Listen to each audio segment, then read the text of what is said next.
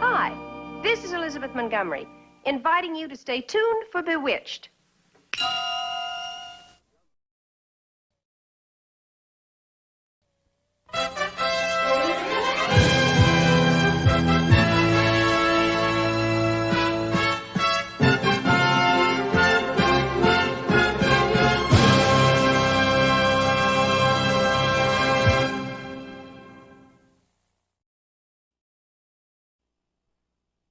Hello out there from TV Land, where hundreds of test cases prove that one look, yes, just one look at Nick at Night gives you that tingling feeling that comes from good TV. Nick at Night's formula is carefully enriched and deeply satisfying. And did you know that good TV builds strong minds and sound bodies? That's why the President's Council on Good TV urges you to watch Nick at Night. For good TV the American way, join the Bush League. Watch Nick at Night. A message from the President's Council on Good TV.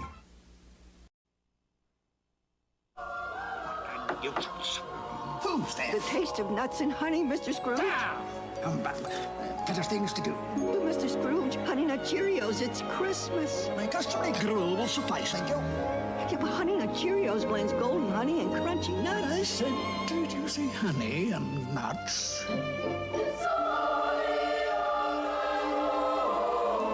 Merry Christmas, Mr. Scrooge. Little Hershey's Kisses have big, big chocolate. Little Hershey's Kisses have big, big chocolate. Little Kisses have big chocolate you're gonna love. Kisses come in silver, red and green, all dressed up for the holiday scene. Little Kisses have big chocolate you're gonna love.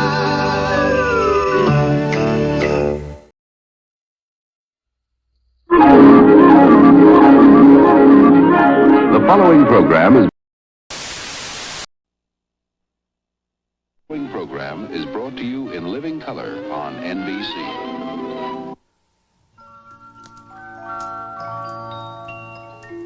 Good evening, everyone. I'm Connie Chung.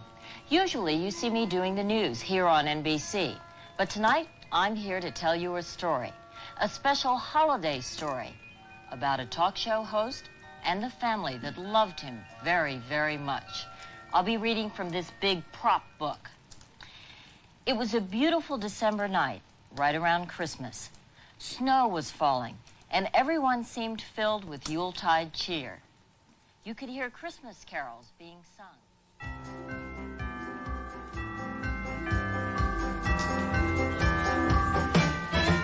We'll have an old-fashioned Christmas, and every sir and missus will swear a better holiday there never ever could be. We'll have an outdated Yuletide, the gray and dusty old kind. It can't be too old-fashioned for me.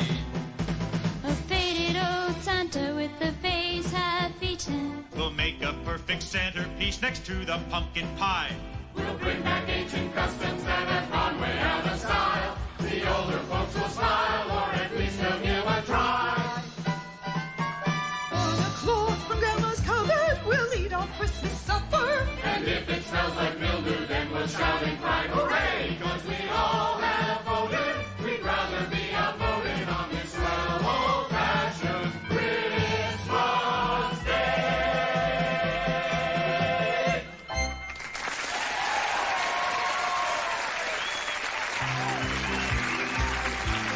It's Dave Letterman's Old-Fashioned Christmas with Dave's guests, Terry Garr, 1987 IndyCar champ Bobby Rahal, singer Ted Nugent, the Doodletown Pipers, and the reunited Letterman family, Audrey, Kyle, Melissa, Terry, Hank, and Dave's brother, Darryl. Plus, Paul Schaefer and the world's most dangerous man.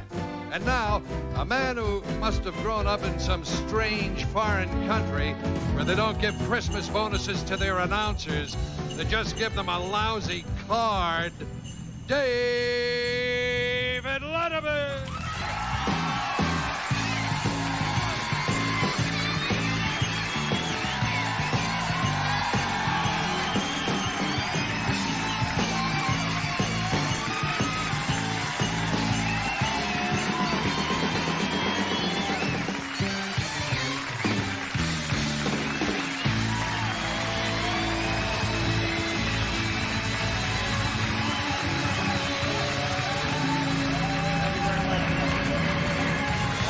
much.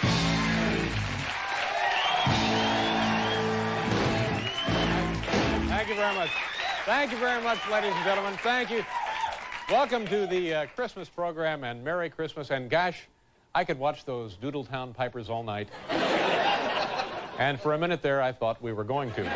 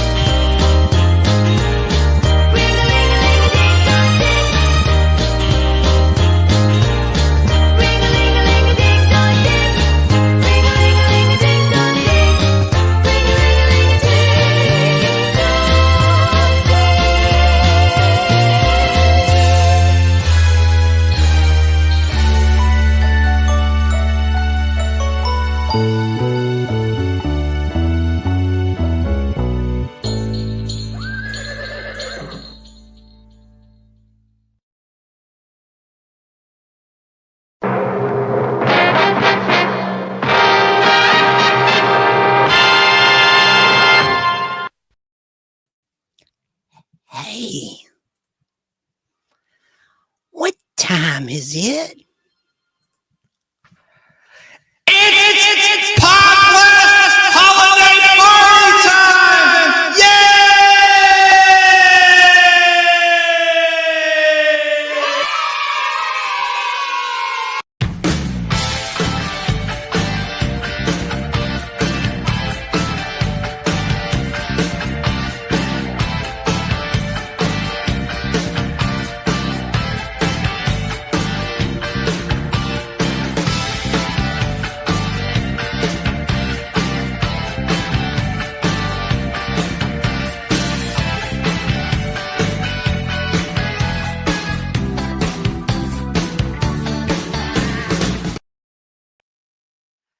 Happy holidays, everybody, from the Podblast, from my home to yours. How you doing? This is your weird, informative, and hopefully fun time capsule of memories of days gone by as we forge ahead together in the game of life. Remember the Milton Bradley board game of life? Well, I was more of a twist of man myself, but right now we're reminiscing about life, specifically pop culture history and life experiences that we all have in common. That's what this show, The Nostalgic Podblast, is all about. I'm your host, Chance Bartels, no relation to Chance the Rapper. Tonight, we're going to have some special guests, and we're going to talk about our favorite holiday memories, whether it's Christmas, Hanukkah, whatever is near and dear to your heart and your memories. We're going to share them together. Have a little show and tell, maybe some karaoke, some holiday trivia, and I have some questions for you in the chat as we're live and in the replay. Leave your comments if you're watching after it's live. And by the way, listeners who might be listening on Apple Podcast or whatever podcast platform, audio only platform, or Fistful of Radio out of Atlanta on Saturday at 2 p.m. Eastern, Sunday 2 p.m. Eastern, or Wednesday evening, I would encourage you to do a simple Google search.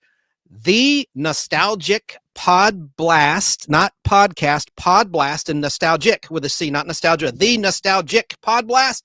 Google search that. And you'll see towards the top the YouTube channel. Click that, then click the live tab, and you'll see a thumbnail image of some wonderful holiday images like the Charles Schultz Peanuts gang and things like that. Then click that, and then you can see the things we're going to share tonight. I'm going to show you some absolutely iconic and bizarre comic book Christmas and holiday themed covers. And that's going to be a lot of fun. Open by Chance will be here. The Open by Chance YouTube channel. Subscribe today. They are amazing. It's a husband and wife team, and they have a virtual toy store in their home. You'll see it in a moment if you're not familiar with it. My questions for the chat and for the panel are this. What are your favorite holiday, Christmas, Hanukkah TV specials, TV show plots that dealt with the holidays? What's your favorite tree ornament? What's your favorite song? What's the best gift you gave someone or that you received? Also, like I said, the best Christmas comic book covers will be shown, but not to worry, listeners. I will play festive music as that artwork is shown. And like I said, the panel guests may show you some of their stuff. I'll tell you right now, I know Open by Chance has this. I love the Jaws game. It was a Jaws shark based on, of course, on the 1975 Steven Spielberg Universal blockbuster Jaws. And there was a little toy shark with a hook, and they had objects in its belly and its gut. And you would try to fish everything out before the jaw would close on your hook. And there were things like tires, bones, all sorts of interesting objects inside the Jaws shark. That was one of my favorites. And it was featured in a Christmas episode of The $6 Million Man. Hey, I'll show you the picture right now while I'm at it. I'll check in on the chat in just a second. I see a lot of comments coming in. Open by Chance supposed to be here in about 17 minutes, so I want to do the pre-stuff before they come on. So, Sarah, if you're there in chat, come on backstage or hang out for just a second. Wait, check that, because I'm going to go ahead and get to the character actor of the week. But let me show you now that Jaws shark in The $6 Million Man. This was a December 1976 episode of Bionic Christmas Carol. It's a retelling of the Charles Dickens classic. Look, I can't show you a clip because of copyright. There's the Jaws toy right on that shelf. And Steve Austin is buying Christmas presents the last minute on Christmas Eve for a needy family. And also you see on the shelf an actual Steve Austin toy, a Kenner $6 Million Man action figure right there behind him. That's right before it goes to commercial break. There's a close-up of Steve with his little mustache, which he had in the first half of season 4 only of The $6 Million Man. There are 5 total seasons of that ABC show. Mostly it would air Sunday nights in its entire run as a 1-hour weekly series on ABC TV in the mid to late 1970s. It started in January 1974 as a weekly show, went off the air in March of 1978. But there's the Kenner toy. Talk about product placement. Now, getting back to the shark, that was a Universal movie, and The $6 Million Man was a Universal TV show. Hence, they could promote and cross-promote those items. And, of course, they had a deal with Kenner Toys. Universal did. So now, let's get to... I'm going to go ahead and reveal the character actor of the show, which I like to do. And then we'll get back to the holidays. It has nothing to do with holidays. This has something to do with Sarah. And I mean this lovingly. Sarah, if you're in the chat, go ahead and come backstage. For the longest time, I've thought Sarah in Southern California reminds me of someone in pop culture history, and I couldn't quite pinpoint it. Well, I finally did. And this is not an insult. This is not a bad thing. This is absolutely true. Her voice and something about her personality reminds me of this character. So let's see here. Let me just text her. Well, I'll just play. Here she is. Here she comes. Hey, Sarah, how you doing? Good. All right. Now, this is absolutely true. I don't know if you heard what I just said, but there was a character. I did not. All right. There was a character in TV history that reminds me of you. And this is not a dig. This is not an insult. This is not a bad thing at all. Hey, Jerry Dobson, Facebook. He says, bah, humbug. He has a Hey, Jerry. He has a Facebook group. He's out of Michigan State Nostalgia World. Happy you're here. But I'm going to now play a clip of someone that reminds me of you, Sarah.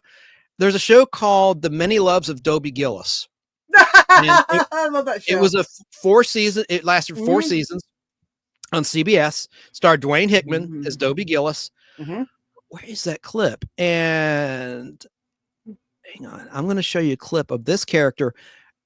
And she reminds me of you. The actress's name is Sheila Kuehl, spelled with a K, Kuehl, and she played Zelda. Here's a 17-second clip of Zelda in action.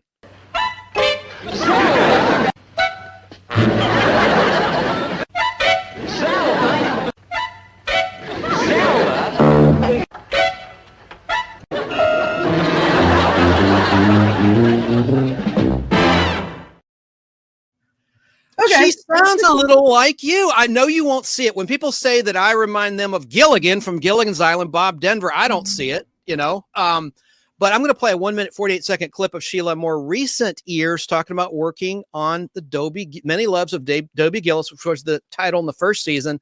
And by the way, Warren Beatty was on for season 1, the first half of season 1 of that show, as was Tuesday Weld, who was the object of Dobie's affections, but she had eyes for the rich guys. All right, here's Sheila Kuehl, Zelda, talking about working on that show.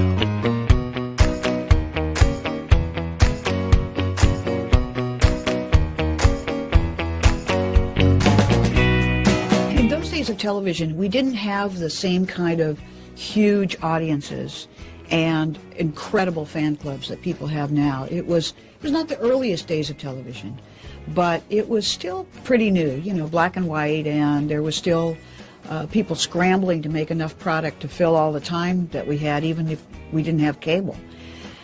And so it wasn't like we got a huge amount of fan mail while we were doing the show, but the interesting thing was we stopped doing the show in '63. In the 70s, when the women's movement started, I started getting lots of letters from young women saying, I didn't realize it, but watching your show made me understand that girls could be smart and that they could have ambitions. And now that things are opening up for us, I just wanted to thank you. And it was really an eye-opener to me because, you know, you play a character, you don't know you're the only smart girl on television. Max, I think, really took a chance in letting me be kind of who I was. And, you know, the cover of TV Guide, when I made the cover of TV Guide, the headline was, "She's no Marilyn Monroe." So it was like, you can be smart, but you can't be beautiful. But Max came to me after that cover came out, and he said, yeah, but you're cute. Don't forget that. So, I felt good about it.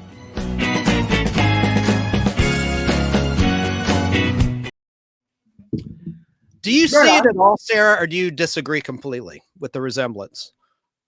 Well, I mean, is it because I make faces a lot, you know? It's a little bit about your facial look and the sound of your voice to me. And I always thought she reminds me of someone. How long have I known you? Just over a year, virtually? Yeah, a little bit more, a little bit over a year, yeah. Yeah, and now you've had a lot of issues presently. I know this has been a happy day for you. Your power has been off and on for how long? 6 weeks? Yep. Tell us about that really quick, and then we'll get back to the holiday Okay, talk. so due to the fact that I'm in California, it's all about Boss Hog projects. We can all relate to that. Now, that being said, first off, the water main broke out in the front, right? So the whole neighborhood had to get the water turned off, and they took their sweet time fixing that after Thanksgiving, even though it broke like months before. Because anyway, so that got fixed finally. And then they kept having trouble trying to dig underneath the house with this pressure, power air thingy that they use to dig now. So, it was very loud and shook the mobile home a lot. So that was not cool. And then it took them till today to finally get the last bit reconnected and the meter changed. So it's been awesome. We got showers today and laundry done. Ooh, fancy people. Good. Christmas miracle. Very good. Very, very good. Well, I have other clips of Sheila. I guess I'll save them till after my guests have come on, because Open by Chance are going to be here in about 10 minutes. You know the Open by Chance YouTube channel. It's awesome. They go to conventions. Yeah. They go to conventions, toy conventions, record album conventions, comic book conventions, and then they do an incredible like 4K video. It makes you feel like you're at the convention, and then they show you what they picked up at the conventions. And I think they do a fantastic job giving you a virtual tour, so you can save money on gas, save time, and get tips on things to buy, things that they found, and they tell you nice little tidbits about each and every item that they bought. I'm going to show you a more recent clip of Sheila. I'll get to her. I wanted to talk about her life story and all that, because she went into politics. Very interesting story. She's in California, like you are, of course. Here's a clip. This is a family-friendly show. I think she says a-hole here, but it's a minute and 26 seconds, a funny clip of Sheila losing her cool. Her last name is pronounced like C-O-O-L, but it's spelled K-U-E-H-L. Let's watch. 58% of all hate crimes are not against Muslims, they're against Jews. We have an all-Gentile supervisor. And what did this board just do? You just voted to increase the number of anti-Semites coming to America. I lived for 1 year in Saudi Arabia, and I ask any Muslim in America or the world, you are taught to hate Jews and to destroy Jews and to destroy Israel. You scumbag, Miss Sheila Kuehl, you anti-Semitic scumbag. Listen, you asshole. I am a Jew. No, my mother was a Jew. I don't. And if you say that again, I will shout the entire time you're talking. Thank you. I want order in here, and I would... Sheriff, will you please contain the gentleman? And please remove him. Please. He is offensive. And truth is a defense. No, you don't, sir. Let him start over. No, Sheriff. No need to go anywhere near him. This is all fine. He's right. He has the floor. Start his time over. Because I took his time. Sir, please. John, we're starting your time over. You can take as much time within that 2 minutes as you like.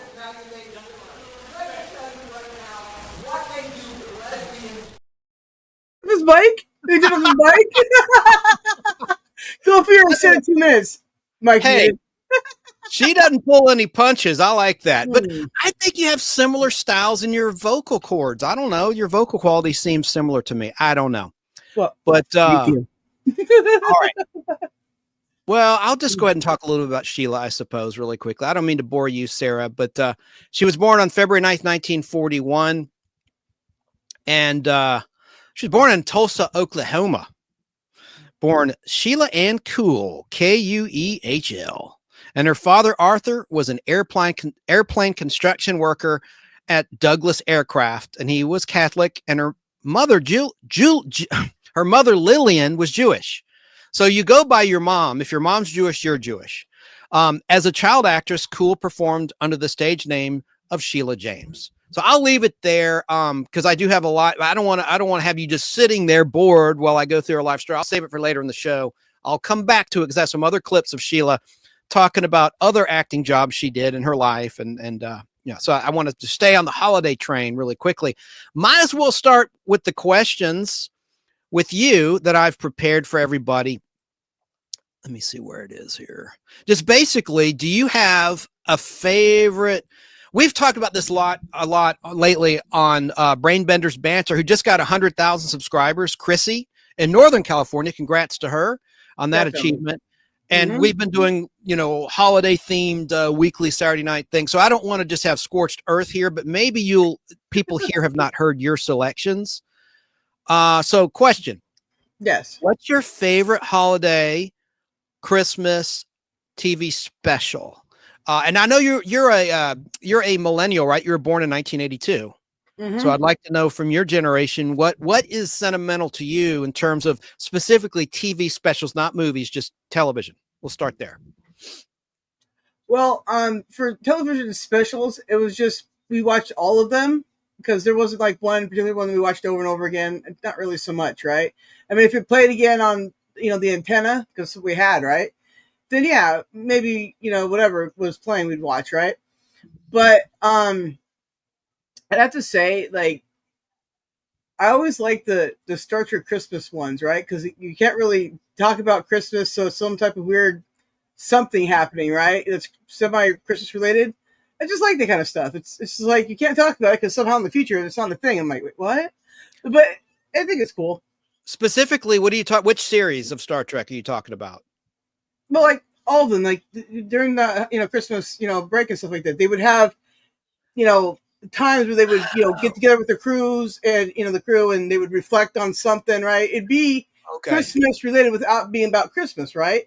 But it'd be those kind of ones, right, where they have a lot of inner reflection on whatever's happening in the moment, right? Some past event that caught up with them because it's some ancestor or something, right? It's just those kind of ones, right, that they had for like Thanksgiving and Christmas. They don't talk about the holiday, but they have like those kind of themes in it, right?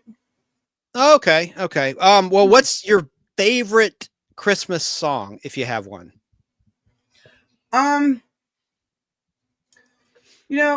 Okay. Something happened one time. There's this radio station called X1039, and it just went out of business one day, right? It was just gone. And so I know the feeling, yeah. It was alternative rock. It was one of the best ones out there. It was really good, right? I grew up listening to it, and it was awesome. I had two stations go away that I was working with and on. One on the sales side as an ad executive, WYY, that got sold out from under me, and then WTZA when I was on air on the weekend doing this show. In 2020, the pandemic killed that station, but please continue. Right. So this was a song that we heard every now and then, of course, right? But then they left it playing, and that's all it would play for like months, right? It's just this song. Feliz Navidad, Cosplay Años y Felicidad. Yeah, I know that song just, really well. I'd have to say it started off as like a whatever song, then it became an annoyance. Now I finally remember the time the station went out of business, and now that song is stuck in my head forever. Because we kept turning into it every day. That's a solid choice. That's great. Yeah. We have our next guest. I'll get back to you with the rest of the questions, Sarah. Open by Chance are here, and I don't want to keep them waiting. I appreciate them being very prompt as always. They're always on time. See, I'm always late, and what I like is they're very professional. Let's bring them on now. This is the husband and wife team of Open by Chance. Welcome, Open by Chance. There we are. Hey guys. Hey Sarah, how are you? Hey, good. Been busy. I got my power back. Christmas miracle. Hey Chance, how are you?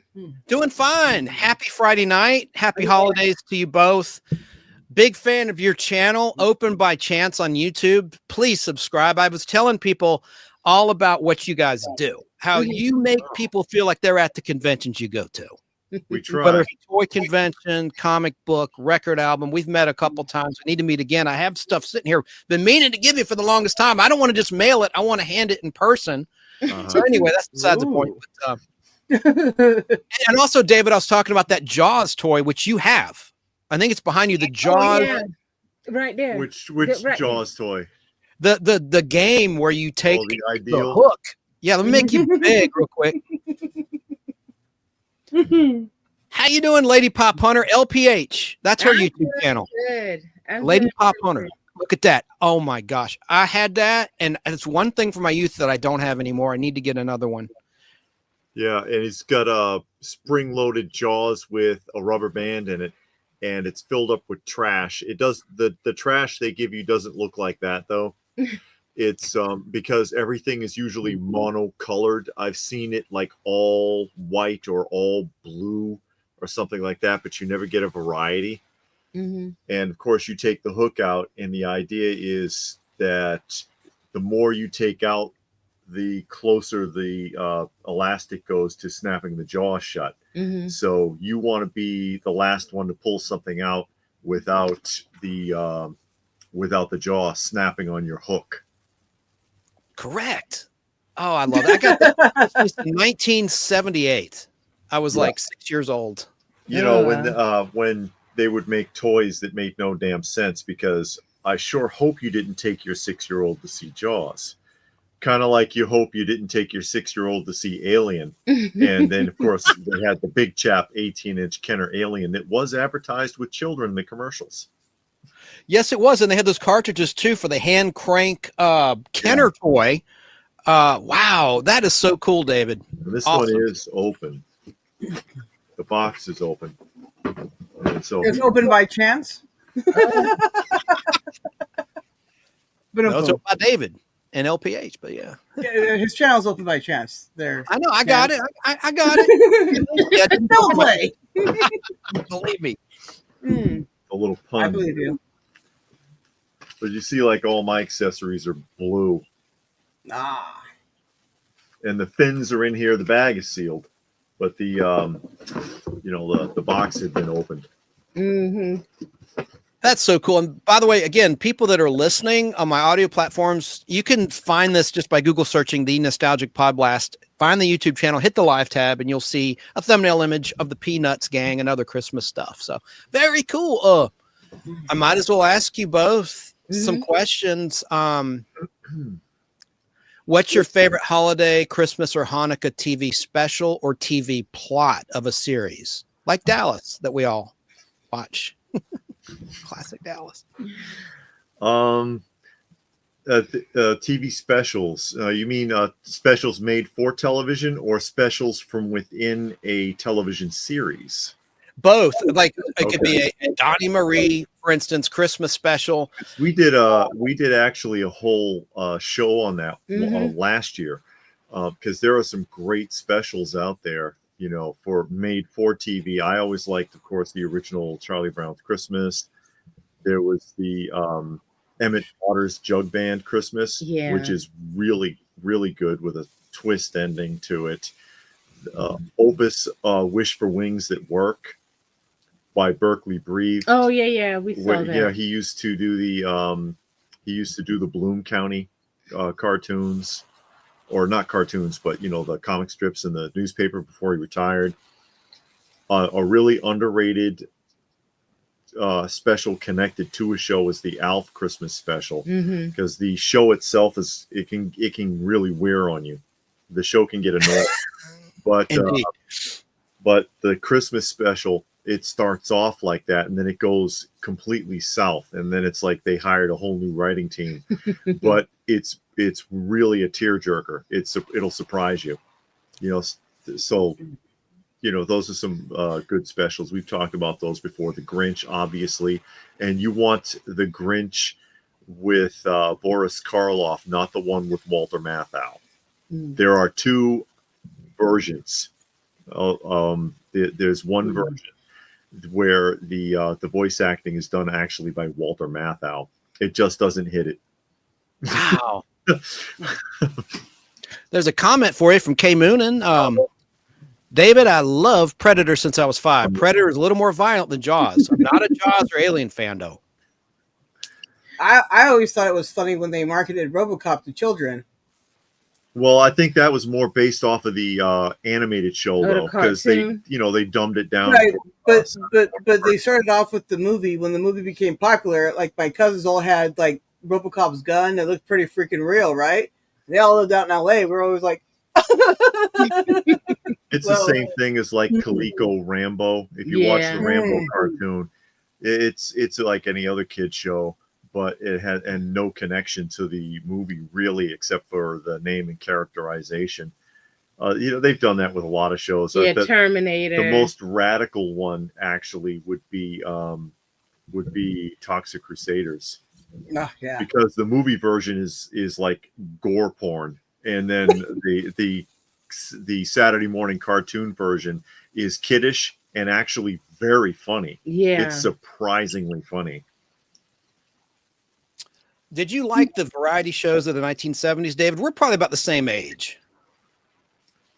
Or did you find them hokey and corny? Or actually, I remember watching Hee Haw. I remember watching Hee Haw. I don't remember what Hee Haw was about, but I remember it being on and we watching it. But I can't tell you anything about Hee Haw.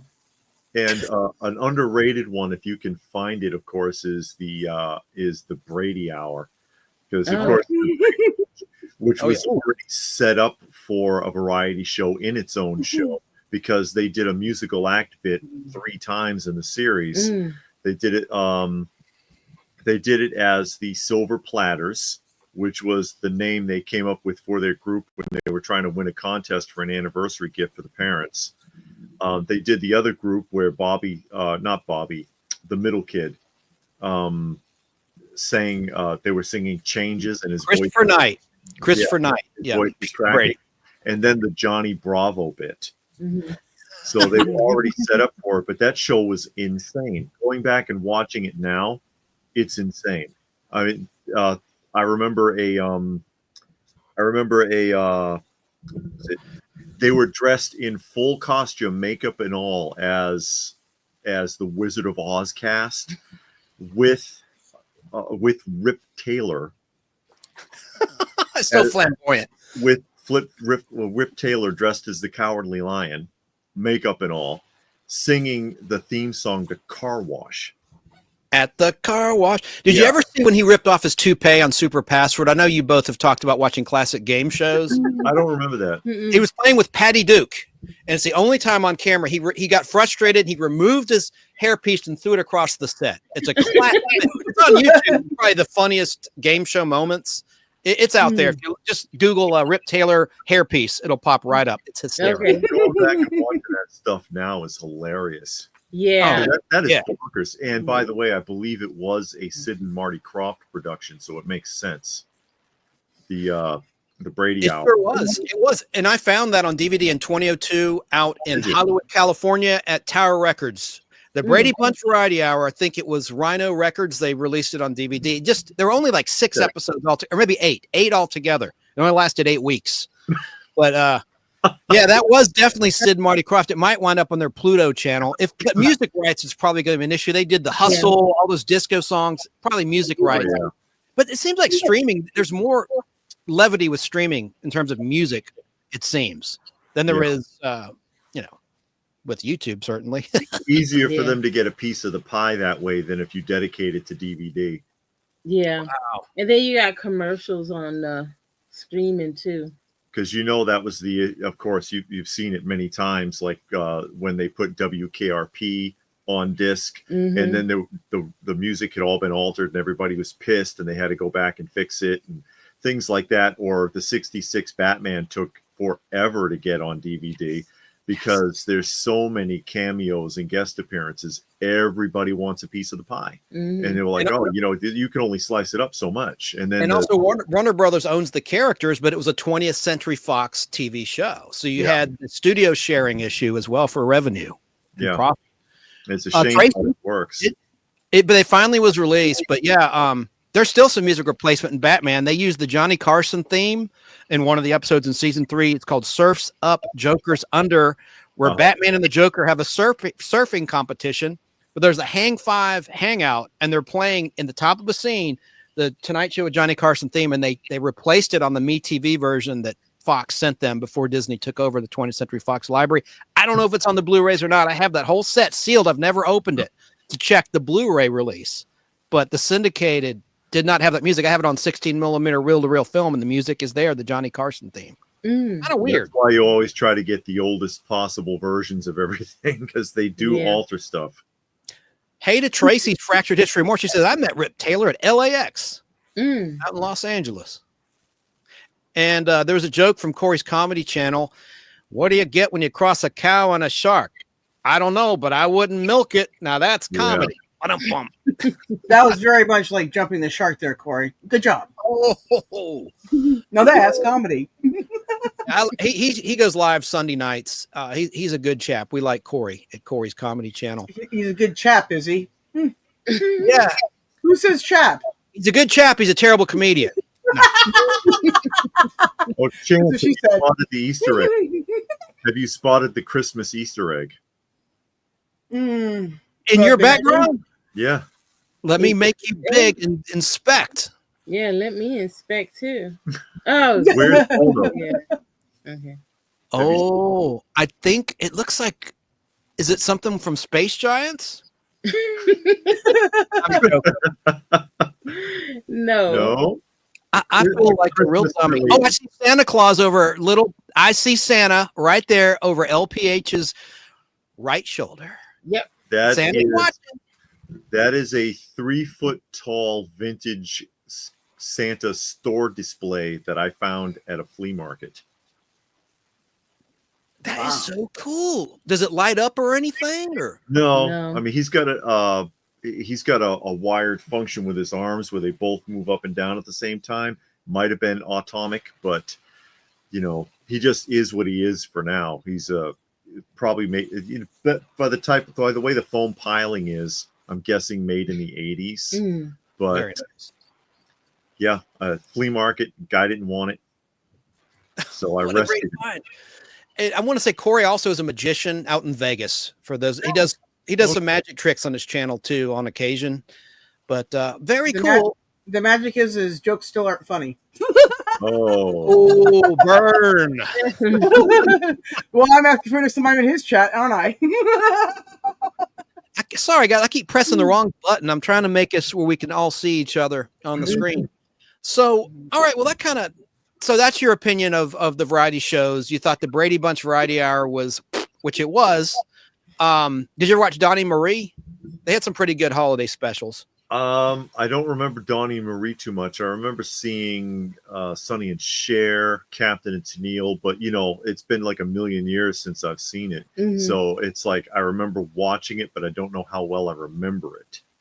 You know what I mean? It's like I saw the show, I know it was on. I remember Benny Hill. Yeah.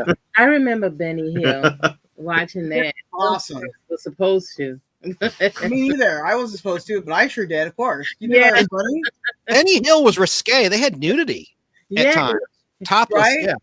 Yeah, but did you know it was funny? I did that Monty Python as well. Monty Python. That's funny too.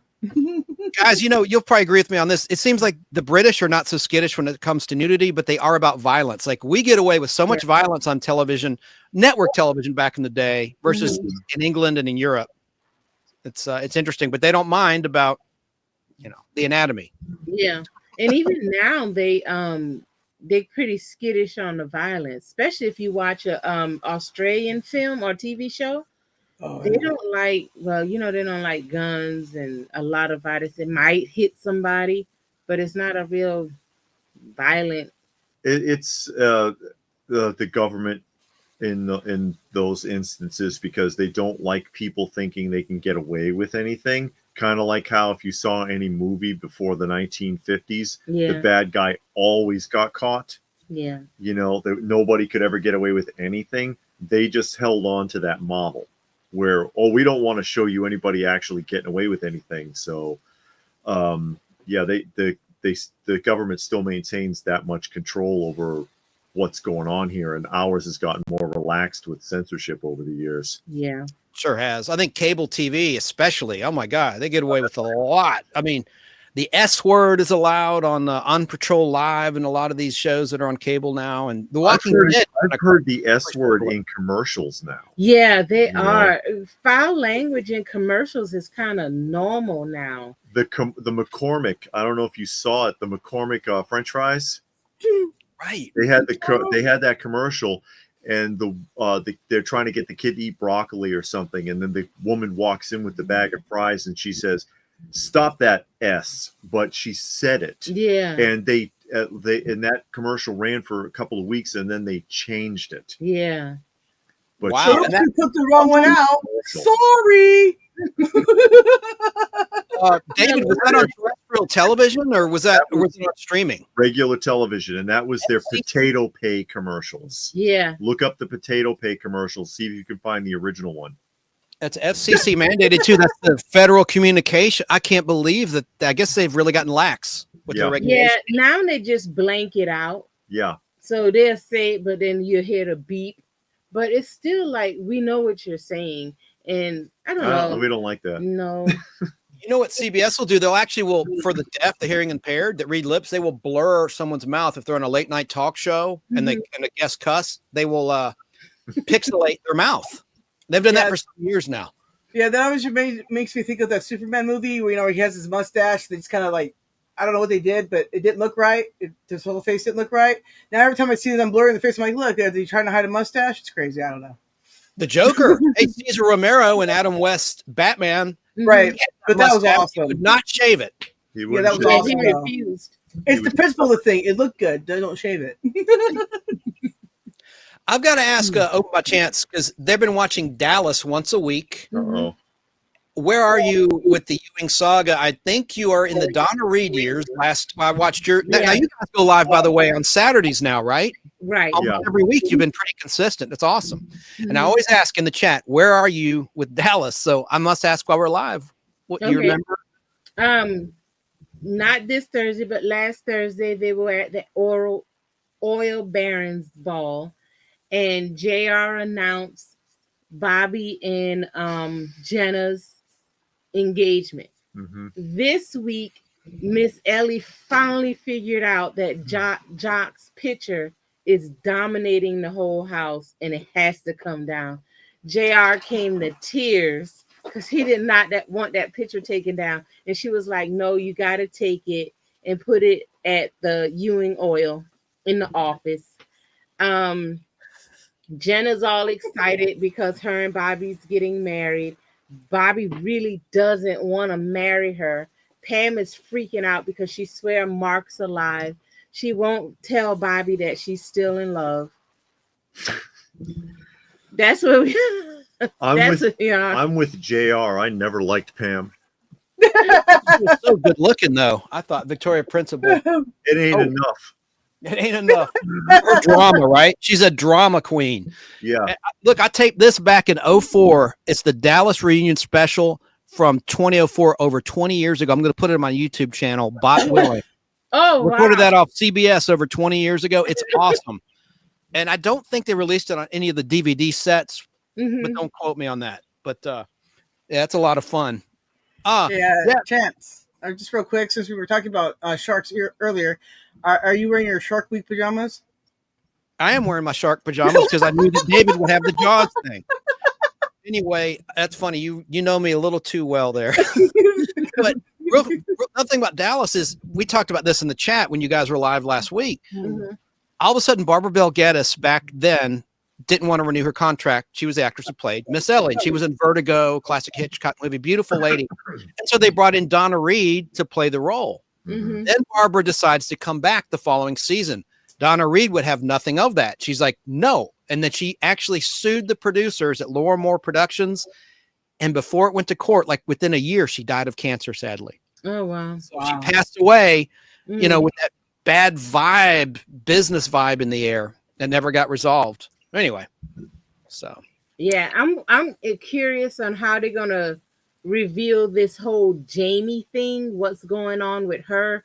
Who is she? Because I think she's an imposter. And JR's not going to let it go. But I don't think he's pushing it real hard right now. But I'm curious to see how that's going to play out. You know, and I have to bite my tongue when I talk with y'all because I don't want to spoil anything. Because I back in 2018, I watched all the Dallases, have them all on DVD, the TNT revival, the reunion movies, everything. I watched every one of them and refreshed my memory. And there's a lot of big surprises right around the corner for you. But Jamie, who you're talking about, she's played by Jenny Lee Harrison, who was a Los Angeles Rams cheerleader. And then she was cast in Three's Company as Cindy, the clumsy sister, or was it cousin? I think sister of Suzanne Summers' character. Oh, okay. So, and that was before Dallas. Like she was only on Three's Company. That was right after Three's Company ended, actually, and was spun off as Three's a Crowd in the 84-85 season. So yeah, anyway, that's Jenny Lee Harrison, and she plays this character you're talking about who just shows up and claims to be an heir, and she's trying to stake her claim on the Ewing money and the fortune, right? Oh, that's what she's doing? Because she's acting like, I mean, I know that's what she's doing, but she's trying to act like that's not what I'm doing. I'm just looking for family. Yeah, I just want family. I want to get to know my family and all of this. But I don't believe that she's the real daughter. I don't know if that. Oh my gosh! I hope I didn't give anything away. Okay. Anyway, I did tell you in the chat what's coming around the corner. Jock returns, and I will leave it at that. It's very dramatic. Jock Ewing returns. And I better quit talking about Dallas because I don't want to spoil. Okay. We're going to talk about something else. So Yeah, it's Chance S.A. Bartels. The SA stands for. I don't mind spoilers though. I really don't. I don't mind spoilers because I'll still watch it. Right. But then I'll be looking for whatever you said. I'll look for it. And sometimes when I get like kind of anxious, I read ahead because they got the synopsis. So I'll kind of read ahead. And I got to reel her in. It's like, were you reading ahead again? You want to stop To that? see Spoil it for yourself. Are you watching streaming? Like, is it on Freevee or Prime, or are you streaming it, or is it on DVD? No, we streaming it. It's on Freevee. Yeah, we don't have it on DVD. Yeah, not that one. So we streaming that. Oh, Of course he does. I got them all on DVD. No, I'm just saying that's the TNT revival, which was surprisingly good. And Lee Majors joined the Dallas universe in that revival. Yeah, he was awesome in that show. There's a lot of good actors in the TNT revival, and of course Larry Hagman was on it. And sadly, he passed away during season 2 of the 3 seasons. And then the ratings just when he left, a lot of people just tuned out because people. I mean, yeah, he's a villain.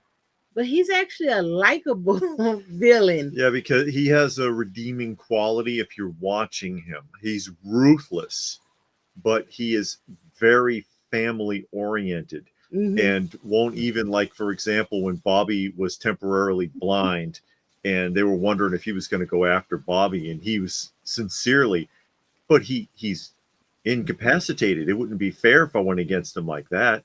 He's my brother. You know, and it's like, yeah, because he's very family oriented. He really means that, really loves his family, really cares about the Ewing Empire. And what a lot of people do not understand, Jacques was that ruthless. Yeah. And Jacques trained him for that purpose. And they don't get it. They don't want to see it. Ellie doesn't want to believe it. Bobby doesn't want to believe it. Jacques was dirty. Yeah. He was really dirty. And they alluded to that a couple of times before Jacques disappeared. Like when Jacques cussed out Bobby for telling him what he can and can't do with company money. He was like, "You put me in charge. I don't care. You don't earn power. You take it, boy." and also, JR thinks that Bobby will run the Ewing company into the ground, and he probably would. Yeah, he's afraid. Yeah.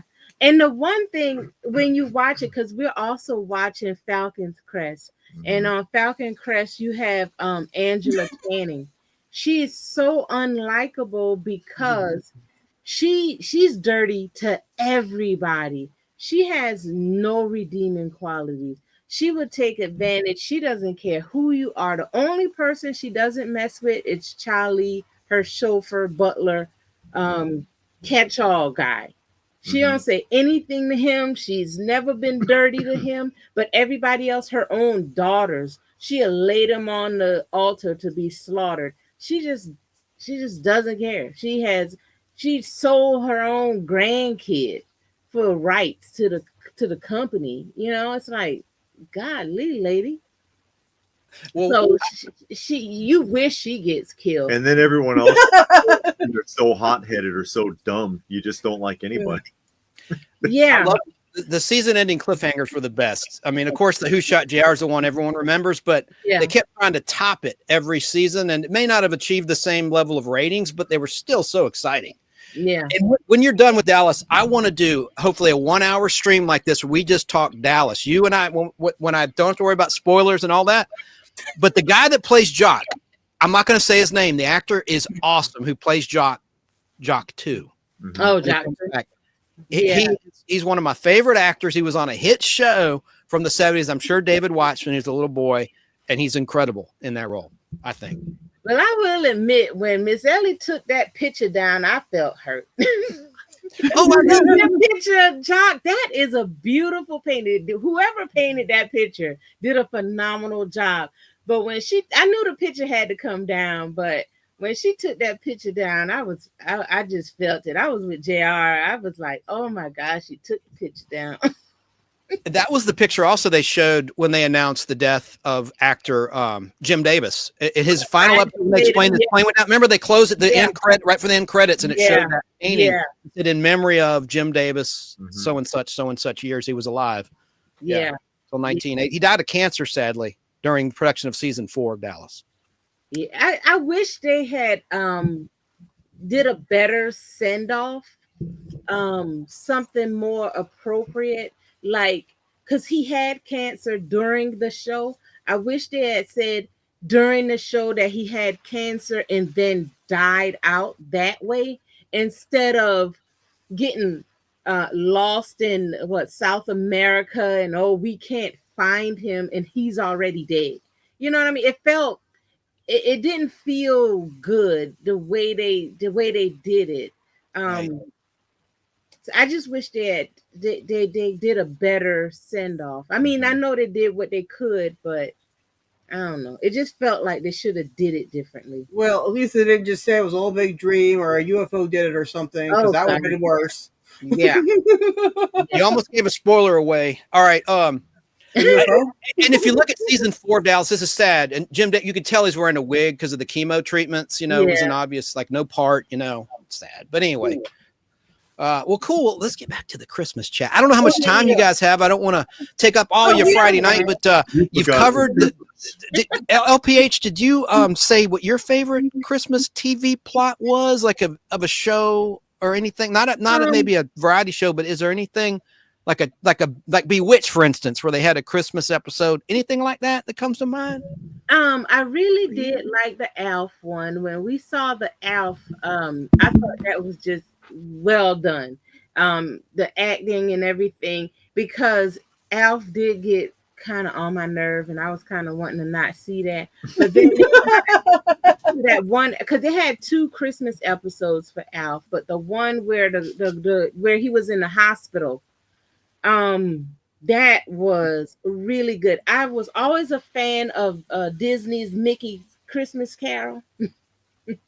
That's my favorite. And actually this year we're watching every incarnation of A Christmas Carol, and we're going to do a video kind of comparing a best of, kind of ranking it a little bit, or at least telling you which how they are, who acted in it, how we felt about it. Because we saw the one with Kelsey Grammer is a musical. We had to turn it off after about 15 minutes.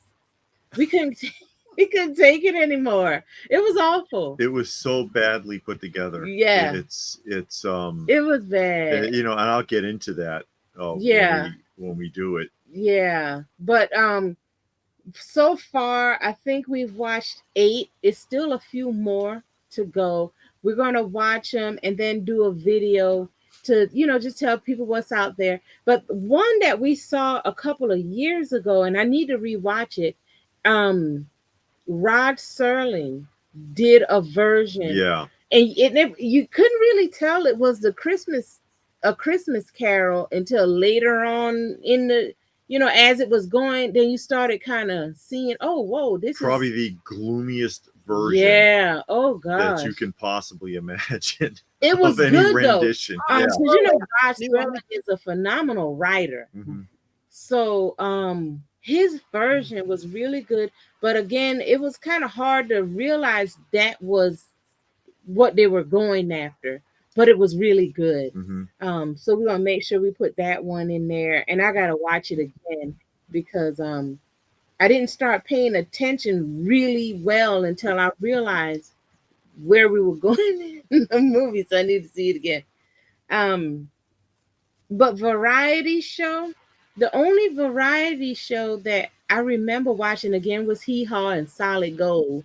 We watch more shows with music like Dick Clark. We used to watch Dick Clark, Solid Gold, Soul Train. I know those aren't variety shows, but we didn't watch a lot of variety shows except for Hee Haw. And that was it. I used to watch Hee Haw.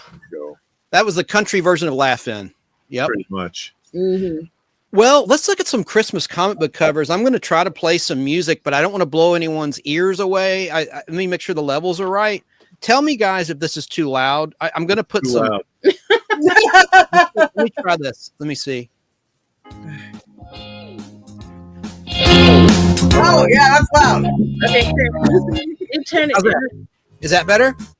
Uh-oh. Oh, you all the way off. turned it off. And that's how we save Christmas. Hang on, I want to have something for the listeners because this is going to be very visual, and I just wanted something for my listeners, our listeners, to be able to hear. On the radio station. On Fistful of Radio out of Atlanta, and on my Apple and audio platforms. Okay, I'm going to try one more time where we can hear each other and also hear the music.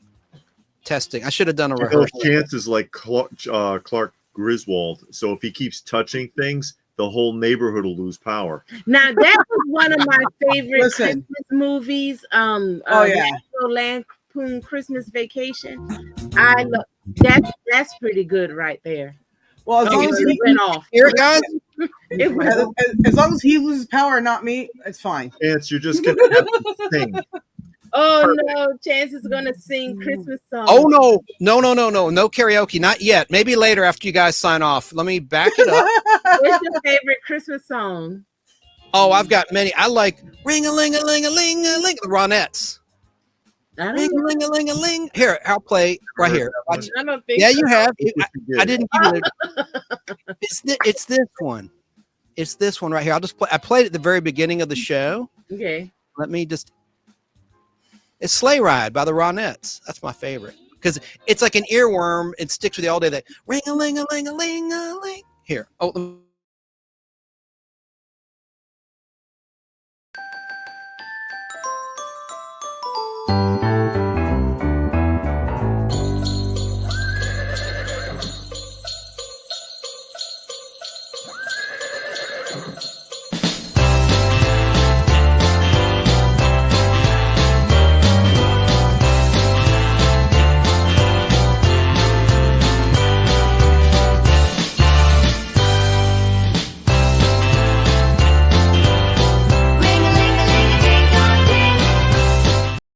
To be singing it. That one. Oh. Yeah, Chance, I know the song. Chance, you missed your audition. I'll do it later. Yeah, I know that song. This is going to be fun, guys. These comic book covers from my collection and some that I don't have. Okay. Let's look at them together. Here's one from February 1945. Oh. They put it on the screen. Oh, Sensation look at that. Comic 38. Yeah. And stop me if you have this in your collection. I'd love to know. I don't have be shooting at her too if she stole all my stuff. Right? Wonder Woman, what are you doing? What are you doing? And man, she's got tiny feet. Good Lord. Yeah. Well, all the more. Look at her little outfit with the fuzzies all around it. And it reminds me, I've talked about this ad nauseum, but there was an 8 is Enough. David may remember this, and maybe you too, LPH. There was a 2-hour Christmas episode, Christmas 77, 1977, of 8 is Enough. Mm-hmm. And Will Greer, who at the time was playing Grandpa Walton, played a guy down on his luck who robbed the Bradford family of all their gifts on Christmas Eve, took everything from under the tree. He got caught, and then the family bailed him out of jail and invited him over for Christmas dinner. It was very unrealistic. Yeah, very. But there was a heartwarming aspect to it, too, though.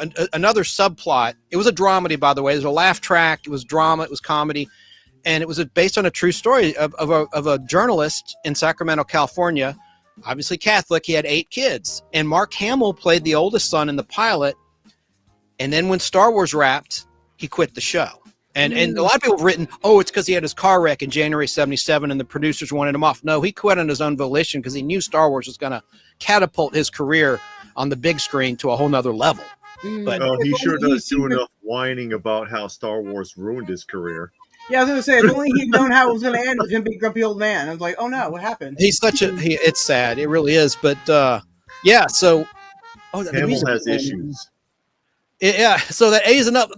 Diana Hyland played the mom, and she sadly passed away of cancer right during season 1. There's only like 6 or 7 episodes of season 1. And at the time, she was dating John Travolta, and she died in John Travolta's arms. So in the Christmas episode, how this ties in, Tommy, the second son, played by Willie Ames, he is done with Christmas because he misses his mom. She's gone, and he finds a Christmas gift she'd wrapped in a cabinet in the kitchen. She had hidden, the mom had hidden. And it's really sweet how they did that. You know, that was towards the end of the episode, and he finds it and he breaks down, and it was that was part of it was well done. But the whole thing of embracing the thief, get out of here. You know, we just needed a hug and a good meal. Yeah. I guess. Yeah. So that reminded me of that. So that's February 1945. Here's December 1946. Oh, I like that. Yep. Issue 33. That kind of reminds me of like those. Remember that on SNL, the ambiguously gay duo? Yes. Yeah. Yes. Yeah. That's It kind of looks like, yeah. It's awesome though. Nice going, Robin. What a clumsy bird. So from December 46, we'll flash forward to February 1954. EC Horror. Here's Vault of Horror. Christmas. I got a bunch of Vault of Horrors. I'm reading all my EC runs right now, but I don't have that one. I got the EC reprints, and I'm reading through those right now. But look at, what's going on there. She's about to lose her head, it looks like, and there's a coffin under the tree. Yeah, that's her gift. Yeah, because she's going in that coffin. Yep. Oh. Yeah. Yeah, it's the comic book of You Lose Your Head and Merry Christmas. And that's before the code. David and LPH know all about that. The Comic Code Authority, based on Seduction of the Innocent, that book, and the congressional hearings. And there was book burnings. That's why the Golden Age books are worth so much, because a lot of them were destroyed by parents that were worked into a frenzy by politicians. Yeah, parents are kind of clumsy labeling people sometimes. Don't do that. Now we go to February 1969. I have this in my collection. Nick Fury, Agent of S.H.I.E.L.D. Oh, that's a good one. Oh, that's a nice one. Yep. And that dude in the hood, that's the hate monger. And Agent of S.H.I.E.L.D. had some fantastic covers, actually. Yes, they did. You know, it's another good Christmas film that's totally been forgotten about. The Ref. Imagine being. Oh yeah, The Ref with Dennis Leary. Oh yeah. Because I thought of that because, of course, he was a cat burglar. Mm-hmm. He was breaking into those people's home in the film. Because you were talking about 80's Enough and The Thief. Yeah. The Ref. That film's totally been forgotten. That's a good one, Dennis Leary. And then, spoiler alert: the dude in the hood, he's the clone of Hitler. Another one. Well, listen, they're gonna clone them all day long. I got a starfish clone up in my channel, so come on now. That was revealed in Fantastic Four. Well, that's why he has a big H on his hat. Yeah. But, he's a hater, man. Yeah. So here is, I'm out of order, darn it, because here's 1955. I know you guys collect these sometimes. There's Archie Christmas stocking issue 2. Archie is awesome. But they have a bunch of Christmas ones. Yeah. Yeah. I don't Archie. I mean, I avoided those comics in the newspaper like the plague. We watched the cartoon. The cartoon wasn't bad. I don't collect their comics now. They got a modern one, the Halloween one. Yeah. Those covers look pretty good. I got like one or two. Archie's Afterlife is the name of it. Yeah, the Archies. She's talking about. I think it's 1967 Filmation, CBS Saturday morning. Mm-hmm. And they redid it a few times because they had they had a couple of Archie series, and they had Sabrina the Teenage Witch, stuff like that. And then they did all the live action TV shows. Wow. I'm just looking. I don't want to comment. So then let's go to, that's from December 55. Here's November 1970. You guys have this one, Hot Wheels issue 6? No, I don't have any Hot Wheels. That's a cool one, though. I've seen the Hot Wheels comics, but I don't have any.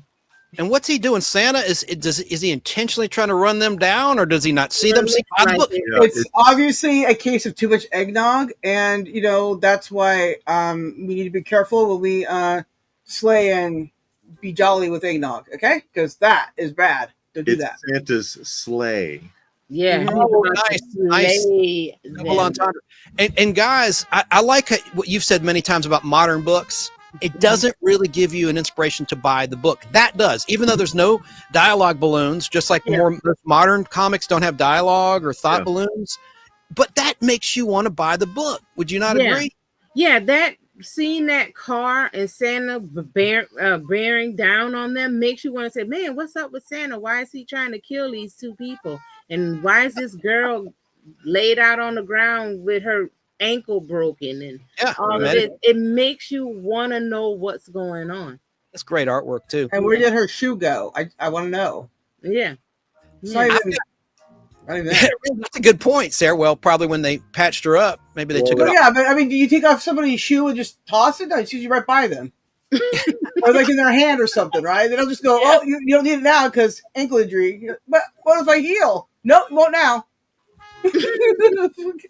Here's December 1973, The Witching Hour, issue 28. I do have this one in my collection. Yeah, I have that one. I got almost all of Witching Hour. I think I need 5 more. Wow. Yeah. You do? Yeah, you've been building that collection. I've heard you say on your live streams. Yeah, I've been building that collection. I'm almost done with it. Oh, I see Raggedy Andy. I hate to cover you guys up too. I'm trying to move. Maybe I can move the screens where you're not. Let me change this so that you're not covered up when I put these. No, it won't work. Yeah, it's not. It's not going to work. There's no setting. I can't. Covered up. It's okay, Chance. It's okay. It's just an overlay, Chance. I don't want to be rude. You're not Here, let me do rude. this. Let me put you all on the top temporarily. I'll put Sarah down there. There you go. That's perfect. Because then we can see him. All right. So next up, we saw the witch. Now let me just see. Yeah, that's good. Well, then we can't see. We can't see the ladies. We can't see the ladies. It's all right. It's I all said that too. Now, open by chance. I know you guys have these. The holiday grab bag Marvel Treasury editions. Here's the 1974 edition. No, we don't have those, right? I don't have that one. I do have a couple, but not that one. I thought y'all did. I've got them. I love them. I know I got a couple, but there you go. Now you don't have to worry about covering me up, Chance. Okay. There you go. Then 1975. They did 3. There's a 1974. Here's the 1975. Look at I Nick think Fury. I have that one. That one kind of looks familiar. Really, Doctor Strange needs to use magic to hang a Christmas bulb. That is a waste of resources. Spider-Man's already up there. Yeah, I know, Spider-Man but could have put it up. they're fighting over it now. Nick Fury about to burn the house down. What's yeah, my it's brother? pretty normal. That's not Brotherhood. That's Luke Cage. Cage. Yeah, Luke Cage. Hulk's the only one that makes any damn sense. Yeah, he reading the letter with the little girl. You're like, yeah, I'm not angry. This is fun times. Why am I Hulk still? I don't know. And here's 1976 Marvel giant superhero holiday grab bag. Thor. Look, I love the Thing dressed as Santa. Oh crap! It is. I mean, he is. That's awesome. Hulk can't fly. He's He flying can now. now. Yeah. What? He also can lift up Thor's hammer or something. I don't know. Listen, consistency, whatever. By the way, prediction open by chance in July of 2025, within 2 weeks, we'll have the brand new Superman movie and the Fantastic Four movie opening that same month. We could have $2 billion superhero movies in the same month, which will make history. But do you have a prediction on which of those two you think will do better at the box office?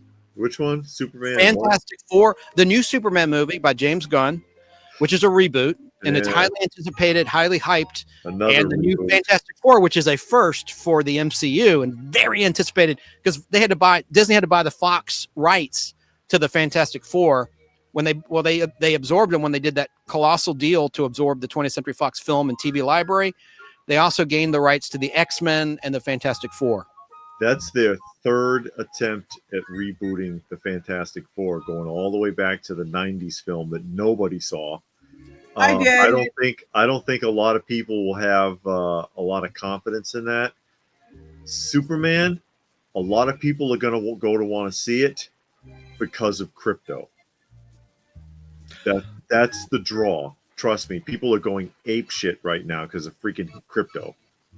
Would you mean the way he looked? Because he didn't look like he did in the books. He was a little too soft. He was a different breed. They want to see crypto. Plus, I believe it's a real dog.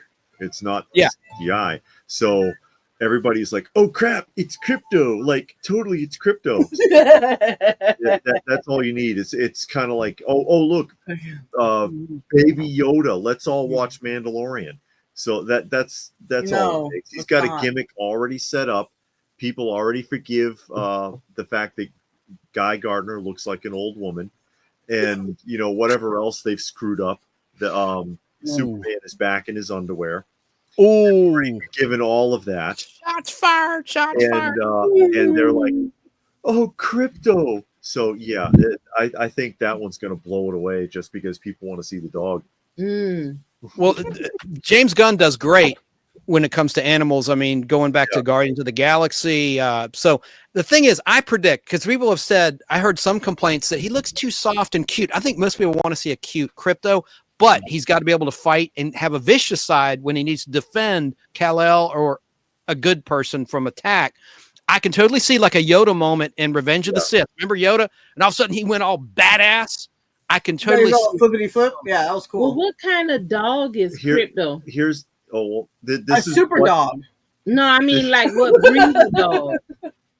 A super breed of dog. This is what they should do with Crypto, in my opinion. I'm hoping he doesn't speak.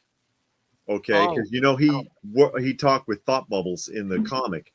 I hope they do like an R2-D2 kind of thing where he barks, but Superman understands what he's saying and speaks to him.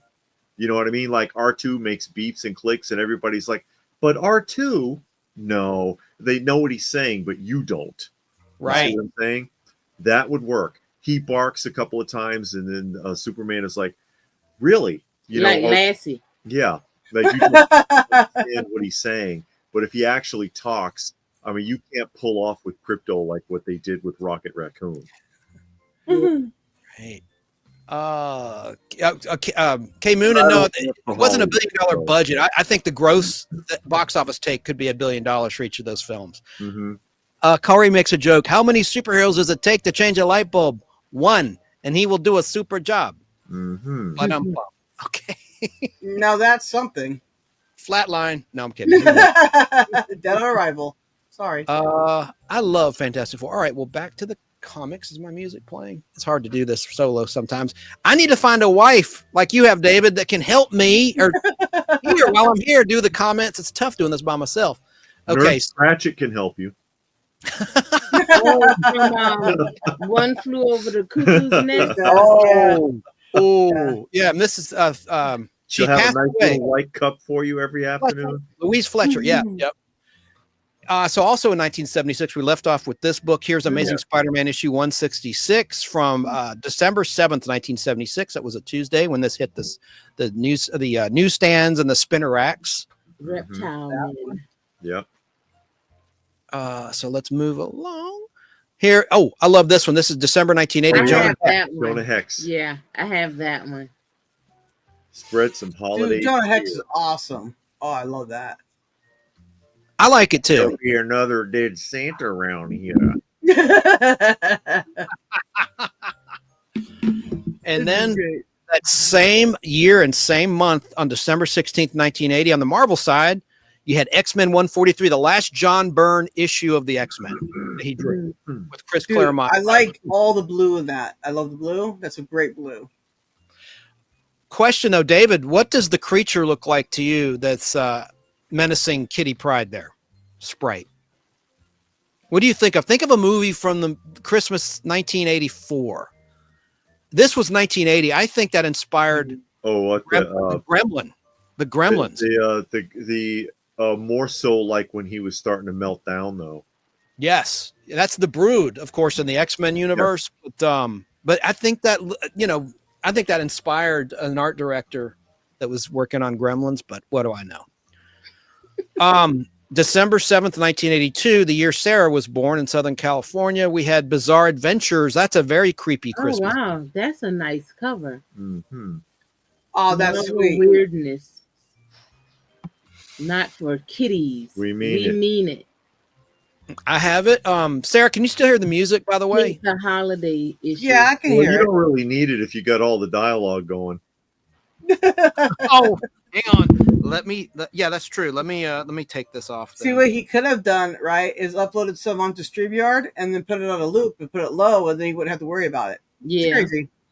Well, I'm learning. I'm always learning every week. Every week I try to get better. Let me take this off. All right, let's move on then to this is a one shot from November 1983, Spider-Man and the Kingpin, Christmas in Dallas. And J.R. Ewing makes a cameo. No, I'm just kidding. Trying to make And he's got a 45 record on his chest. Yeah. yeah. And Kingpin has a 45 in his hand, I think. 45 caliber. And then there's December 83, Superboy. I have that one. A World Without Christmas.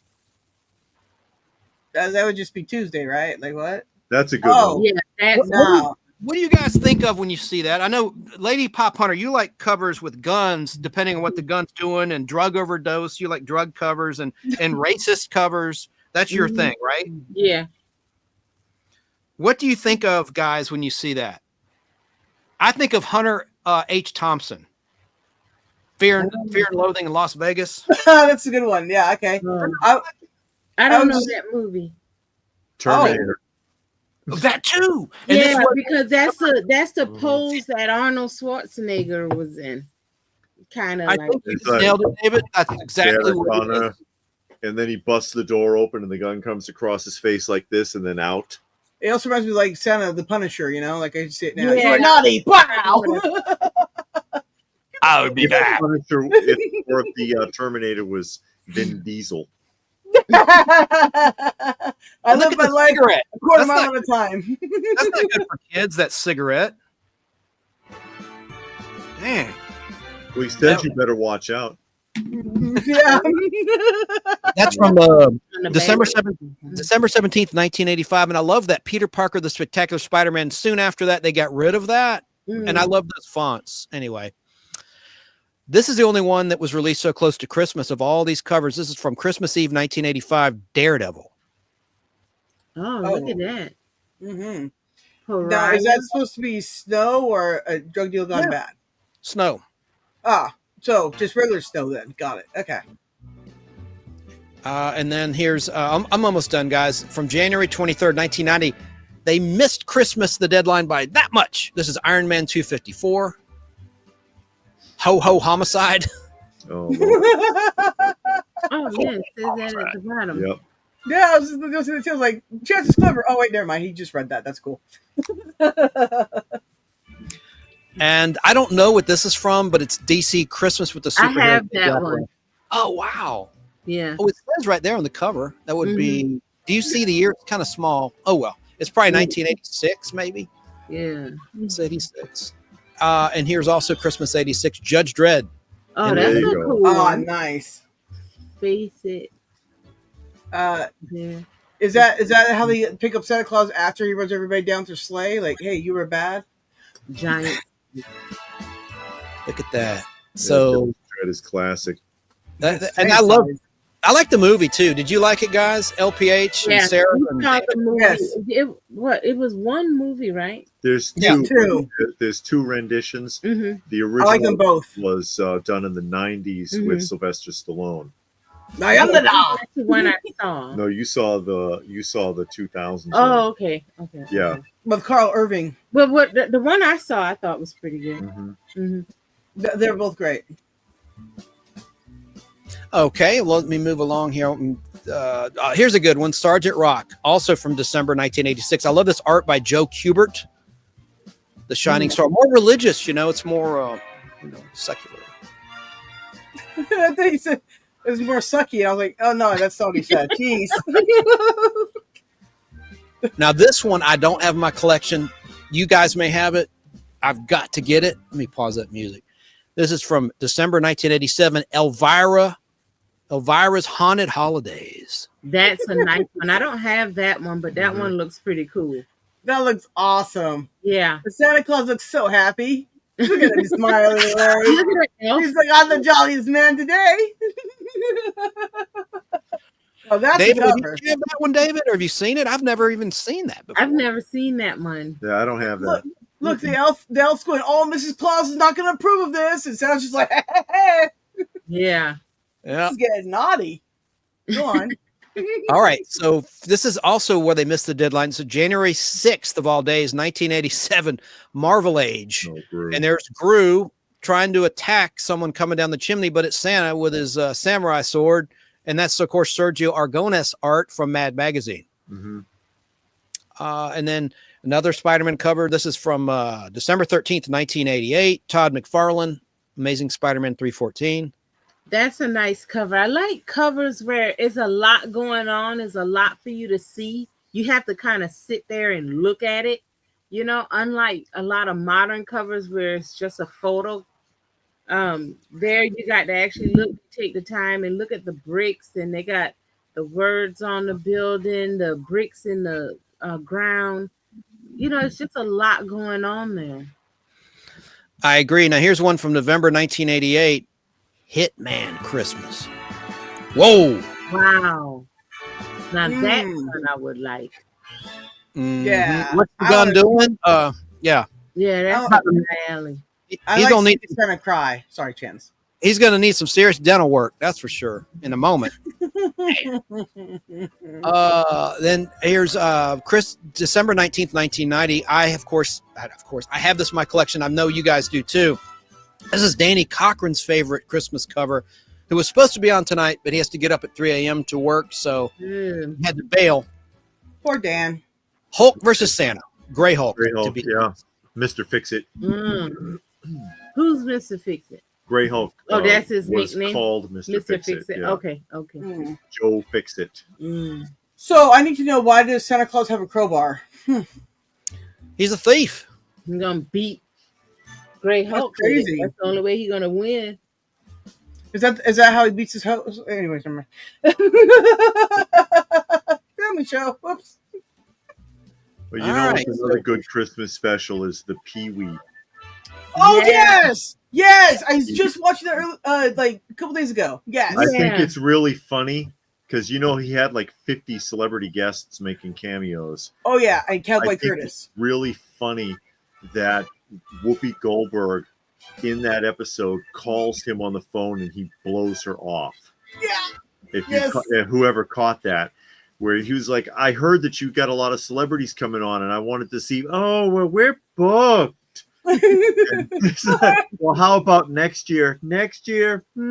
Let me see. No, I don't have any space then either, Whoopi. Gotta go. And then she said, how about 2 years from now? Well, we'll see. I'm not promising anything. That was perfect.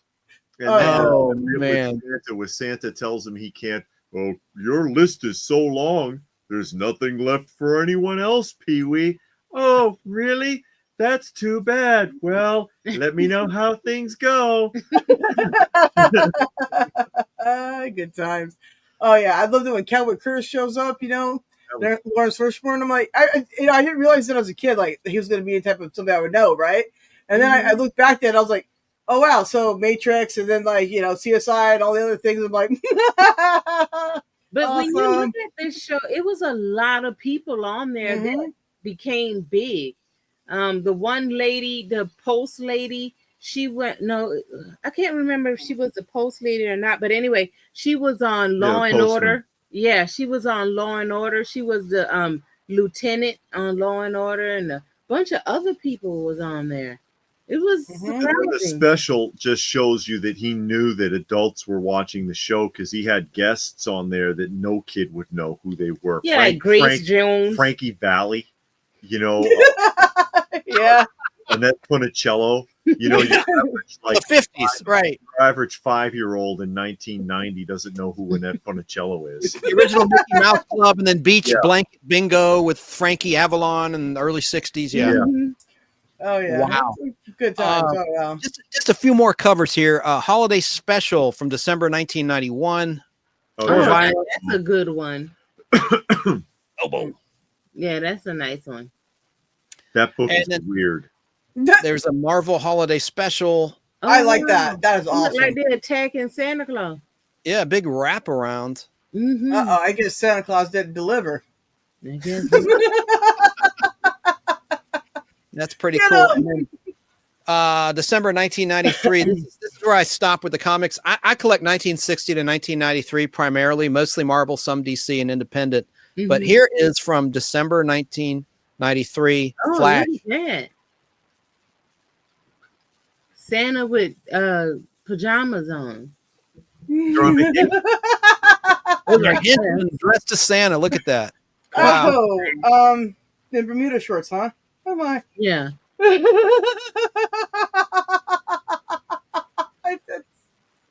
I had to throw a couple animated magazines into the mix. Here's Kiss Christmas. Well, that's awesome. That's how we say every Christmas. That's for Tracy. Tracy's a Kiss fan. Tracy's Fractured History and more. And then Mad Magazine, of course. EC, how it ties into comics, of course, as you know, Open by Chance, EC published the horror comics before Mad Magazine. So that they only, survived into the Mad Magazine years beyond the horror craze. And this magazine, right, this cover makes a prediction. Why? Because now everybody uses inflatables. Yeah. Yeah. So true. Right? And then here's another. This is just my final wraparound. That's not a wraparound, but it's Captain America, because we got a new movie coming out in 2025 on Valentine's Day. I like that. Happy holidays from Captain America. I heard they were bringing back Chris Evans. I don't know if he's going to come back to Marvel as Captain America or somebody else, like they did with the other guy. It'll be somebody else, because as you guys know, he was the Human Torch before he was Captain America, and they actually did something, spoiler alert, in Deadpool and Wolverine, where they brought him back as the Human Torch. Oh, okay. Okay. And then Robert Downey Jr. is going to be Dr. Doom, right? Yeah, because there's no other actors in Hollywood. Well, why they're what? That's crazy. No. Well, actually, there's a lot of actors in Hollywood, but a lot of them nowadays they can't act. But that's another story. Yeah, but they don't know how to emote. Well, the more younger actors aren't good. They can't emote. They can't get across what they're supposed to be conveying. I think it's some older ones out there that can get something done. It makes me think of, like, for example, that girl from The Last of Us. And it's like, hi, this is me happy. This is me sad. This is me exciting. Her voice doesn't change. Her face doesn't change. Yeah. She just regurgitates lines. And there's too many people like that now. Yeah, it's really interesting. I don't understand it either. But it all has to do with green screens. And they're like, okay, now there's going to be this happening. And they're like, what? Here you go, phone man. But yeah, so what I mean, like Star Wars is a perfect example, right? I mean, they're going to go out there and they're fighting something to their death, right? And it's CGI creatures and CGI everything, and like nobody's got any emotions, and all I can think about is Santa gets everywhere, and it's just a nightmare. Yeah. Speaking of the new Captain America movie, a poster was released. It's in lobbies now. I saw Barry King of BK on the Air did a post on his social media that I saw. This is based on an original comic book that I'm sure you both at Open by Chance have in your collections. That one, Captain America. Yeah. Okay, but it's going to be with the new guy, Brave New World. Yeah, and to David's point about actors being regurgitated, who is playing the Red Hulk? Yeah, that would be Harrison Ford. Very good. And that's Harrison Ford. He's like 100 years old. The thing is, Harrison Ford, if you've seen him in the last couple of things that he's done, his voice is gone. You can barely understand what he's saying. And so I'm like, how you got to strain to understand what he's saying at this point. I don't know if that's a good choice. If he's just gonna mumble his way through it, that's gonna suck. He's replacing William Hurt, who sadly died in 2020, who played General Thunderbolt Ross in The Incredible Hulk with Ed Norton. Yeah. Whoops. But I mean, they could find a younger guy. I mean, you don't have to be that young, but you got some 50, 60 year. If you want someone older, I don't know. Is it Red Hulk supposed to be an older? Yeah, well, General Ross would be an older guy. That's Betty. Yeah, Betty Ross's dad. Yeah, the love interest of Bruce Banner. Right, 50 or 60 would work. Yeah, so you can find a 50, 60-year-old actor that still has his voice. Yeah, and still in halfway decent shape. Not that they need to be because they're going to be all CGI'd out, but still, you Well, know. they should have hired Chance because he can still move and he's younger, even though he can play older. They He's need good. a name to sell tickets. They thought Harrison Ford, he'll still sell tickets. And there's the first appearance. No, this is the first appearance of the Red Hulk from 2008. Mm-hmm. Cameo. It's just like, you know, the Hulk had a cameo and then the first full appearance and first cover appearance. So he's like a 2008 character. He's a relatively newer character, in my opinion. A lot of youngsters that might be watching. I doubt I have a very young audience at all, but they would say, "What do you mean 2008? I was still in middle school." That's not Yeah, but I mean, I understand what you said. They put Harrison Ford because of his name, but do people still go to the movies because of a name anymore? No, Well, they didn't really see the last Indiana Jones movie. It didn't do very well. I mean, in terms of expectation. It used to be, in our day. You used to rely on a name, Sylvester Stallone, Arnold Schwarzenegger, people like that. Now, I don't think anybody cares about names. You can just get, I don't want to say anybody, but pretty much anybody. Oh, no, I've seen in the movies. They do get anybody, and you go, what? And sometimes I think they're just stand-ins. They're like, somebody, we forgot we had a line here. Could you just, and then they go, words. It's crazy. But see, Hollywood needs to know this. This is a hashtag fact here. The biggest name in Hollywood soon to coming is Chance Bartel. So get him while you can. Okay? Bartel, but that's funny. Okay. Listen. Harrison Ford at one time He could be in the new remake of T.J. Hooker. Who? Oh. Chance. They're doing the TJ Hooker? No, he's going to do quality acting, okay? Chance knows what I'm talking about. Oh, okay. What are you saying? I've never ever had a hooker. What are you saying here? I'm joking. T.J. Hooker, the cop show. I know. I have on 16 millimeter film the pilot to the original T.J. Hooker. That was an Aaron Spelling, Leonard Goldberg show. The pilot's pretty good as a 90-minute movie. It's pretty violent for TV for back then. It's really good. And then they fixed that. Yeah. And I have a couple funny memes. I got this one from Sarah, who's on the bottom of your screen. Yeah, that's not funny, but look at that Christmas 1981 sales slip. Sales slip when they had to hand write it. Yeah. Oh, the cost of the video games there. Yeah. You know what's And funny look- too is a UFO man in chat there. He used to work at Kmart back in the day.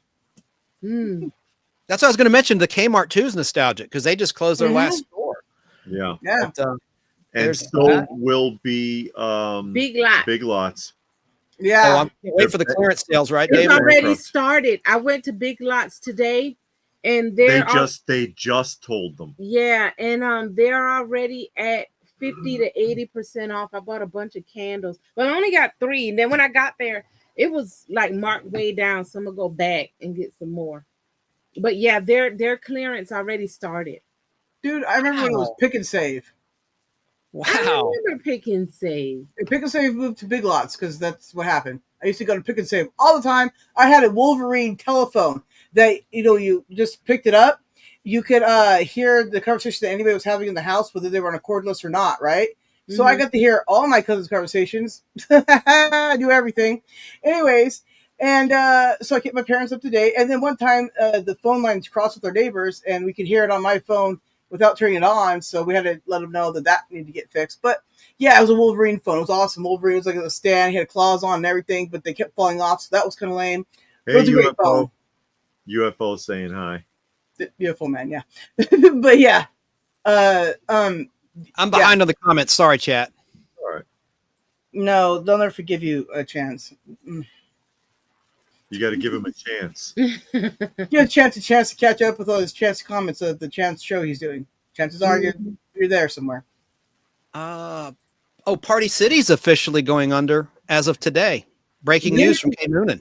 Yeah, I saw that on Facebook earlier today too. And the thing is like they've been having major problems, at least the one out here in Temecula, for quite some years now, with running out of helium. Like there's never helium there. It's freaking weird. Well, that's the same at Family Dollar. Any place that sell those balloons, they always got that sign up saying they're out of helium. Yeah. Mm-hmm. So I don't know what that's about, but as a wonderful person, I have my own helium tank here. Oh wow, okay. You had power problems until recently in California. Yeah. Yeah, right? I mean, helium isn't for power, but yeah, it's. I got helium. I was thinking of butane. I thought you said it was butane. I was half listening. I'm a bad listener. Sorry. I do have a can of butane behind me. Do you want to see that too? No. Fire hazard. Joe Gutfeld in New York State watching Facebook Live says Heather Locklear made TJ Hooker worth watching. I was on Team Heather Thomas. She had 2 Heather starlets, blonde bombshells in the 80s on television. Heather Thomas on Fall Guy, Heather Locklear on Dynasty, and TJ Hooker. I don't disagree. Heather Locklear certainly was lovely, but she's had some problems getting DUIs lately. Those mug shots are not flattering. Oh, wow. Yeah, look your best when giving mug shots, everybody, okay? Yep. Well, listen, I have a couple other. Here's something. K Moon. And the weird thing about Party City is that while they had problems, the complete closure came from out of nowhere. I feel sorry for the employees being so close to Christmas. And Tracy agrees. Yeah. She says, hello, I guess Party City is closing because Dollar Tree is really giving them a run for the buck. I like Heather Thomas as well, said Joe. Well, thank you. Chance. Yes. You want to see something really unusual Christmas related? Oh, always. What you got? Did you see that grin? He gonna go get it. I don't know what it is. But did you see that grin on his face? We're in for a treat. On whose face? David's? Yeah, he's like, he says, you want to see it? It doesn't look like, it doesn't look that unusual until you find out what they actually are. They're mugs. It just looks like a couple of old Christmas mugs, right? Yeah. Right. And I found these at Value Village, but I spotted something unusual about them. What? Cold War era souvenirs. Oh, West Germany. Yeah. Nice. Wow. You never find this stuff. Hand painted by 6-year-old German children behind the wall. You don't know if that was German. I was about to go. Do you have a authenticity on that one? Probably made out of solid lead.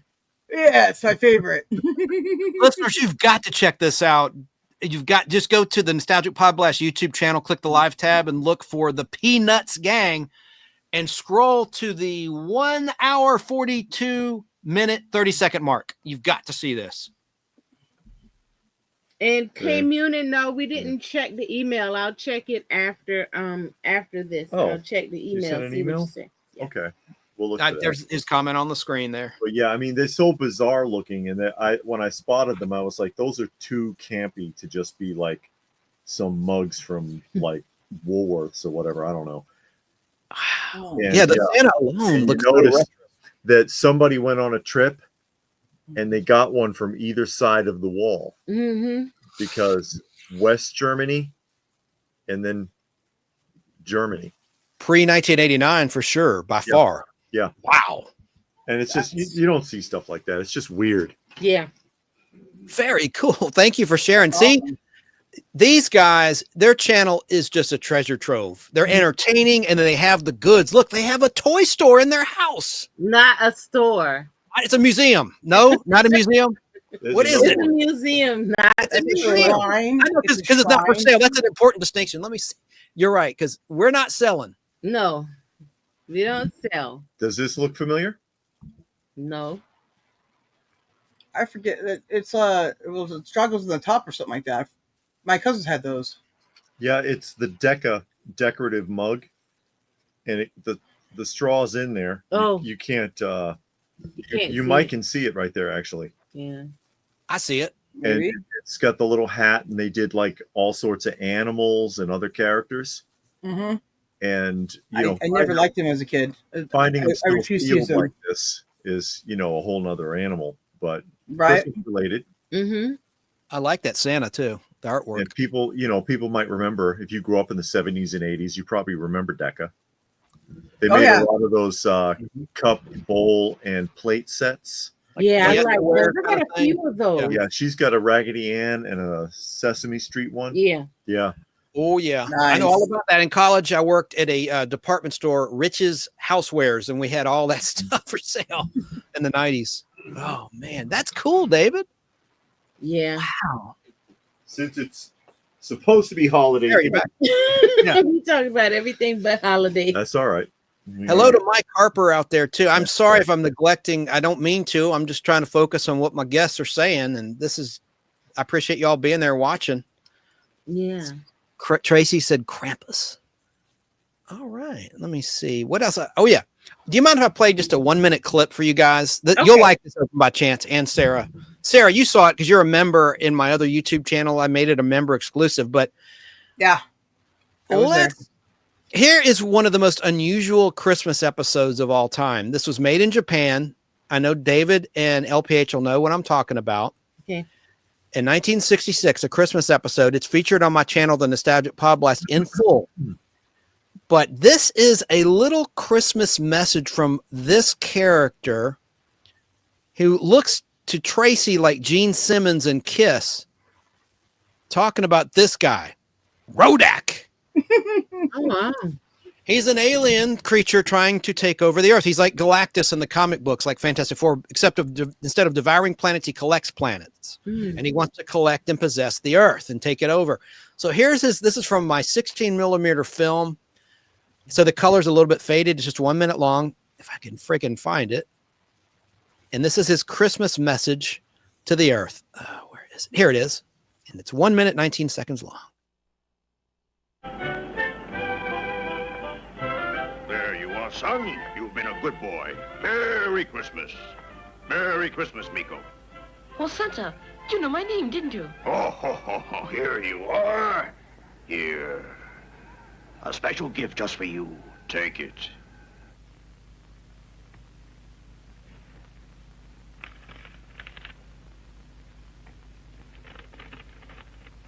Huh, there's nothing written on it.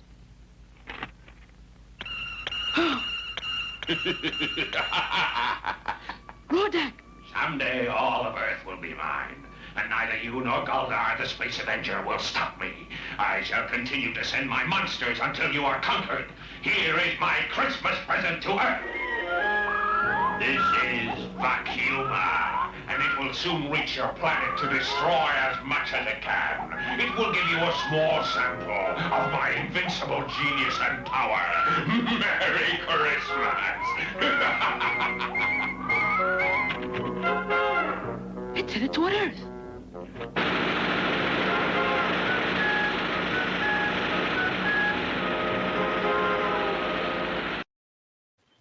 There you go. You got away with it too if you didn't tell. Yeah. Stop monologuing. I'm trying to remember if this. What is it? Yeah. Another quick clip from that same episode. This is got scenes that were cut from the U.S. syndication for violence. This is the same Christmas episode where that Rodak guy has sent demon dwarf robots to possess men's bodies and cause chaos. Listen, I don't condone this. There's been things in the news, but there's drive-by shootings, and then he kills a preacher in church. Rodak does, and those two scenes were cut. Never aired on TBS. I have them here. The quality's not great. I'm going to play them if that's okay. I think you might. Just for the historical significance, I'm not condoning this violence, but can you believe in Japan? This is a Christmas episode. It's just bizarre. Yeah, but it's Japan, everyone. It's Japan. This is from, December 1966 when this aired. Here we go. Listen, I have ordered my dwarf robots to take possession of men's bodies and then to spread chaos. Yes, Rodak. As your operative on Earth, I will see that it's done. Soon Earth will surrender. Christmas party, the dwarf robots strike.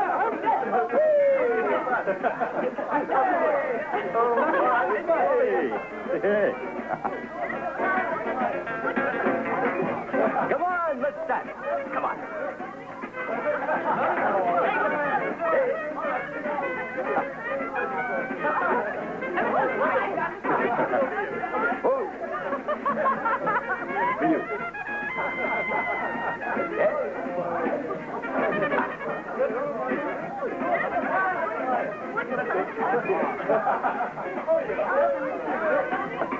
The dwarf robots take possession of their first victim.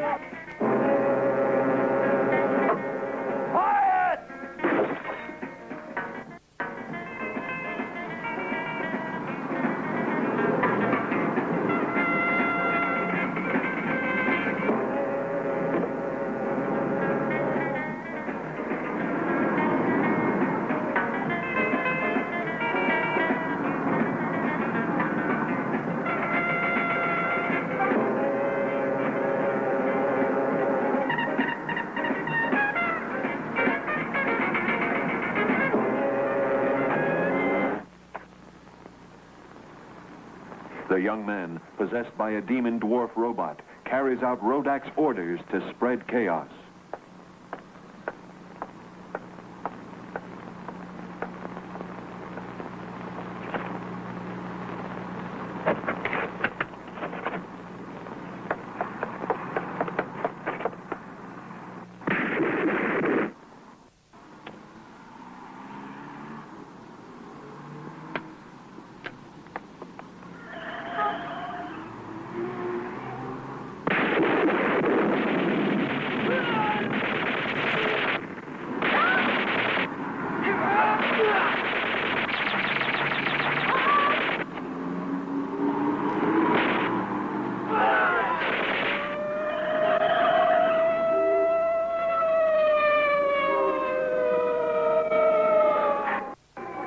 What's gotten into everyone these days? There are crimes being committed all over. There you go. Happy holidays. Isn't that nuts? Was that party in your green room? And where are those dwarf robots going exactly? That they're flying up somebody's pant leg? Yeah, I know. Naughty bots. Very naughty bots. Hopefully not to the planet Uranus. That's for sure. Well, Wow. It's Uranus. That's right. Yeah. Yeah, we're not going to talk about mine or yours. Uranus Okay? is a modern translation.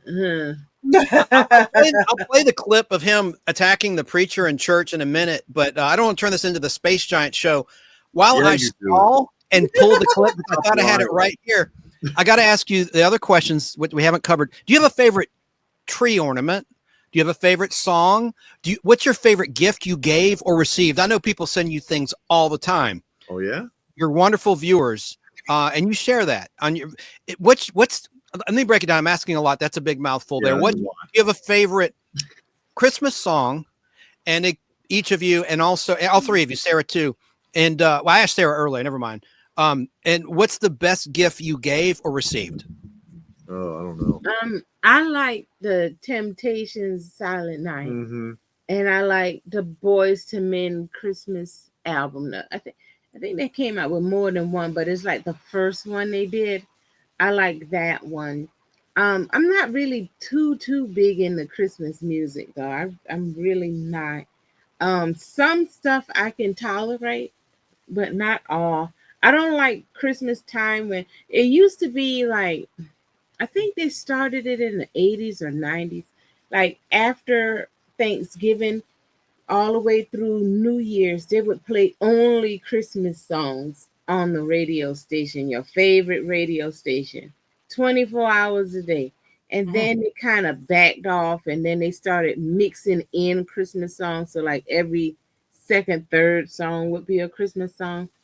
But it is some that I do like. Like I said, Temptations Silent Night. Boys to Men had a version of Silent Night and something else, but Boys to Men, I like that. And what a Christmas gift that I've given, I give David a bunch of stuff. Christmas gifts. I can't think of one particular, but I know I give him a bunch of Christmas gifts. Awesome. Music. I like the soundtrack from The Snowman. It ain't no songs. Yeah, there it's is. just music.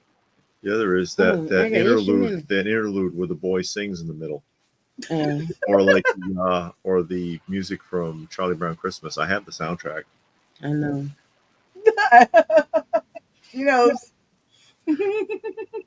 Giving and receiving gifts. I don't know. It's hard to keep track. I've given Trinessa a lot of things, and she's done things for me as well, or given me things as well. So it's hard to keep track of anything specific like that between us. Yeah. And then childhood, I didn't have Christmas, so I've got like virtually no memories from that unless it's something bad. Yeah, All right. childhood was pretty tragic. So. Yeah, we didn't. She didn't allow Christmas. She said your birthday. She would tell people since my birthday was close to Christmas that we would do them together, But of course, that's what she would tell people, and that never happened.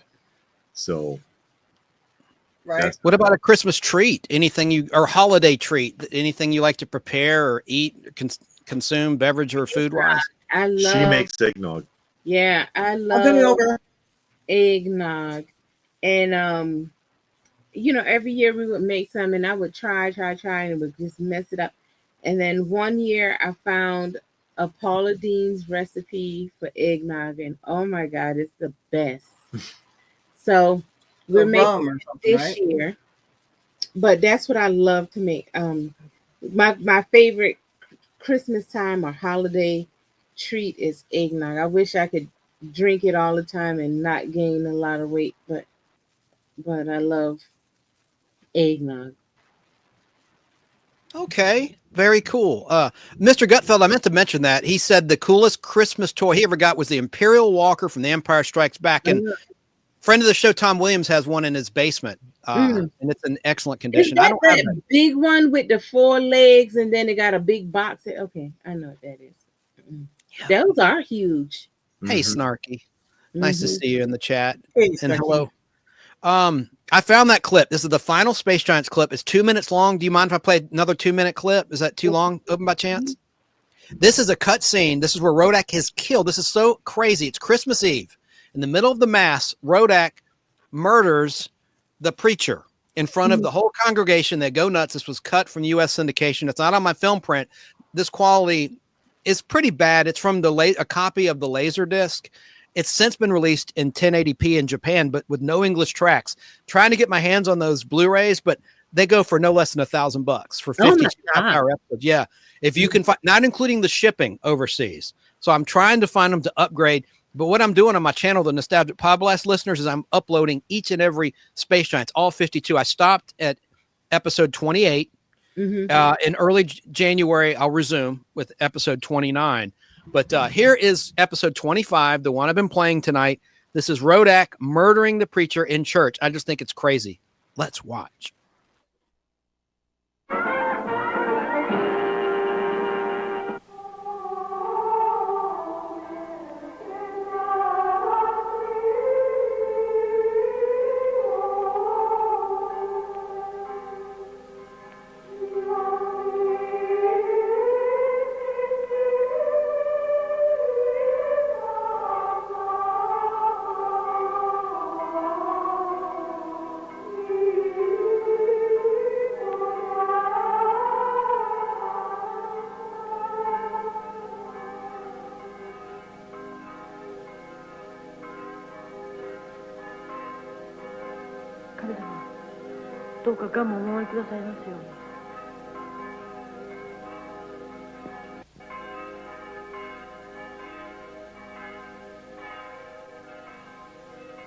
皆さん、地球は今や滅亡に向かって突き進んでいます。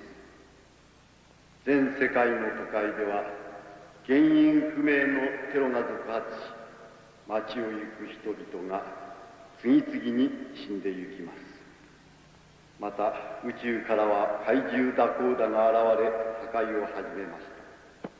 私に言わせれば地球の滅亡は自業自得なのだ。諸君、滅亡する地球を救う道が一つだけある。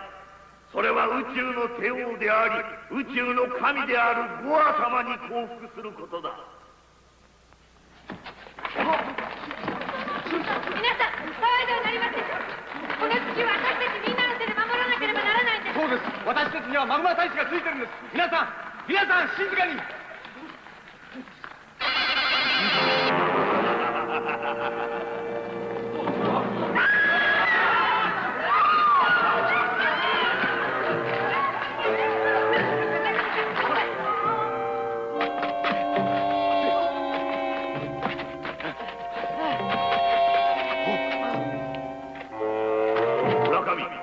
ガムと同じく冷凍になりに来たのだ。者ども、3人は逃がすな。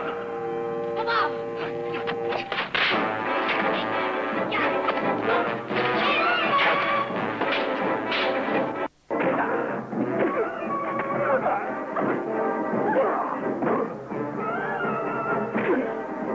Get them.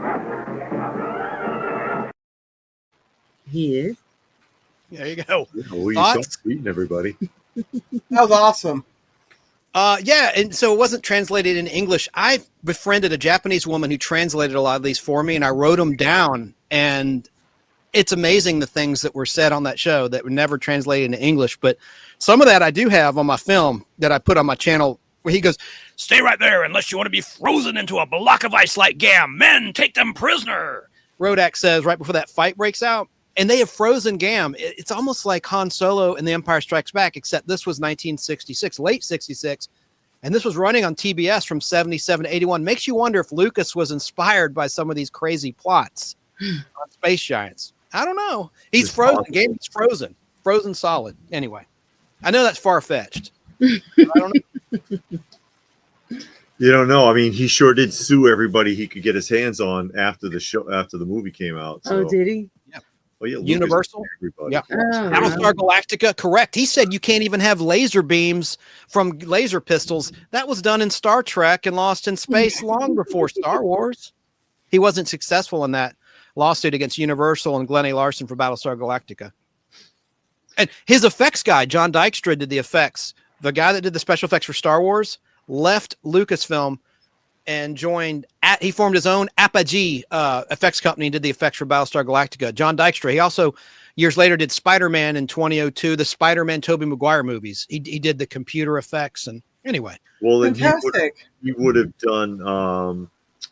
have done Buck Rogers then too, because Buck Rogers borrowed a lot of effects and even ships and uniforms from Battlestar Galactica. Mm-hmm. There's one episode of the first season of Buck Rogers where there's even people in Colonial pilot uniforms on one of the planets.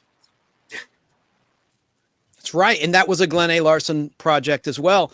And of course, the narrator in season 1 was the great William Conrad, the original voice of Matt Dillon in the radio play Gunsmoke before it was a TV show. And then they lost That was awesome. and Tweaky. Yeah. Tweaky, Mel Blancs came back though, eventually, but yeah, it didn't fly with that high pitched squeaky voice. Oh, Buck, what are we gonna do, Buck? Shut up. You miss it. Hiya, Buck. Yeah, and Tom Christopher recently died from season 2. Played Hawk. He passed away recently. Yeah, I saw that. I like the Hawk character. I thought he was pretty good, and he had a really good voice too. Yes, he did. And you're right, David. That just took you right out of the show. And then they tried to be like Star Trek and send the Searcher across the universe like the USS Enterprise. Yeah, they messed it up. I like Crichton. Crichton was okay, but they took away too much. They got rid of Dr. Theopolis. Yeah. They got rid of they changed Tim O'Connor. Voice. Yes. And Tweaky, the fact that he had this rich voice and he's just this little robot, that was the contrast. And you took that away and then you didn't want to hear him. And then they brought in that other robot who thought he was the smartest thing on earth. Yeah, Crichton was funny though. Yeah. Yeah, Crichton was funny though. Mm-hmm. They wanted to do like an Abbott and Costello bit or something, or like Ollie and yeah. Well, we've gone 90 minutes with you as a guest. What do you think? Do you need to run? I don't want to monopolize too much of your time. I know you got your own stuff to plan for tomorrow night, and I'll be there in the chat when you're live. We probably do got to wrap up. Okay. Let's talk about what you have going on. There's a couple things David does. He also hosts a news show that I run on Fistful of Radio Monday through Thursday at noon Eastern. Mm-hmm. No, I can't even. 4:00 Eastern time. 4:00 Eastern time, Monday through Thursday, and then at noon on Friday. And it's called Coffee Talk. Yeah. And then they together. You have your own channel, LPH, Lady Pop Hunter. It's called Lady Pop Hunter on YouTube. Mm-hmm. And Open by Chance is your giant channel combined, where you talk about toys and classic games and music, and you go live. And I just love your channel. What else did you want to talk about? I mean, you have a bigger following than I do presently, but it's funny. 90% of my audience aren't subscribers, so more people will hear and see you than you realize. Mm-hmm. So I want to make sure you get the word out. Yeah. So just find us on, of course, Lady Pop Hunter. She has her channel. She's doing more vinyl records there than anything right now. Yeah, I'm trying to put out more content. I have different holiday animated shows with commercials like Halloween, Thanksgiving, Christmas, Valentine's, Easter. I put together compilations of that. I have a bunch of comic books. those types of videos. Now I'm working on vinyl records, like my recent pickups and things like that. Yeah, and then the main channel, of course, Open by Chance, Mhm. where we do the show tours. You know, we're guests of some of the bigger shows like Toy Lanta and Joe Lanta, and we do Mhm. panels for them and things like that, and we film the shows. And you know, we have industry discussions and the weekly roundup and things like that we Yeah. do pretty fairly regularly, as well as other things. And I've got some holiday stuff up too. I've got that great forgotten clip of Ebenezer Scrooge in Hell up right now from the 1970 musical with Scrooged. that everybody's forgotten about, because when they aired that on TV, they cut it. They didn't play that part. And of course, it's got Alec Guinness in it as Marley, which is hilarious. Yeah. But and I've got a Christmas. thank you. Yes, I've got a honey. holiday. Yeah, she does. Her smile is dynamite. I've got a holiday compilation of commercials up, and I do things like that too. Yeah. This is all in nostalgia on the channel. Yeah. Very cool. Well, thank you so much. Happy holidays to you both. And thanks for having me on. You interviewed me about the angry girlfriend variant and creating Madcap a couple times. Very grateful for that opportunity. I just love your channel. I love being there. I haven't been there a lot lately. I have had power issues and holidays, you know, the whole 20 yards. But I'll be back around. But yeah, no, love this. Yeah, definitely check them out. The great channel. It's all Chance's fault. I know about them, so blame Chance. And definitely check them out. Very great. Fun there. You learn a lot. And you just have a good time. And yeah, Chance is there, so you can make fun of his D key. It's okay. No, I'm always there in the chat. I am. And I always got to know where they're at in Dallas, as I said earlier. Well, have a good evening, both of you. And thank you for being a part of the Nostalgic Podblast Holiday 2024 party. Yes. Right. See you later. See ya. Okay. That was cool. I came in, and this may be stretching your attention span, but I'm going to keep going at least another hour. I have so much more to share of holiday clips and things, and we may have some other guests pop up. I don't know. Danny Cochran was supposed to be here, friend of the show, Danny, but he has to get up at 3 a.m. to work. So he texted me. He says, "Man, I'm half asleep. I don't know if I can make it." It's like, it's called a nap, dude. You should have done it earlier. But because he's always a lot of fun too. But I tell you, Open by Chance, they blew me away tonight. I thought they were fantastic, and I'm so grateful for their time. And I do love their channel. Let me text David. Thank you. And I'm gonna text now Al Hardy. He's with his brother today. He said he might come on. Hang on. Well, I should play a clip. Well, you know, I'm being a terrible host right now. I should play a clip while I'm fumbling and stumbling. You answered all of the questions. Let me make sure, because you did answer your favorite. You like eggnog. You make eggnog, so that was part of. I don't make eggnog. I never said that. I Oh just like no, eggnog. no, Lady Pop. There was Lady Pop Hunter. You're right. Lady Pop Hunter makes the eggnog. Let's see. You talked about your favorite Christmas song, the favorite gift you gave or received, both, I right? didn't do that. No. Well, why don't if you tell me, unless you need time to think about it. Well, just ask me one of them first. Okay, let's start with what's the best gift you received? Okay, so I told this one a few times ago, and I tell it every time because it is one of the most memorable like Christmas events in my life, right? We didn't always have a lot of anything growing up, right? And so the church one time, you know, had got a bunch of toys together, right? And like I said, I couldn't remember if it was before. I think it's before my cousins could go with us. I'm not sure. It could have been around the same time. I can't really remember. But anyway, so I must have been in middle school regardless. And my mom, you know, brought me into the closet under the stairs where she just stashed stuff. But unfortunately, I knew about that. Anyways, but she said, okay, well, they gave us like this big bag of toys, but you know, there's other people out there that need more than they have less than what we have, right? So we need to give to them. Is that okay? And I was like, yeah, of course. I'm all about like giving to people and stuff, right? It's the thing I do. And so she said, well, you can pick out one toy you want out of there, right? And I seen this like this little case full of stamps, right? It had this little pink, ink pad and stuff. And, my mom was like anti-make a mess in the house type stuff. So, her saying you pick anything you want and it's okay out of the thing, I just, yep, that's what I want, right? So I got that, and we, gave away the rest of the presents to other people that needed them, right? And I remember that story because it's one of those things that's really poignant to me, right? It's one of the reasons why I do what I do, today with helping everybody out for reasons, right? And last time I brought this up to my mom, we were at some holiday function, and she bursted out into tears. And she's like, "I did my best I could with you guys," and I'm like, "Yeah, I know. I just told everybody that." Anyways, but yeah, that's gonna be like one of my most favorite memories of holidays ever.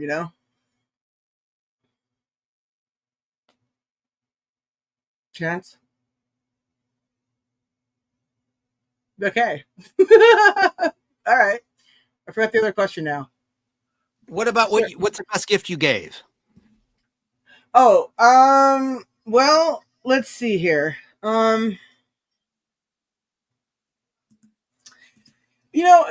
that became a traditional gift that I gave something to my dad was every year I bought him a new wallet. Obviously won't be doing that anymore, but that was probably. Well, let me stop right there. Your dad sadly passed away last January, or was it December? This January. After I'm sorry. Birthday. Very sincerely sorry. My condolences again. Thank you. But yeah, so that was a kind of a holiday tradition. That, and when I was a kid, I didn't have anything to give to anybody. I couldn't, do art or anything, couldn't write or do anything, right? So I had like a crap ton of pennies, right? Because you can't do anything with them. Also, counting is not my strong point. So I would get like a tape, right? And I tape pennies to like cards in a decorative fashion, I guess. And then I would write Merry Christmas to people. So between, giving people pennies and buying my dad a wallet every year, once I started making my own money, when I was a kid, then, those are like the things that I would traditionally give to everybody, right? Is pennies. And then my dad every year was a wallet. So. Very nice. Thanks for sharing, Sarah. All right. Well, I'm going to play a clip. Let me look at my photos first to make sure. Yeah, I have some exclusive stuff. I should have mentioned this before and I didn't. I was going through some of my 1990 VHS tapes and I found some stuff I recorded off Nick at Night, and I have some exclusive 16mm film footage, just under a minute of that, where a character breaks the fourth wall at Christmas. And I played audio of it in the past, but I've never actually played the video of it. Let me see what I want to start with really quickly.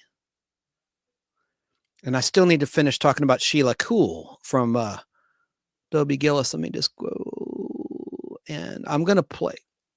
You know what? I'm going to play a little bit of Donnie Marie Christmas. This is sappy and corny, but I like it. I've played the audio of it. I've never played the video. Now, I'm worried about the bots on this. There was a huge YouTube channel called Dave's Osmond Videos. Tons of subscribers, tons of content. It was up for like the beginning of YouTube practically, like since 2006. And it recently got shut down. Now, I didn't get this clip from that channel. I got it from another fan channel, non-official, so I'm sort of rolling the dice. I'll play just a little bit of it. This is the Donnie Marie Christmas Special, 1976. Let's just watch a little bit of that.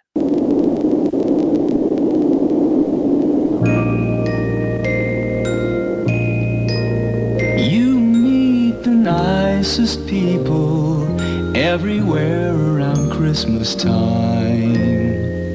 You meet the nicest people, just like everyone here. But I can't understand how the very same people who laugh so freely and sing so gaily can be so gloomy the other days of the year. You feel the nicest feeling in the air around Christmas time.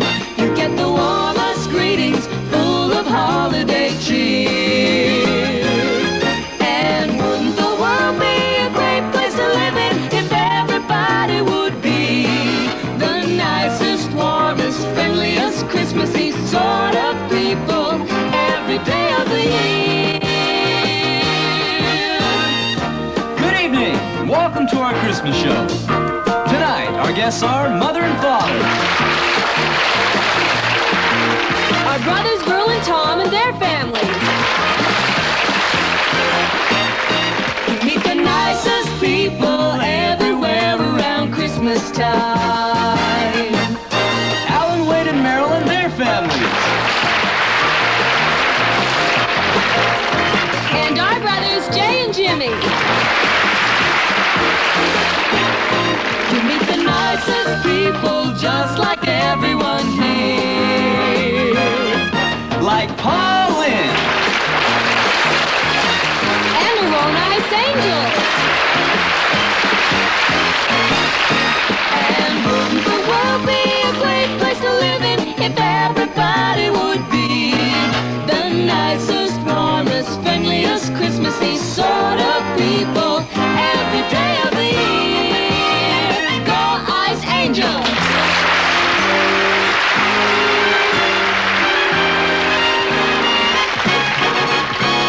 The nicest feeling in the air around Christmas, Christmas, Christmas time. We get the warmest greetings, full of holiday cheer. Ah, and wouldn't the world be a great place to live in if everybody would be the nicest, warmest, friendliest, Christmassy sort of people every day of the year.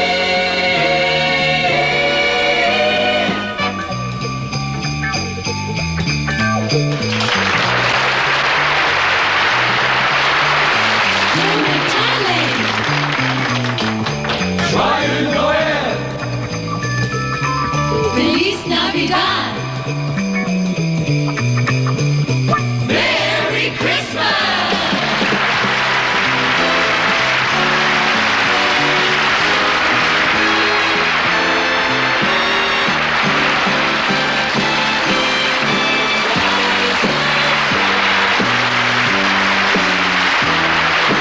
Friendliest Christmas Eve. Sort of people every day of the year. Merry Christmas.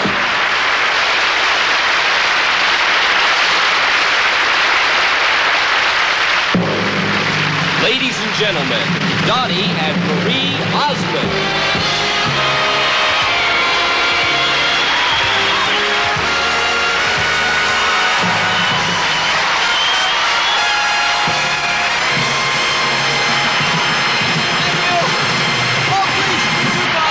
Too kind. Thank you, thank you. Hi, everybody, and Merry Christmas. And welcome to our second annual Osmond Christmas show. What'd you get me for Christmas this year? Donnie, we're doing a show. I know. But what'd you get me for Christmas? As usual, we're not going to open our presents until Christmas morning. I know. But I'd really like to know. I think your curiosity can wait. It can't! Donnie, now it's a tradition throughout the country that you don't open your presents until Christmas Eve. I know, morning. tradition. Can't we just break tradition this year? Oh, just once, please? I'm not going to tell you. All right. No problem at all. I just won't tell you about the real special thing that I got you that you've been wanting all year long. Oh, never mind. It's not. Folks, tonight on our show, we have the whole entire Osmond family and the Mormon Tabernacle Choir with us. Donnie. And our very good friend, Mr. Paul Lind. Donnie, I just want to kind of make sure that you don't give me the same thing you gave me last year.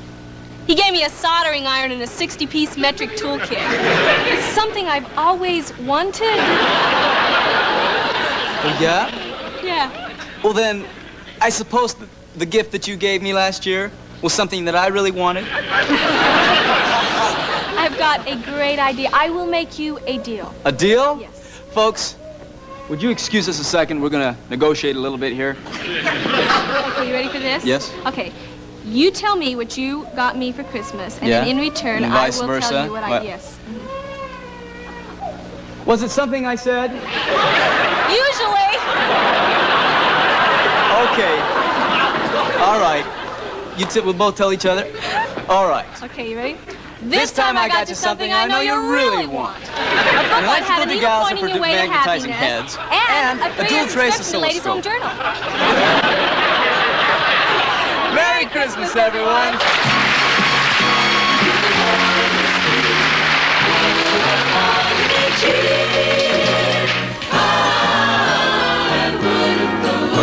A great place to live in if everybody would be the nicest, warmest, friendliest, Christmassy sort of people every day of the year.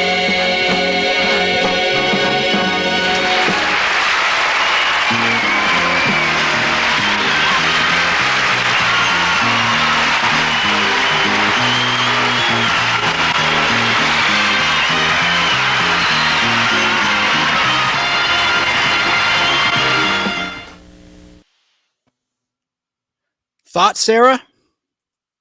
I don't want to watch that again. That was awful. Anyways, That's the point. That's yeah, it's 1970s. Yeah, see, I was born in 82, so thank goodness I missed all that. And they were, I saw your comment in the chat. Yes, they are brother and sister, and they're Mormon like you. Aren't you part Mormon? Aren't you Mormon? Part Mormon. I mean- grew up that, but then as soon as I hit 18, I was like, I'm done. Also, my brother is, and he still goes, and we don't even really talk, so I don't even know what that is. Well, what they did, it was a Sid and Marty Krofft production, but then eventually they built a super stage in Utah State, and they moved the show from California to Utah back then. Yeah, that's for the best. California didn't need to be a part of that. Yeah. Let me see where I'm at with that. Oh, I was going to play. I do have another clip. David Letterman used to have a phony family in the 80s for 2 Christmas specials, 1984 and 1987, and I recorded them on VHS. I was going to play a little bit of this. Now, there is the official Letterman YouTube channel, which may actually upload this on that channel officially pretty soon, so I don't want to step on any toes, but I'm just going to play a little bit of it, not the whole thing. I already played the intro with Connie Chung introducing this special from 1987, Christmas 1987. Pay attention to the actress playing Letterman's daughter in his phony family here. She's obviously Jewish. Her name's Melissa, and she's in a commercial I'm going to play later from 3 years after this for Sudafed. But just you'll recognize her face, Melissa. And he has these hilarious jabs at his quote-unquote wife. Let me just play a little bit of this really quickly. And I did hear from Al Hardy. He was with his brother today. His brother's a retired airline pilot. He says, I'm tired. Please give Sarah and everyone in the audience my warm holiday wishes. I just got home and I'm very tired. Tell Sarah and everyone hello and Merry Christmas. Thanks. So Al will not be here. Ryan Settles forgot. He's kind of a burnout anyway. No, honestly, I mean, he's a nice guy. He's a friend I've known since high school, so I'm only kidding.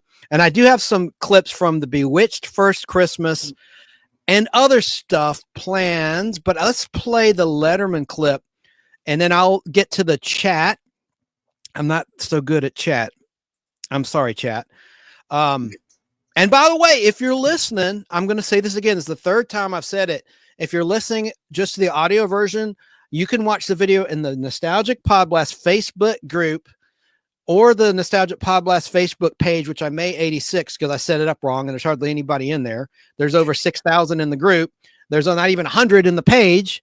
But I have a lot of listeners on Fistful of Radio in the archives and live. This show, not live, but it streams after the fact, Saturdays at 2 Eastern and Sundays at 2 Eastern. And you may be listening there overnight. And what you do is just Google search the Nostalgic Podblast. You'll see the Google search, the YouTube channel towards the top. Click that, click the live tab, and you'll see the show with a thumbnail image of the Peanuts gang and some other holiday themed images. All right. So I'm going to play a clip now of the Letterman family Christmas. This is pretty funny. It's a kind of a lengthy, I won't play the whole thing. It's 10 minutes long that I prepared. So I'll try not to play the whole thing, but I do need to go number one and relieve myself. TMI. Sarah, can you hang in? You can go away if you want, but you can stay if you want to. I can play still. All right. And I have some other stuff I think you'll be interested in. Awesome. And I want to ask the chat. Let me ask the chat while the clip's playing. Think about this and let me know. I'll put your comments on the screen. Here's the questions. What is your favorite holiday, Christmas, Hanukkah TV special, either or? your favorite Christmas, Hanukkah, or holiday TV plot, meaning like I said, Bewitched. There's always a Christmas episode or holiday themed episode of sitcoms, of dramas, show called Family from Lowellmore Production, for instance, The $6 Million Man. If you're Gen X, what's your favorite tree ornament? I have some. I was going to show one that Danny made. Oh, Sarah, I'm going to show you this before I play the clip of a snow globe. I think you'll really dig. I've never shown this on camera before. And also chat and listeners after the fact, and leave comments. If you're not watching or listening live, leave comments, and you can always write me. I've never said this. You can write me at Goldar3, like Space Giants, Goldar. Goldar number 3 at AOL.com. Goldar3 at AOL.com. And that's numeric 3. Goldar3 at AOL.com with your comments. So what's the best gift you gave and received? I want to know that too. So I'm going to play the clip. Before that, let me show you this, Sarah. Make myself large here. Ooh. So you can see it better. Let me, shot too. I'm going to hold it up to this camera right here. All right. It's a snow globe,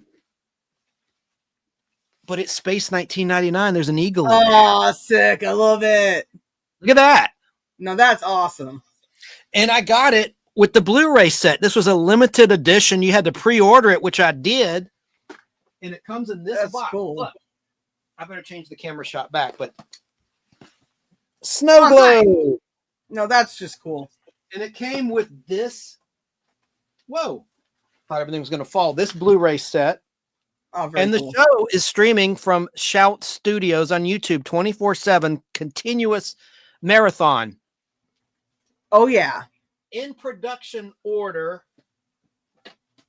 Yep. That's the best way to see it. Unfortunately, like IMDb and all the streaming places like Tubi and Prime that have Space 1999, they put them in the flawed New York City aired order, which is all out of order. Production order is the way to watch that show and most shows, especially sci-fi shows where continuity is key. But look at that. Isn't that neat? Yeah, I like that a lot. The eagle is kind of dumpy. A lot of people complained about the head of the ship. It's not anatomically correct. It doesn't look like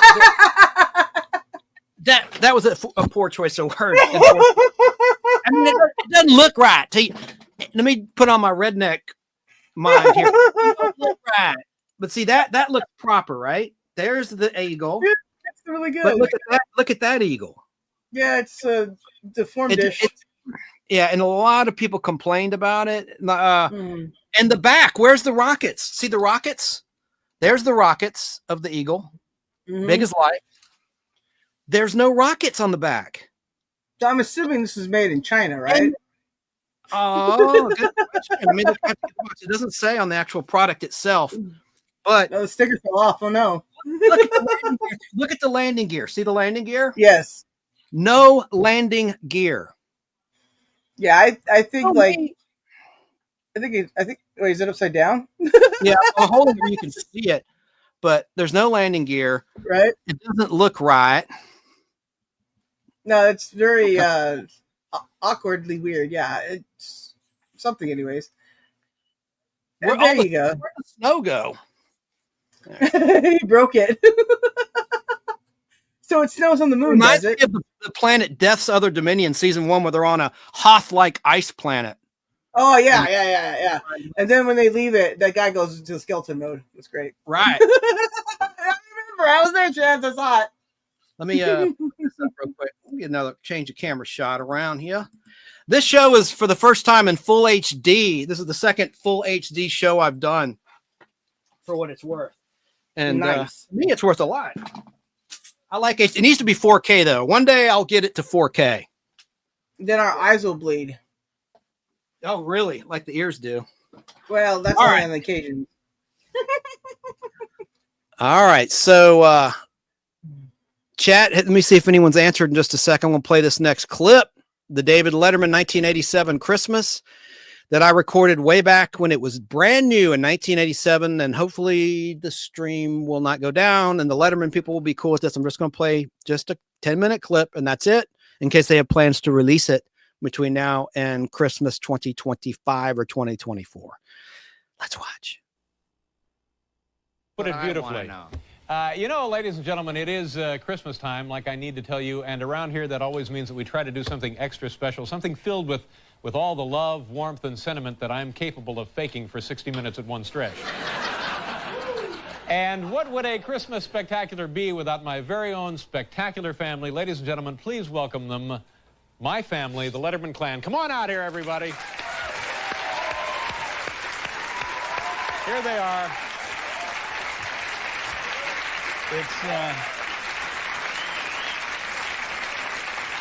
This is very exciting. You all remember my wife. This is Audrey Daniels Letterman. And you know, let me take a second here to give you an update. A while back, a couple of years ago, Audrey and I, there was some trouble, frankly, and we got divorced. And I married a Japanese woman, and that didn't work out either. So Audrey and I are now back married, or really, you know, close to it. And kids, do you remember when Audrey and I got the divorce and I told you all she had been hit by a bus and was dead? Yeah. Anyway, we're all back together, and Merry Christmas, honey. I couldn't be happier. That's great. Gee, it's not Halloween, it's Christmas. I tell you what, let's go around the horn here. Let's introduce the entire family, and of course, let's start with little Melissa here. Melissa, introduce yourself to the folks. Well, I'm Melissa Francine Letterman, and I guess you could say I'm the favorite of the family, and also the most intelligent. Oh, come on. What, you got a problem with that, Hank? Oh, no, sir, I do not. All right. Hank, ladies and gentlemen, is our oldest son, and we couldn't be prouder of Hank. He's in the Marine Corps, isn't that right, Hank? Well, that's partially correct, sir. Yeah. It's actually a very elite and select arm of the Corps called the Delta Squad, sir. Okay. We are a group of programmed killing machines, trained to ignore pain and welcome the prospect of death at every turn, sir. Yeah, that's good, Hank. Now, if you were with us a couple of years ago, you're probably saying to yourself, boy, that's a really different kind of guy than... Well, let me show him the picture. Oh, Dad. No, it'll be funny, Hank. Don't worry about it. This is what Hank Dad. looked like 2 years ago before he joined the Corps. Look at this. Watch this. Show him the picture, Hal.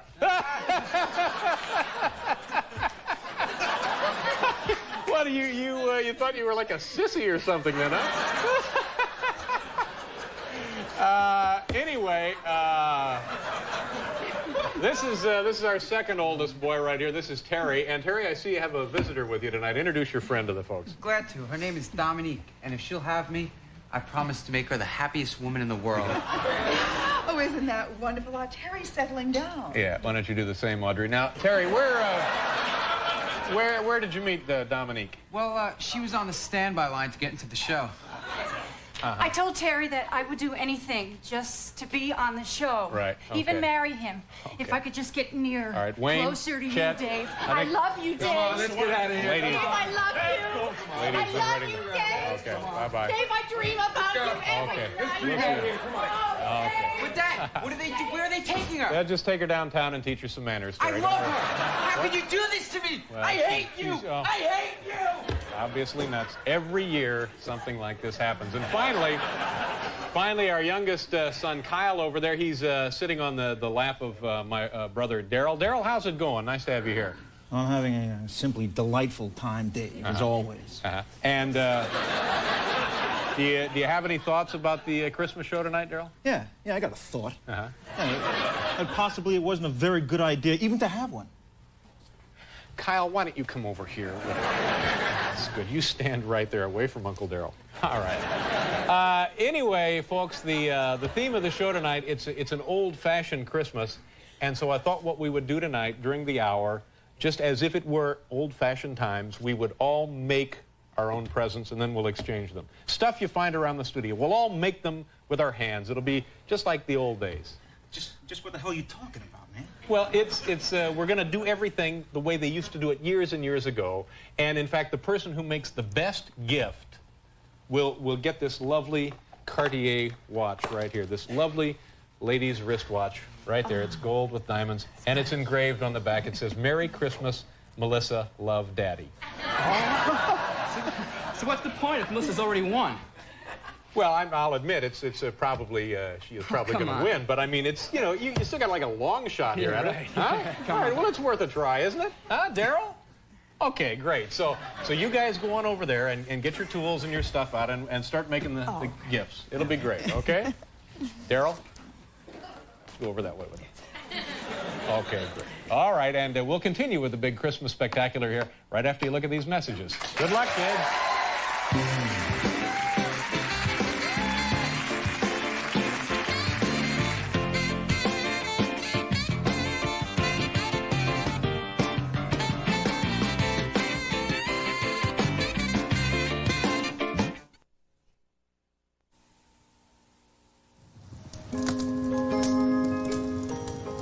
So then, David Letterman and his family, including that awful woman he's married to, settled down to work on their homemade gifts.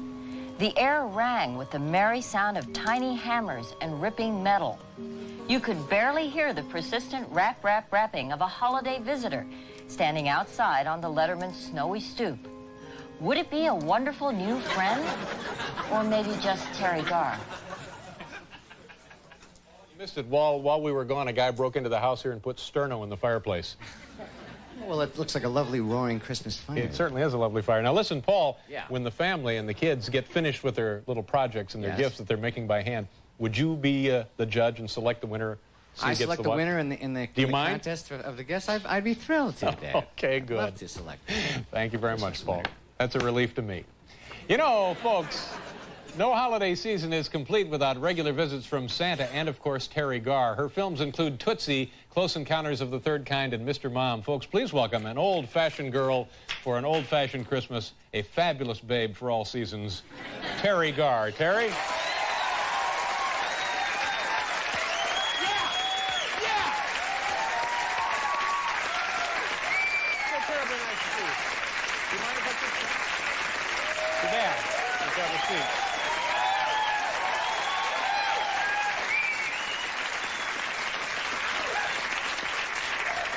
You show up and the crowd goes crazy.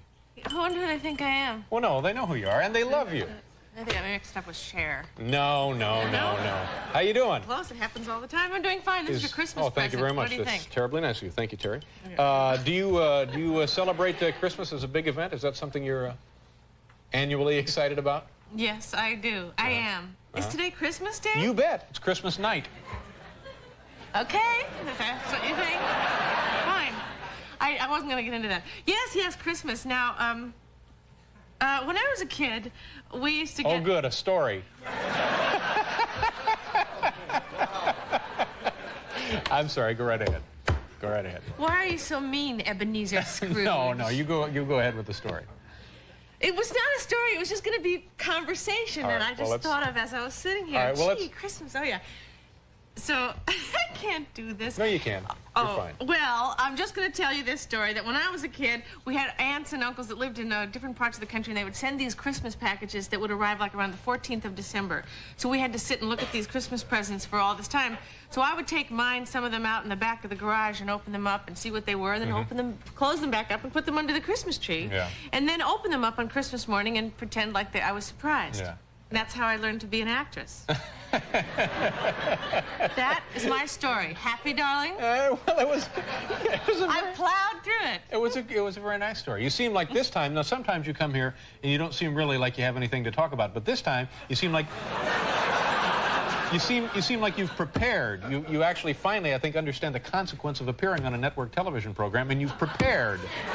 The consequences of appearing on a network television? Yeah, the weight, the pressure that comes along with the appearance. That's what's happening to you, isn't it? The weight, the pressure, that slow I'm about kind of gone. crazed. Exactly. I heard that about you. Now, did you have help with your little anecdotes? Preparing for the show, did you have help? How dare you? I resent that. Yeah. What anecdotes? Well, like that little one you let off with there about the Christmas things. Yeah. You have the people call me up and ask me stories. I always panic, and I don't have any. I had lunch with Steve Martin last week, who's coming to the show, and he said he's preparing 8 killer minutes to come out here. And he's great. Whenever he's on the show, he is funny top to bottom. I know. Just, boom, he comes out, he sits down, and he explodes. Well, it's that's great. what he does for a living. He's a professional comedian. I am an actress. I am an artist. Not like yourself. No. I'm just kind of the caretaker. That's all I do here. I know. I cover up the chairs after everyone goes. And did you learn anything by that example? What, Dave? I'm sorry. Did you? You're barely paying attention, were you? I was drifting off.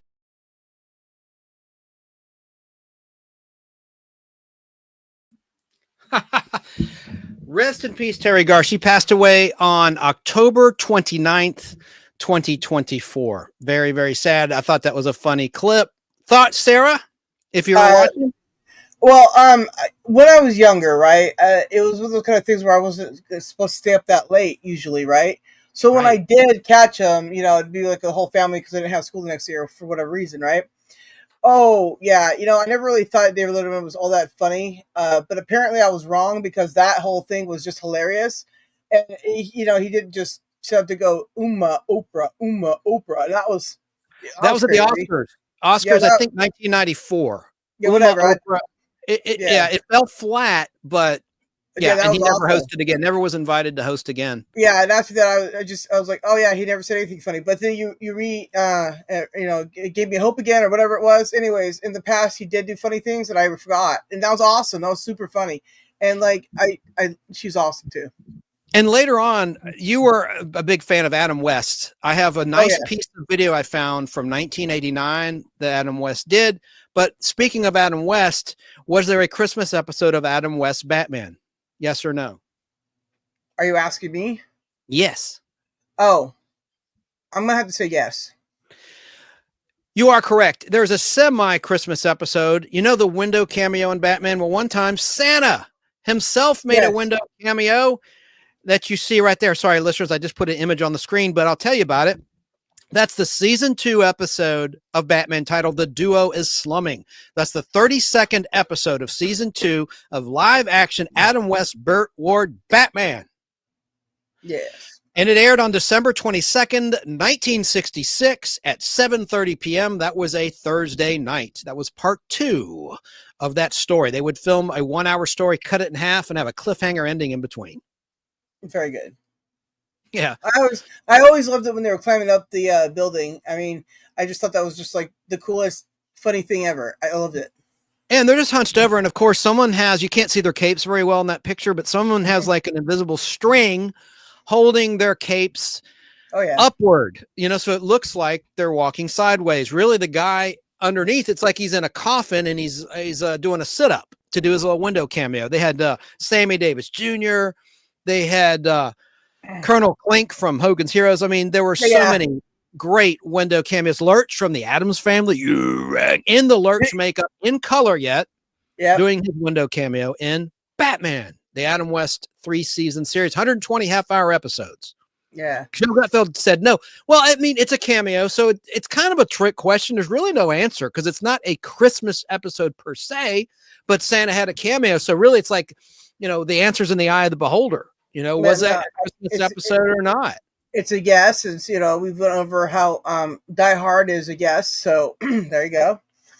Yes. And I did ask, Tracy answered a lot of the questions. Let's read her answers for those that are listening, because I put them on the screen. Let me take this image off right fast quick so people can see us, see our lovely faces. There we are. So I had asked, gosh darn it, where is it? Okay. StreamYard has changed things. Let me see comments. Okay, they changed things around a little bit. Okay, so I had asked what your favorite holiday memories are. What's the best gift you gave? The best gift you received? What's your best special? Well, Tracy said, I always like, this is a great answer, Sherry Lewis, who passed sadly in 1998, and the Lamb Chops Hanukkah special growing up as a kid. I also like the Charlie Brown Christmas, both equally great shows. I like to play the dreidel game. I had a neighbor, Shirley Francis, up the street from me when I was growing up, and I'd visit for Hanukkah, and I like the latke cakes and all that stuff, and I love the dreidel game with the corn, and that was a lot of fun to play. All right, she also said, her response, the best gift I got was my dad, being an illustrator, made a really beautiful gift certificate for me of basically anything I wanted after his check had cleared the bank back in the day. That's pretty sweet. And then here's something really from the heart. She said, I think the best gift I ever gave was to my mom just days before she passed away. I purchased a set of real gold earrings for her because I never really bought her anything really of that nature. That was valuable. Wow. Incredible. Isn't it cool that you did that before she passed? So she, you did that for basically in the nick of time. That's amazing.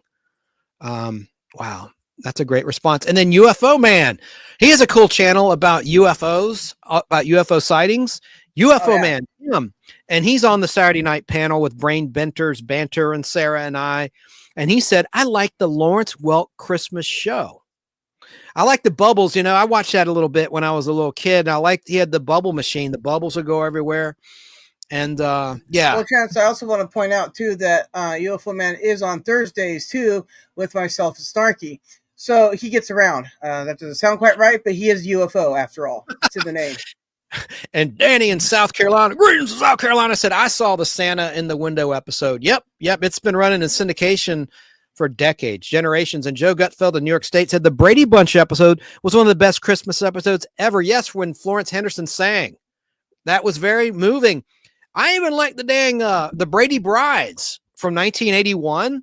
And there was a flashback in the first episode where Florence Henderson is looking upon the girls about to get married. She has a flashback to the stock footage of the episodes where she sings and of little Cindy. And it was actually pretty moving the way they edited in that music. And it was actually, I thought it was pretty cool little scene.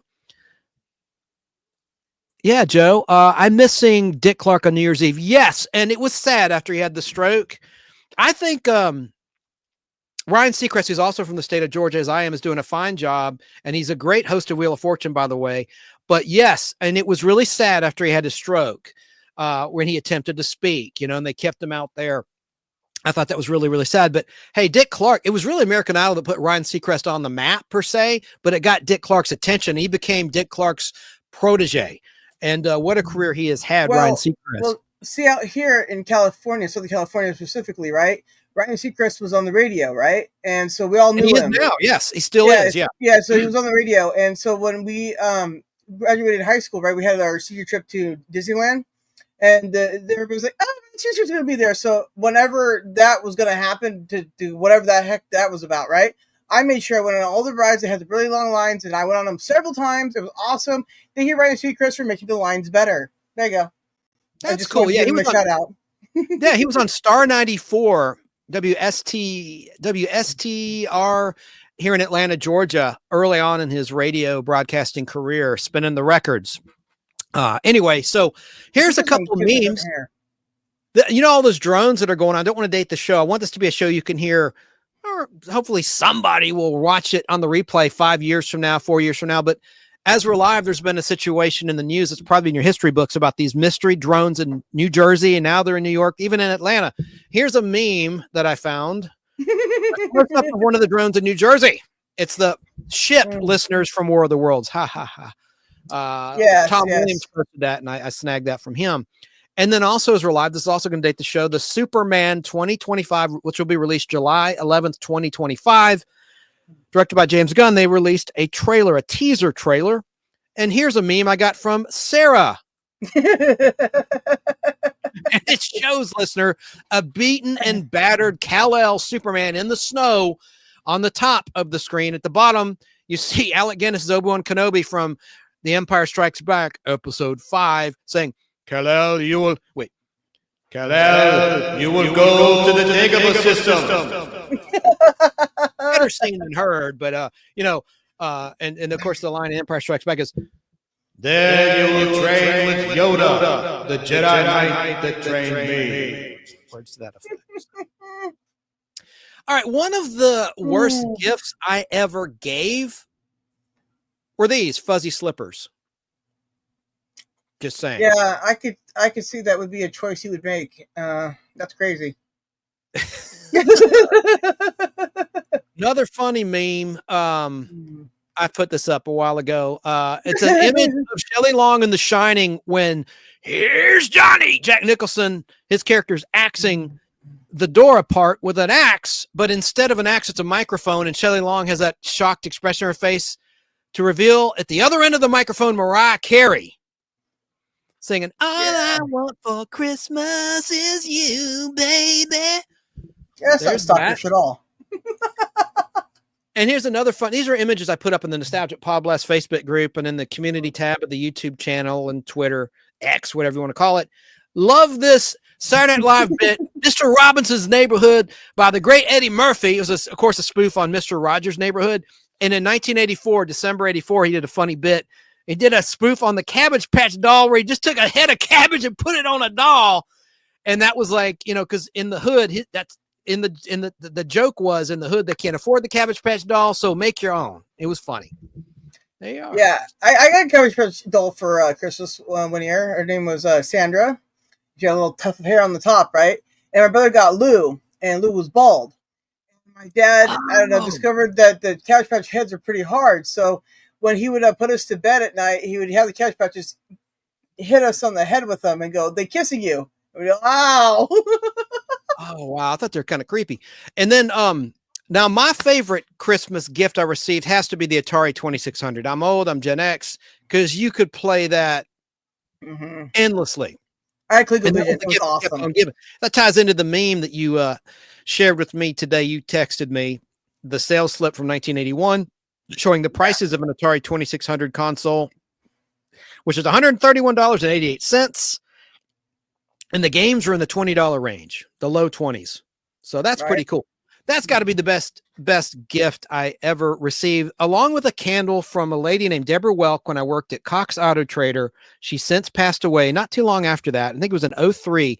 She gave me a candle. I still have it. It's almost been all used up, but I put that in my jack-o'-lantern every Halloween when I'm live. That's the actual candle. It's a great scent. And that was just a sweet gift that she gave me, Miss Deborah Welk. I'll never forget that lady. And she passed, I think, in 2005. Did really you just sad. knock on wood? Yeah, I did. I not for good luck, just a remembrance thing. I knew you're supposed to knock on wood for good luck. I knocked on the wood desk from Superstation WTBS WTCG that Al Hardy sold me for $20 a couple years ago. All right, so here's some other interesting nostalgia. That's the model. She only did one modeling job. Her name's Jenny, and she modeled the Columbia Pictures statue, which looks like the Statue of Liberty that you saw at the beginning of Three Stooges, like the vintage version. Well, in 1992, they did a new photo shoot for Sony Pictures and Columbia Pictures, and you still see that image to this day in some syndicated prints of TV shows and cartoons that run on television and streams. So anyway, there's that. I just thought I'd share that. I already showed the Jaws and the $6 Million Man, the Jaws toy, and the Steve Austin action figure in a Buying It Christmas Carol. Great episode. It had Dick Sargent in it. It had Antoinette Bauer in it. It had future Mr. Hand and Fast Time at Ridgemont High, Ray Walston, who previously was the Martian and My Favorite Martian opposite Bill Bixby. And he plays basically the Scrooge character in this episode. And I think it was pretty well done. And his character, his Scrooge, is hooked on codeine cough syrup, and he's tripping out. But he's miserly, and his nephew is played by Dick Sargent, who embezzled money from him years ago. And instead of turning him over to the authorities and putting him in jail, he said, "You're going to work this off with interest. You're going to be my chauffeur." And so Dick Sargent, who plays a straight man, of course, he was gay in real life. Nothing wrong with that, just a fact.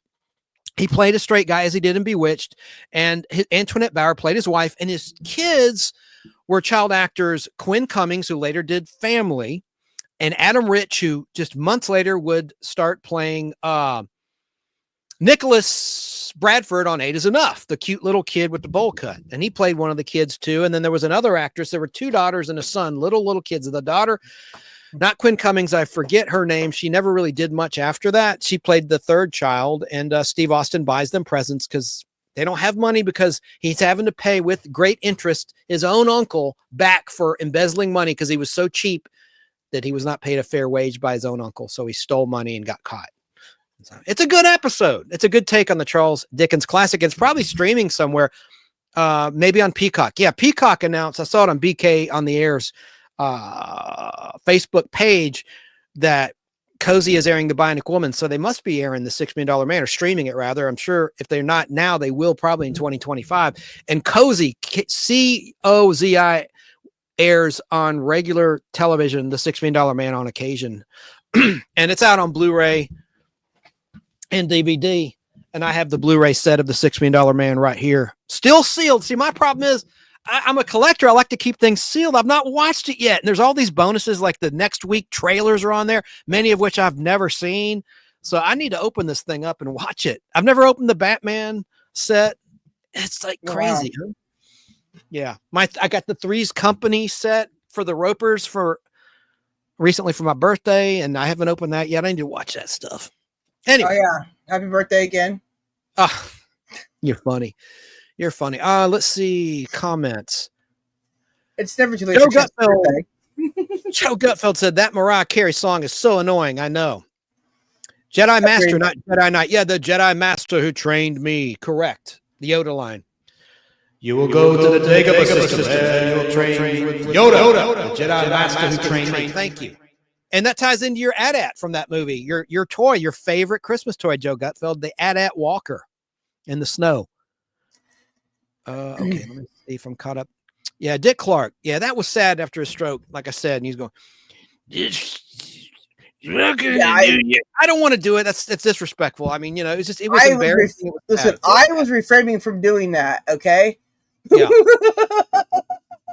I know. I stopped myself. You shouldn't. Yeah, that's disrespectful. All right. The Cabbage Patch Dolls were the ugliest dolls ever, says Joe Gutfeld in New York State. And he also said Ray Walston, excuse me, was in Damn Yankees and South Pacific. Yes, and that was a great play. I saw South Pacific here in Atlanta at the Fox Theater. That's a great Broadway play. Yeah, it's a great thing to see live. All right. I guess I'm going to play another holiday clip. I'm trying to space. I have 2 more Donnie Marie clips. Oh, goodness. And I know, but you're Mormon. Why are you giving me that lip? Do I at all give you that impression that I am? No. Danny Staten just commented in chat. Did you know that Dollar Tree are selling comic books now in some locations for $1? Reprints of classic #1 comics. I didn't know that. And there's a Dollar Tree around the corner and one near I'll be tomorrow. So cool. I'm going to go look for them. Thank you, Danny. That is really good intel. Thank you, Danny Staten in South Carolina, for that. Okay. Oh, I forgot to mention our partners. I got to pull this up really quick. And that's Remind Magazine. I want to encourage everyone for that last minute gift. If you are tied up and you've not gotten anything, no worries. Get a Christmas card at your grocery store or wherever, or your Dollar Tree, and write a little note that you're giving the gift of Remind Magazine, and it's only going to cost you $12 out the door, including shipping, including tax. Regular price is it's $5.99 plus tax if you go to Barnes & Noble or newsstand per issue. So for the less than the cost of 2 issues, you can give this thing for a whole year to yourself or to a loved one or friend. Go to remindmagazine.com to order. They accept all major credit cards. If you want to call them, you can call them. Let me find the phone number. 877. Hang on a second. Keeler just dropped it in chat. Remind Magazine. What's that? Keeler dropped it in chat. You could just. Are you serious?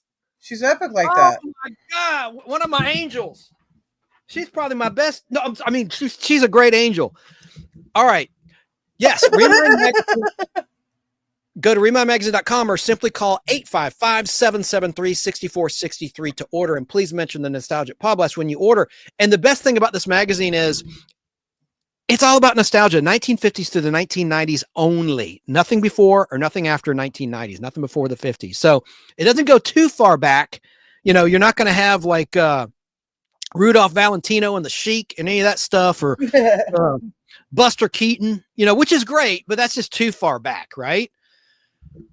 50s to the 1990s, and there's all sorts of brain-teasing puzzles and games and comics. You'll love it, and your gift recipient will think you spent a heck of a lot more than just $12. Go to remindmagazine.com or call, again, 855-773-6463, and a kind human being, not AI, order specialist will assist you in giving yourself or your loved one that gift. So thanks to Remind Magazine. There's a Christmas cover right there with, you know who that is on the cover?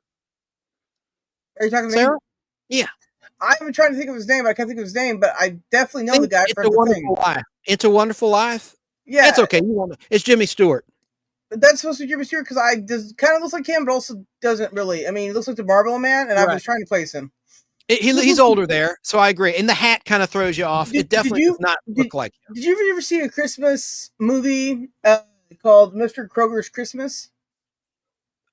not ringing any bells. I probably did, but it's not ringing any bells. Jimmy Stewart plays the old man, Mr. Kruger. Anyways, but also it was done by the Mormons. So and Tracy mentioned that in the chat. What? Tracy mentioned that movie, Mr. Kruger's Christmas, in the chat earlier. Oh, well, there you go. So Tracy's cool. And Jerry Dobson's going to play Scrooge. He's performing Scrooge. Jerry Dobson of Nostalgia World with the red. There's two Nostalgia Worlds. One's a huge Nostalgia World. His is kind of a medium size, but I still like it. Don't misunderstand. But you want to go to his. His has the red Facebook if you want to join his Facebook group. It's called Nostalgia World. And he says, okay, 'tis Santa Scrooge heading out. I'm beat, starting to fall asleep. Yeah, he performed as Scrooge. That's pretty cool, man. So epic. Is it for charity, Jerry? Before you pass out, is it for charity? Or are you getting paid to do it? What's the scenario there? Joe also says that James Stewart was also in West Side. He also saw West Side Story. He wasn't in West Side. Oh, his dad. Okay, my dad saw South Pacific on Broadway back in the day, and he also saw West Side Story. Yeah, that movie didn't do well. The Spielberg version of West Side Story. That was sad, huh? That movie tanked. All right, let me get back to the. No, I mean. No, just like that Rent, that did not translate to the big screen. Grease certainly did back in the day. I know you do not like Grease, Sarah. I'm sorry, I mentioned Grease, but that was, of course, huge. I will survive. That was one of the biggest Broadway to film adaptation translations ever. It just was. Okay, clips. Let's get to some Christmas clips. I've talked about this so much. I already talked about it tonight. The 8 is Enough, where Grandpa Walton plays a character who robs the Bradford family on Christmas Eve. They played it all the time on television and on TBS, like in the 80s in syndication after it was on in primetime. It started in December 77, the first time it ever aired. I want to play just the opening credits to 8 is Enough from season 2. It was before they had that sappy song sung by Grant Goodeve. And they did it right. There was a plot in season 2 of 8 is Enough towards the end of season 2 where the Bradford family perform in a talent show. And Grant Goodeve, who took over the role of the eldest son, David Bradford from Mark Hamill, sings this song. Oh God, it's so sappy. Remember the theme? I can't play it because of copyright, but it's like Danny Staton's like, please don't sing again. How does it go? There's a plate of homemade wishes upon the windowsill, and 8 is enough to fill our lives with love. It's such a corny, sappy song. Before that, they had an instrumental theme by Earl Hagen, who had done the theme to Mod Squad and Gomer Pyle USMC. Here's a 1 minute. This might get me zapped. I hope not with the bots. But here's the season 2, second half of season 2 opening credits. Oh, and factoid. In season 2, future Mork from Mork, Robin Williams played a character, delivery man. They cut him out. He still got a credit. He's completely cut from his episode. So if you go to IMDb, it says Robin Williams, 8 is Enough, whatever the episode title was, season 2. He's not in it. I mean, you see like one little shot of him and that's it. But he was in it in a principal role, and he got, for whatever reason back then, got cut. And that was 2 years. No, that was 1 year before Mork and Mindy sold to ABC, and that was a spinoff of Happy Days, of course. But I digress. So here is the 8 is Enough season 2 credits. Now, which of the girls you see here do you think I had a crush on growing up? Just take a guess, Sarah. You're going to see there in the 8 kids, 3 are boys, the rest are girls. 5 girls. Which of these girls do you think I had a crush on growing up? Let's watch.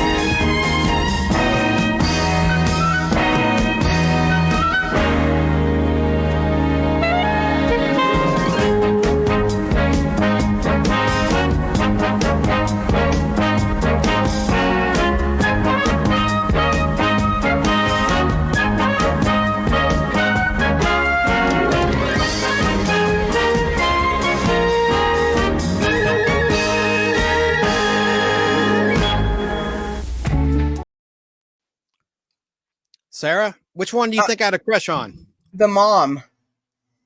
Oh, Betty Buckley. Now, we saw her first. That's incorrect, but she was in Carrie, Stephen King's first big movie based on one of his books, starring Sissy Spacek and John Travolta and William Catt, future Greatest American Hero. But she played the gym teacher in that movie. She played Abby starting in season 2, who replaced the actress who I talked about many times, who died of cancer in John Travolta's arms, who played his mom in Boy in the Plastic Bubble, which we watched together on your channels a while back. Yes.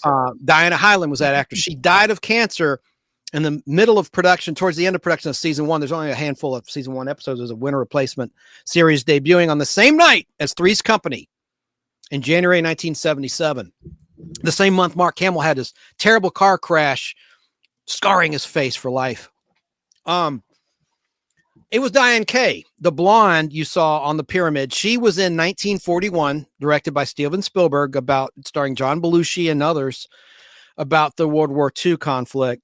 And that was like that was going to be a big movie role for her, but the movie didn't do well, so her movie career didn't really take off. But Diane Kay, who had a crush on the blonde. And so no, not the mom. That was a good guess, though. Betty Buckley certainly was she was a Broadway star, by the way. The reason why I say that is because you have a history of older women. Yep. We won't go there. Diane Kay was older than me. I was a little kid, She was so I just took the oldest road possible. They did reunion movies in 87 and 89 of 8 is Enough, and Betty Buckley would not reprise that role. She thought it killed her career. And so Mary Fran played her role of Abby, and Mary Fran was from Newhart. She played the wife in Newhart opposite Bob Newhart. And this is my brother Daryl, my other brother Daryl, that show. The one with Peter Scolari, who died from Bosom Buddies opposite Tom Hanks, the guy that juggled. I always liked Peter Scolari. And he was in the TV version of Honey, I Shrunk the Kids. He took Rick Moranis' role for the TV version of Honey, I Shrunk the Kids. I love Rick Moranis, dude. He is an awesome actor. Yeah. I had nothing but mad respect for him for taking care of his kids. Sorry. Oh, no, you're fine, dear. I'm sorry. I'm over talking. I'm going to play another clip. I won't do a Donna Marie clip. And the 2 Donna Marie clips that are left are not as long as the one I played earlier. And I have some exclusive stuff. We're going to go back in time, and we're going to put in a December 1990 VHS tape for my collection I converted just for y'all with some Christmas stuff on it. But here is, I better start with the Patty Duke show real quick. Here's why. I'm going to show you a clip from my 16 millimeter film. Nobody has this. The DVD has cut this out. I don't know why. The TV show certainly did. I'm going to play a clip. All right. This is a cliffhanger. Now pay attention to the Nick at Night voiceover. MeTV does not do voiceovers. Nick at Night did, meaning, coming up next, I think it's clever. It ties into Adam West's Batman. Bear with me. This is 1:38 long. There was the only 2-parter of the Patty Duke show, season 1. It was a Christmas episode airing on Christmas Day, 1963, December 25th, 1963 on ABC. And then the next episode aired on New Year's Day, 1964. There's a cliffhanger. Note the Nick at Night announcer from this December 25th, 1990 airing of the Patty Duke show. Let's watch. And this is from my VHS tape I taped way back then, December 1990. Let's discuss this later, JR. You mean to say you haven't told him yet? Told me what? JR, in 60 seconds, it's going to be Christmas. I'm not responsible for that. Martin has something to tell you. You're going to give Father a bonus. I don't think so. Tell him, Martin. Oh, I'm sorry, Ken, but you're fired. Fired? You can't fire him. It's Christmas. So it is. Merry Christmas, everybody. Did you hear that? That's terrible. Imagine firing someone on Christmas. You wouldn't do that. Or would he?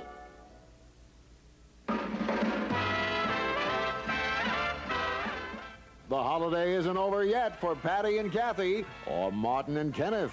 They'll all be involved in Christmas mayhem again. I don't think there's anything wrong with getting a little involved. Tomorrow night, same Patty time, same Patty channel. Nick at Night, where late night means more than bad sports and baldness cures.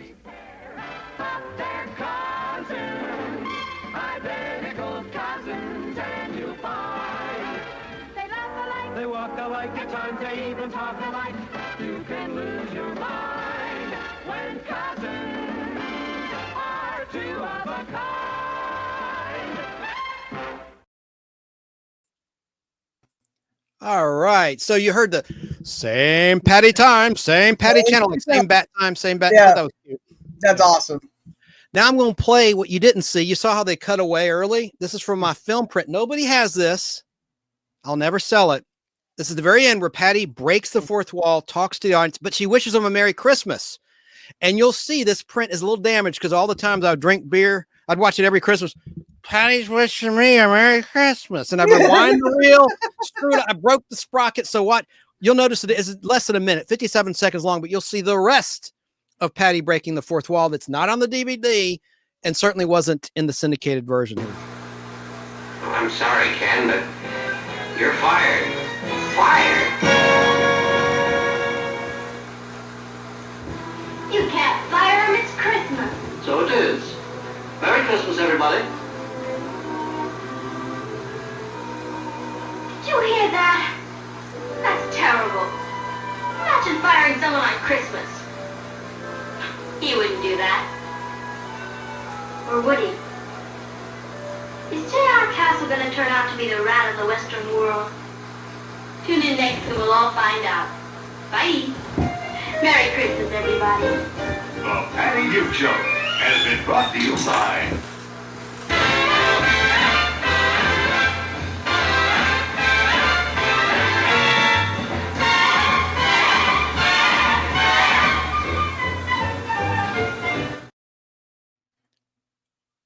So it's kind of primitive. I just held up my phone last night to present that to y'all. It's not a conversion. It looked good. It looked good. And it sounded good. That was awesome. Good Really? job. Thanks. There's a bit of an echo. All right. So that's okay though, because the film itself would be kind of quiet otherwise. So it just makes it a little bit louder, especially to pick up on your cell phone. Sounds great. Thank you. Good. I'm glad. And so I like how, you know, I don't know why, whoever put the DVD together for MGM, now it's owned by Amazon, I believe. Why would they leave that out? They left out the bye, her standard line, and then Merry Christmas, everybody. Why would they cut that out? That little moment. It's on my film print. I'll never sell it. There's a lot of people that want me to sell it to them. I've had it since 1998, that film print. Okay. And I have both parts. I have that and the continuation. I guess now would be a good time to share from that same tape, some really cool Nick at Night classic promos and things. I showed one at the very top of the show. These are different. You mind if I play them, Sarah? Go for it. All right. Now I had this YouTube maybe edit. I now that I'm monetized, I test things on my channel privately to make sure there's no copyright issue. There was a copyright because this shows the end of a Alfred Hitchcock Presents Christmas episode. The theme was an issue. So the bots at YouTube edited it out. I'm going to watch this with you together for the first time to see how that turned out. I don't know. All I know is they edited like 45 seconds out. I don't know how it turned out. You know, Sarah, from your experience as a YouTube creator, it's hit or miss with these bots. Sometimes they do a great job. Sometimes they cut things they shouldn't have, and they leave the objectionable thing in. Yeah, and not only that, like I uploaded some original music myself, and a little bit of it overlapped one of my other tracks, right? It's all original. And I got a copyright on it and said it was somebody else's music. I'm like, I know it's not. No, it's not. So, but I can't fight that because I had no options. So I'm like, that's crazy. Bots, everybody.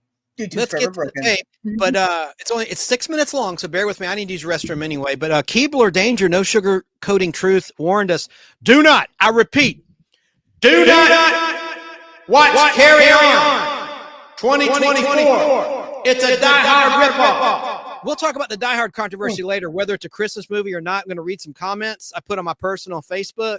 I contend it's not. I think it's an action movie. Yes, it's got Christmas in it, but a triple X movie with a Christmas tree in it is a triple X movie. I don't care. It's a Christmas movie, though. That's okay, and you can disagree. I don't want yes men and yes women around me. Disagree. I don't care. I'm not afraid to argue. I just don't think it is. I'm right. Opinion too.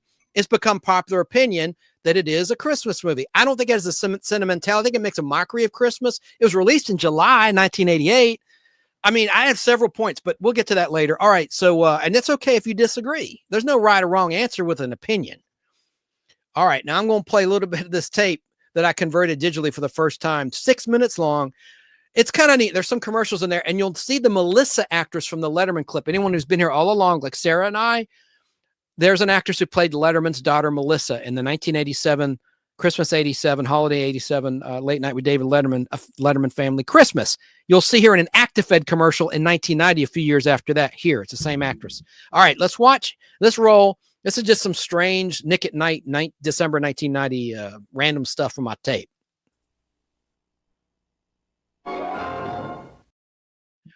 Hold it. I changed my mind because I just realized before that there was a clip I wanted to show you from that tape. What you just saw at the end there was the very end tail end credits of Bewitched 1964 from that same night that I taped.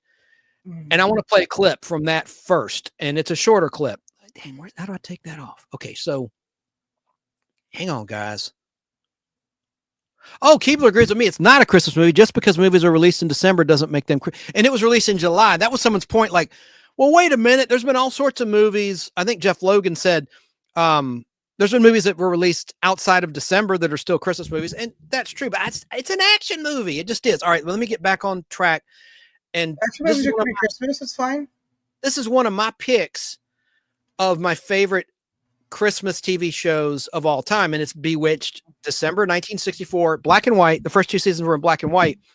This is a 2-minute clip. This is where Bill Mumy plays an orphan. He went on to play Will Robinson in Lost in Space the next season, the next TV season. But here he tells why he doesn't like Christmas, why he hates Christmas. It has something to do with his dad. I'm going to play this right now. And it's the second time that I remember a story about a drunk Santa. See, I'm already spoiling the clip.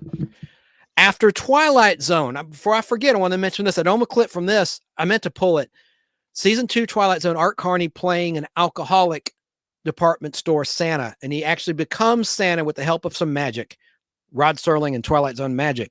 And one of the few videotaped Twilight Zones. Okay, so I got that out of my system. Now let's play a clip from the Bewitched. Sony Pictures, I hope they'll let me do this. I tested it. They said it's fine. We'll see if that happens on the live thing that we're doing right now. But here is Bill Mumy and Liz Montgomery and Dick York in Vision of Sugar Plums, the first Bewitched Christmas, which they reran in season 2 for Christmas 1965. They reran it, and then they did a color Christmas episode in season 4. But I digress. Okay, here it is. Here's Bill Mumy, Liz Montgomery, and Dick York. This is a pretty sweet little scene. Michael, I thought we were going to be friends. You don't have to treat me like a kid. What do you mean? I told you, there ain't no Santa Claus. Why do you say that? Because I know. How do you know? Santa Claus is a kid's father stuffed with pillows. Like Mr. Stevens. Like in a department store. Like my father used to be. And all the kids used to ask him for things. And he used to tell me how money didn't grow on trees. And how there aren't any real Santa Clauses. They were all kids' fathers stuffed with pillows. Michael, suppose I were to tell you that it really isn't exactly that way. Suppose I were to tell you that there really is a Santa Claus. And I know because I've talked to him. Suppose I were to tell you that. What would you say? I'd say prove it. I can. How? I can take you to the North Pole to see him. The North Pole? Mm-hmm. Like that. Practically. No one can do that. A witch can. So I can. Because I am a witch. I don't believe you. I suppose you want me to prove it. Huh? All right. You ready?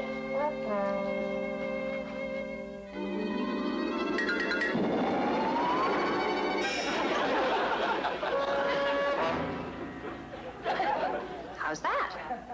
Where's your pointed hat? Pointed hat? Uh-huh. Okay.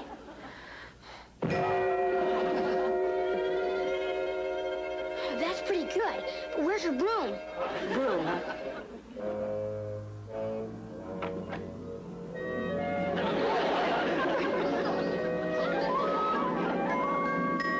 Can you ride it? Of course. Me too? If you like. Michael, how would you like to take that little trip right now? You mean now? Now. Here, you better put this on. It's apt to be a little chilly. And don't forget your feet. Now, you... What's going on? Excuse me, Michael. There it is. Are we still on? Yes. Okay. So I thought that, and then she takes him to North Pole. Before that, there was a really dramatic part where, man, he told off Dick York's character, Darren Stevens, who dressed up as Santa to show him a nice Christmas. It was brutal. What he says, he's like, son, what do you want for Christmas, son? And he goes, I don't want anything, and you're not my son. And then he ran up to the room, and then you saw that scene right there. It was like, God, what a great actor Bill Mumy was as a kid. He was in so many wonderful television shows at that time. The Munsters, I Dream of Jeannie, Alfred Hitchcock Presents. He was the kid with the gun. But the getting back to that Twilight Zone, the episode is Night of the Meek. I'm sure that you've seen it. And I think it might be streaming on Pluto TV, Twilight Zone. Night of the Meek, season 2. It's worth a look. All right. So now I'm going to play. This is the very end of the end credits of that very episode from that one I taped back on Christmas Day, 1990. And you'll see some commercials and promos. This is 6 minutes long. Let's watch. And dig this. I love this end logo. This is a nerd thing. I love the Program Exchange logo, which was a syndicator of classic TV shows that syndicated Bewitched in those days on WGN TV and Nick at Night and TBS. You don't see this logo anymore right at the top of this clip. Here it is.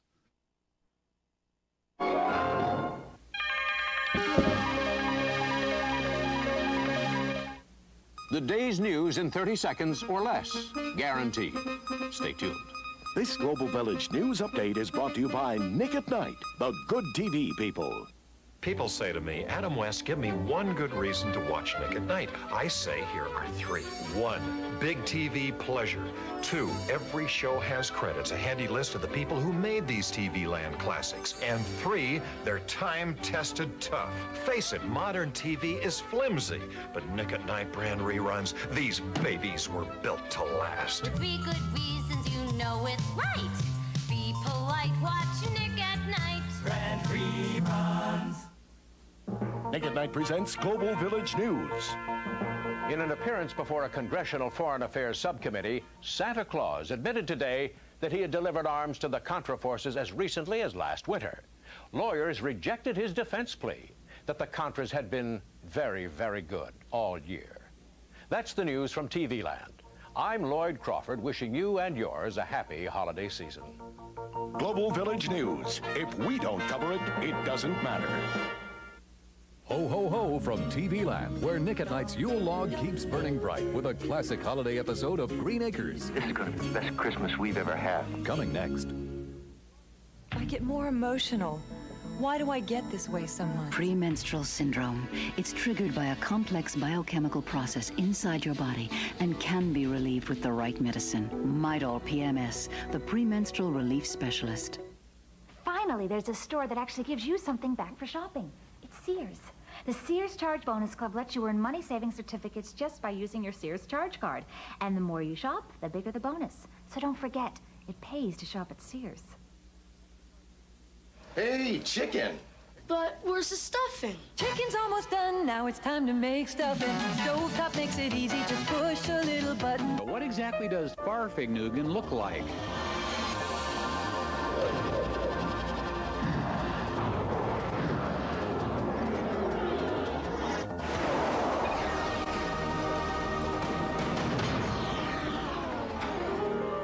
Well, Mrs. Amato, did you see it? Farfignugan. It's what makes a car, a Volkswagen. I can't fly with this head cold. My nose is too stuffed up and congested. Here, take Actifed. For strong medicine, take full prescription strength Actifed. Of the 3 leading cold medicines once sold by prescription, only one comes in its original maximum full prescription strength formula. Only Actifed. You okay?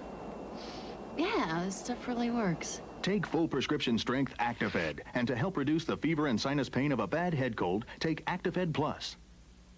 We now return to Alfred Hitchcock Presents on Nick at Night.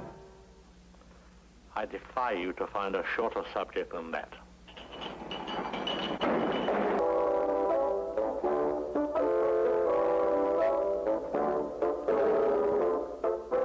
Nick at Night's Yule log continues. Ho,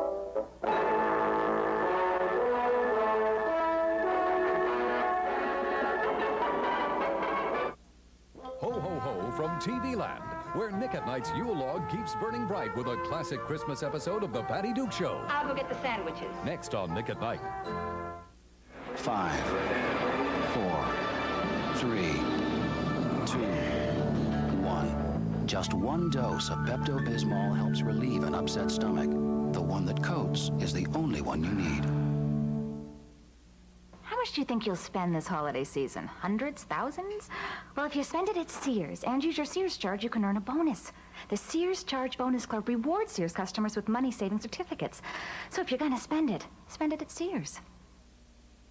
Take your average family trip, but take it in a not-so-average family car. The new Volkswagen Passat.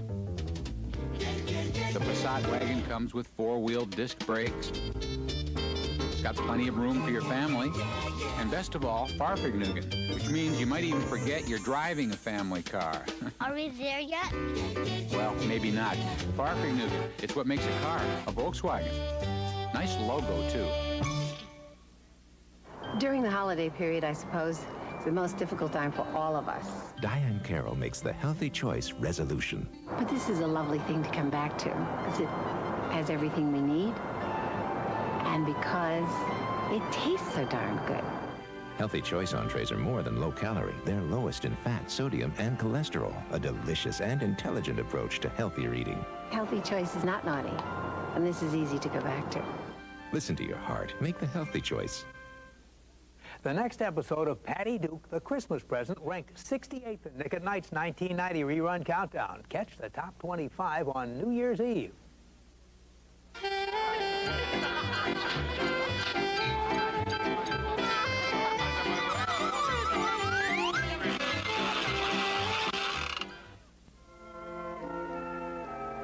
Look, here's one of Kathy's presents for Uncle Kenneth. It's from Africa. Gee, it's going to be exciting having Uncle Kenneth here for Christmas. Can we all go to the airport with Kathy to meet him? Of course. Hey, where is Kathy? In her room, wrapping more presents for her father. Christmas Eve will be here tomorrow. Monday the banks will let me borrow. Will you please help me out of this?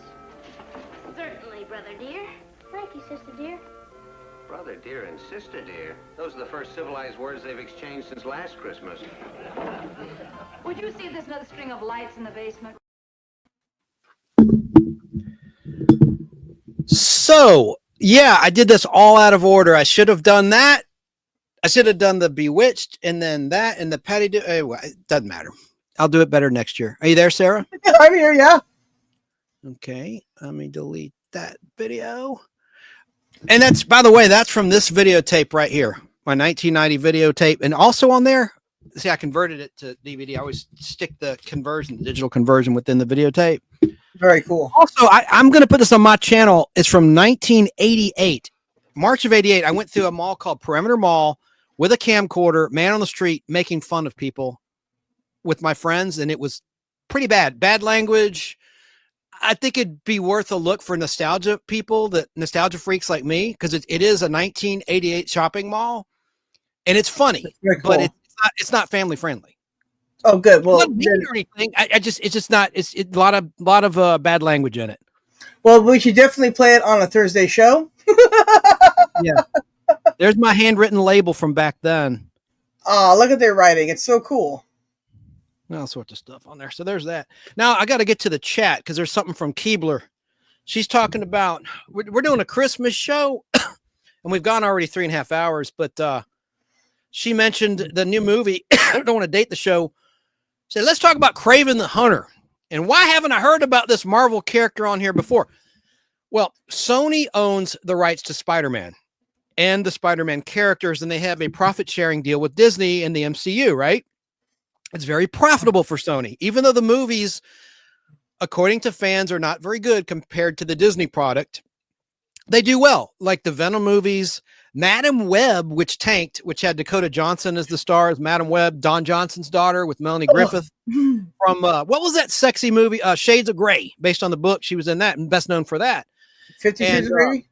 50 Shades of Grey. Thank you, Shades You're of welcome. Grey. Yes, it's very naughty. I've never seen it. I pulled some comic books from my collection that I had at arm's length for you, Keebler. Let me make myself big real just temporarily so you can see them better.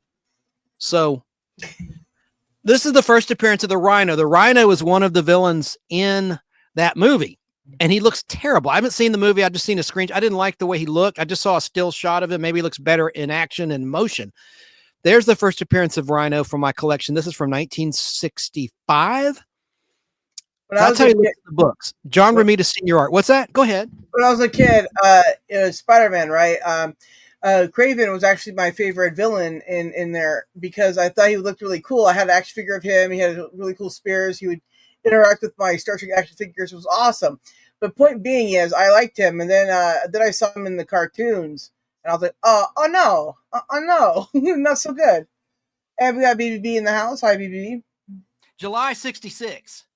It's from July. Hey, BBB, July 1966. Congratulations on 100,000 subscribers plus. I wish I could be there tomorrow. I'm going to a Christmas party, but y'all just kick butt tomorrow. Now here's Craven.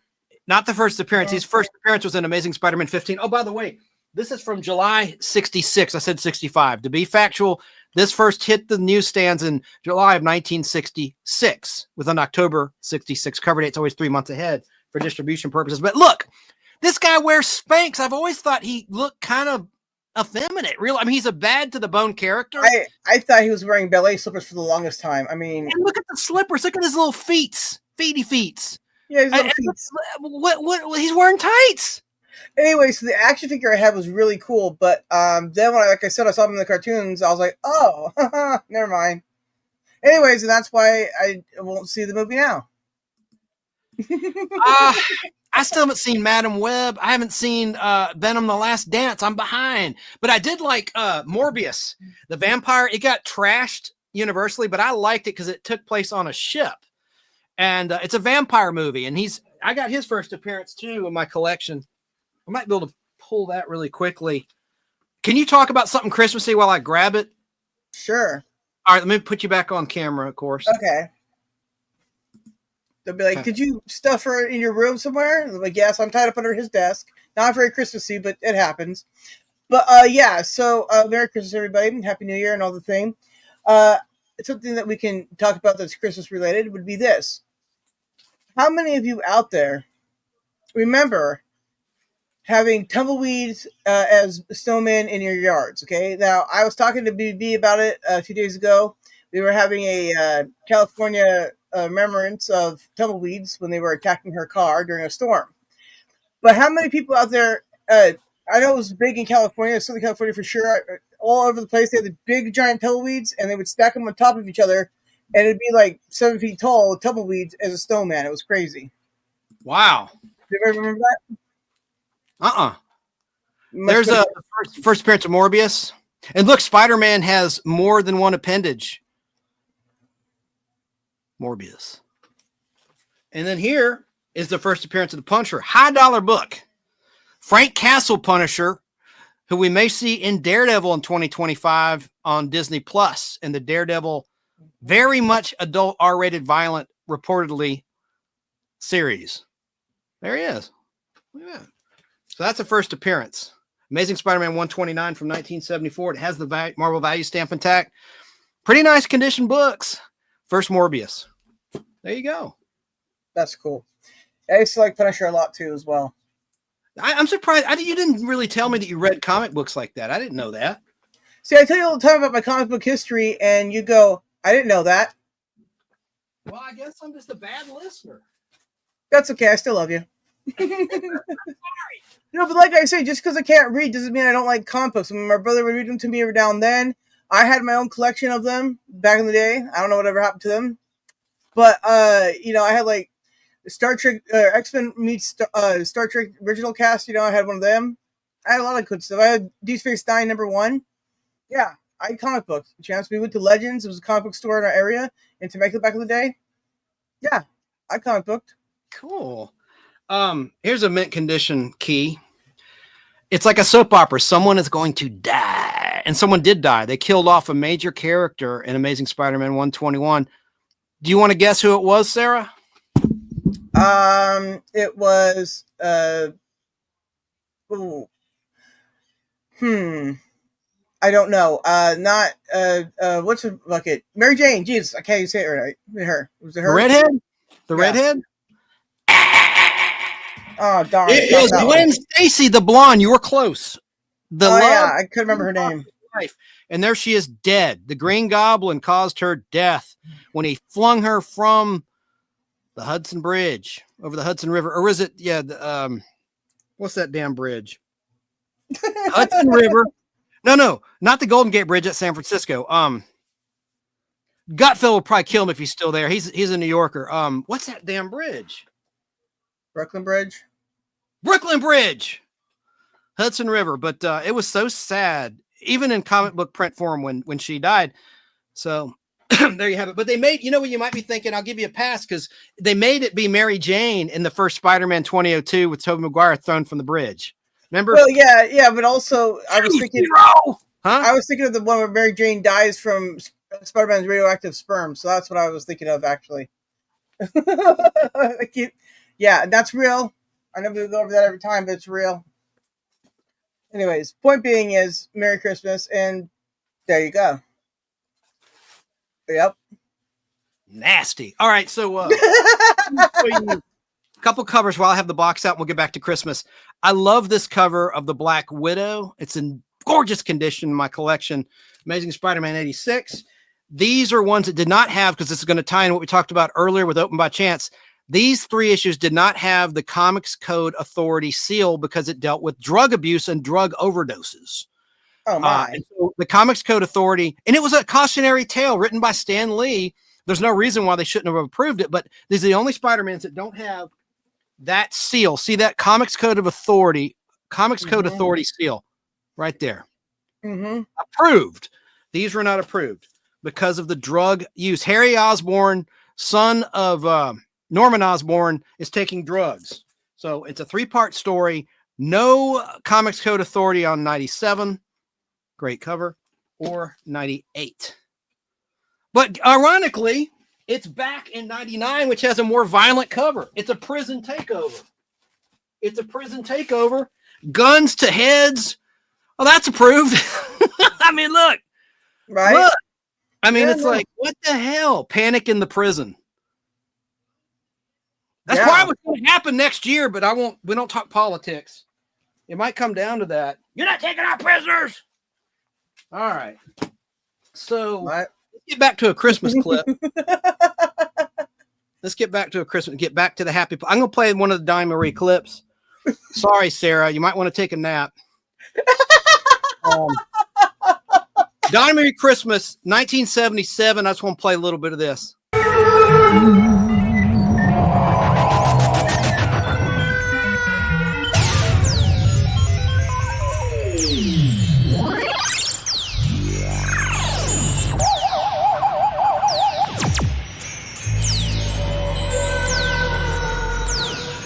Donnie, come on! You'll be late for the concert! I'm ready! Stand back! Whoa! All right. Who's the wise guy who moved my snowmobile? Wonderful! Hi, you know, I guess I'm really lucky here in Utah because, well, we always have a white Christmas. But for those of you who don't have snow this year, and especially for those of you around the country who never have had a white Christmas, here's a quick look at some of the fun we have every holiday season. Come on!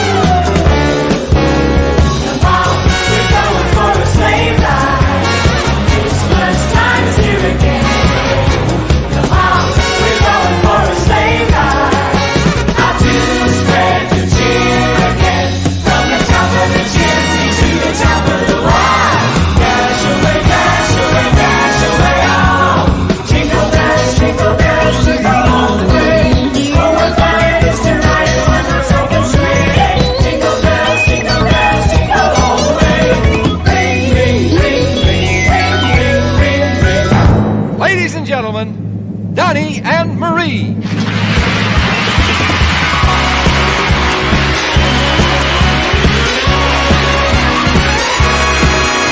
Come on, we're going for a sleigh ride.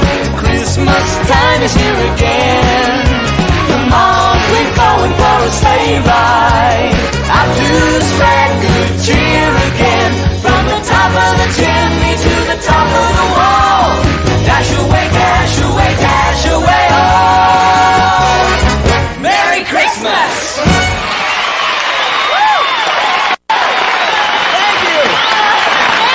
Thank you very much. Thank you. Merry Christmas! Woo!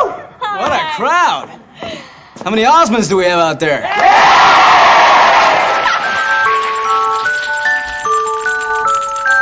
With little toy horns and little toy drums, Rudy Toot Toot and Runny Tum Tums, Santa Claus is coming to town.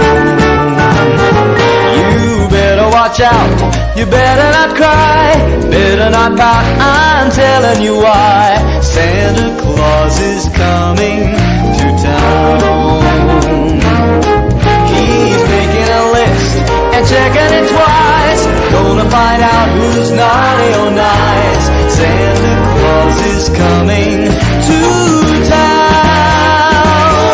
He sees you when you're sleeping, he knows when you're awake, he knows if you've been bad or good, so be good for goodness sakes. So you better watch out, you better not crawl, you better not pout, I'm telling you why.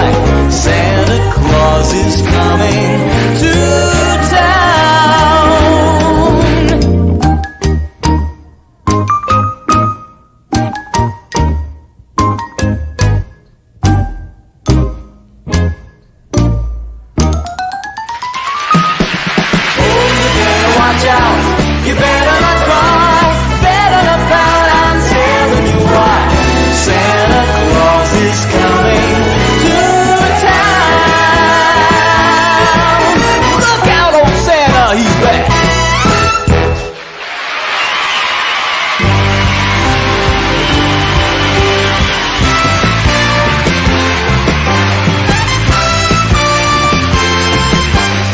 Rocking around the Christmas tree.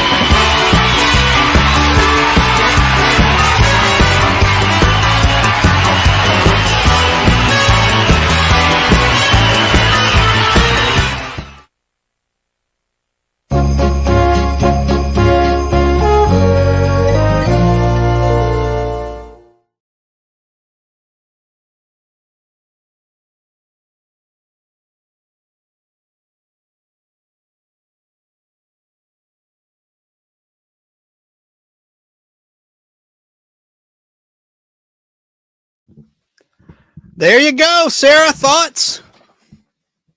I speechless. The horror of that will stick with me forever. Thanks.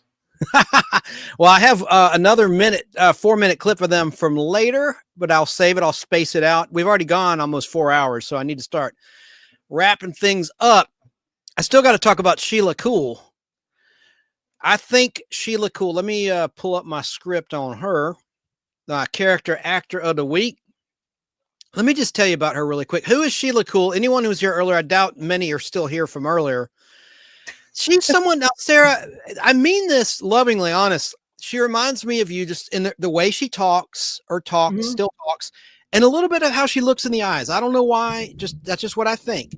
Now, I've already played a clip of her talking about working on Dobie Gillis, so let me 86 that. This is who she was, 17 seconds long on Dobie Gillis. I played this earlier, but here's a reminder.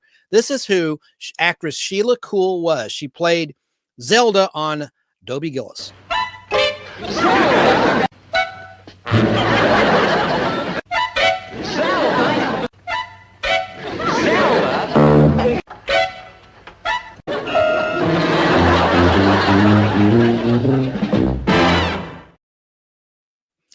That's Zelda. That's how she was then in the 1960s. The show lasted 4 seasons, starting in 1959, fall 1959. It ended in spring of 1963. 59 to 60, 61, 2, 63. Yep. Here she is talking about working with Bob Denver.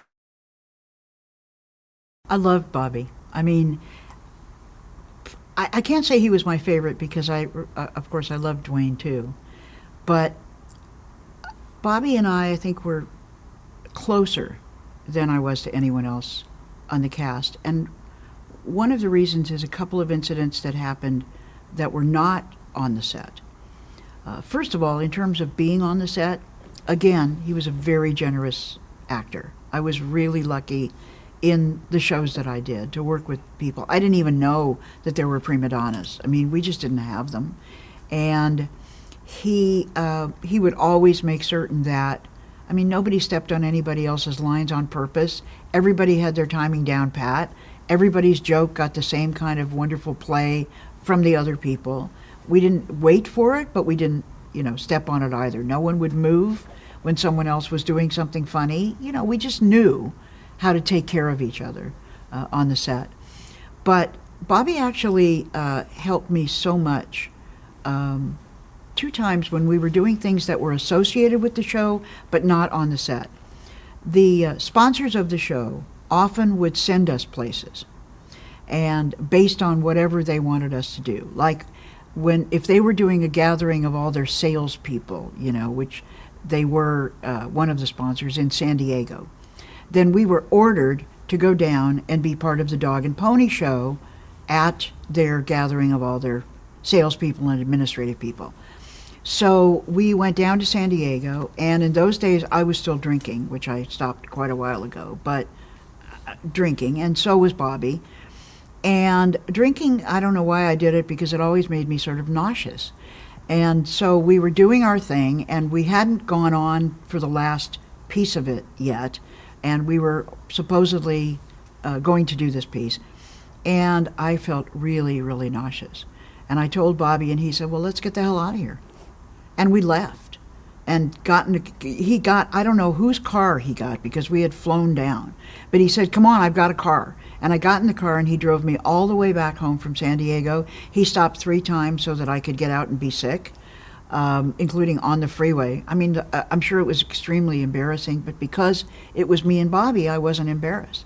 And I felt like he took care of me, like at that point, like a big brother. He wasn't big brotherly on the set, but I just felt if something was wrong, they'd have my back. And that was one proof of it. And another one was even actually more dramatic. In order to kind of push the show in the South, we were dispatched to Birmingham, Alabama, to the Alabama State Fair, to kind of push for the show, to make an appearance. You're always told, go there and make an appearance, etc. So we did. And here we are in Birmingham, Alabama, and I believe it was maybe 62 or early 63. This sounds like a familiar year in Birmingham, Alabama. So we're staying at the Tutla Dinkweiler Hotel, and several things happened to us. We were taken to a children's hospital to make a guest appearance and visit really bed to bed with the children. Which children were we allowed to visit bed to bed with? Oh, you guessed, the white children. And so Bobby and I, being from California, actors, rebels, and we didn't like that crap, we took off from our handlers, went downstairs into the basement, which is where the black children, their floors were in the hospital, black children, black nurses, black doctors. And it was just as embarrassing, I think, for the black doctors and the black children as it was for the white doctors and the white children, because we crossed the line and we didn't know. But he just grabbed my hand and we ran downstairs and we're like, hi, you know, we're from Dobie Gillis and we wanted to come visit you as well. So we also, one night we were out quite late, went back to the hotel, and when we got in the elevator, in those days they had elevator operators, you didn't just push the buttons. And so it was an African-American woman, kind of an elderly woman, sitting on kind of a stool, and they had these kind of things that would take you, you know, up to the floors. And there were three white guys in the elevator with us who were insulting her from the minute they got on the elevator and calling her names that we don't use anymore in any kind of company. And Bobby got angry and told him to stop. And by the time we got up to our 5th or 6th floor, they had bloodied his nose and beaten him up. And so I had to help him get back to the room. But I was really proud of him. I was really proud of him because he stood up for her. And these kind of experiences, I wouldn't say that we made any dent in, you know, what was going on in Birmingham, but we were shocked. I mean, we would walk down a sidewalk and black people, we didn't understand this was the law. They would be required by law to step off the sidewalk and walk in the gutter because a white person was walking on the sidewalk. So after we got home, and you know, then it was water hoses, you know, shooting people in the street, and Birmingham just erupted. We kind of understood better what had gone on. But my generation at that time and his wasn't much of an activist generation. It's almost like we felt like we did what we could. And I felt even closer to him after that. It was like we'd gone through a really serious thing together. And he again had, as they used to say, shown his mettle.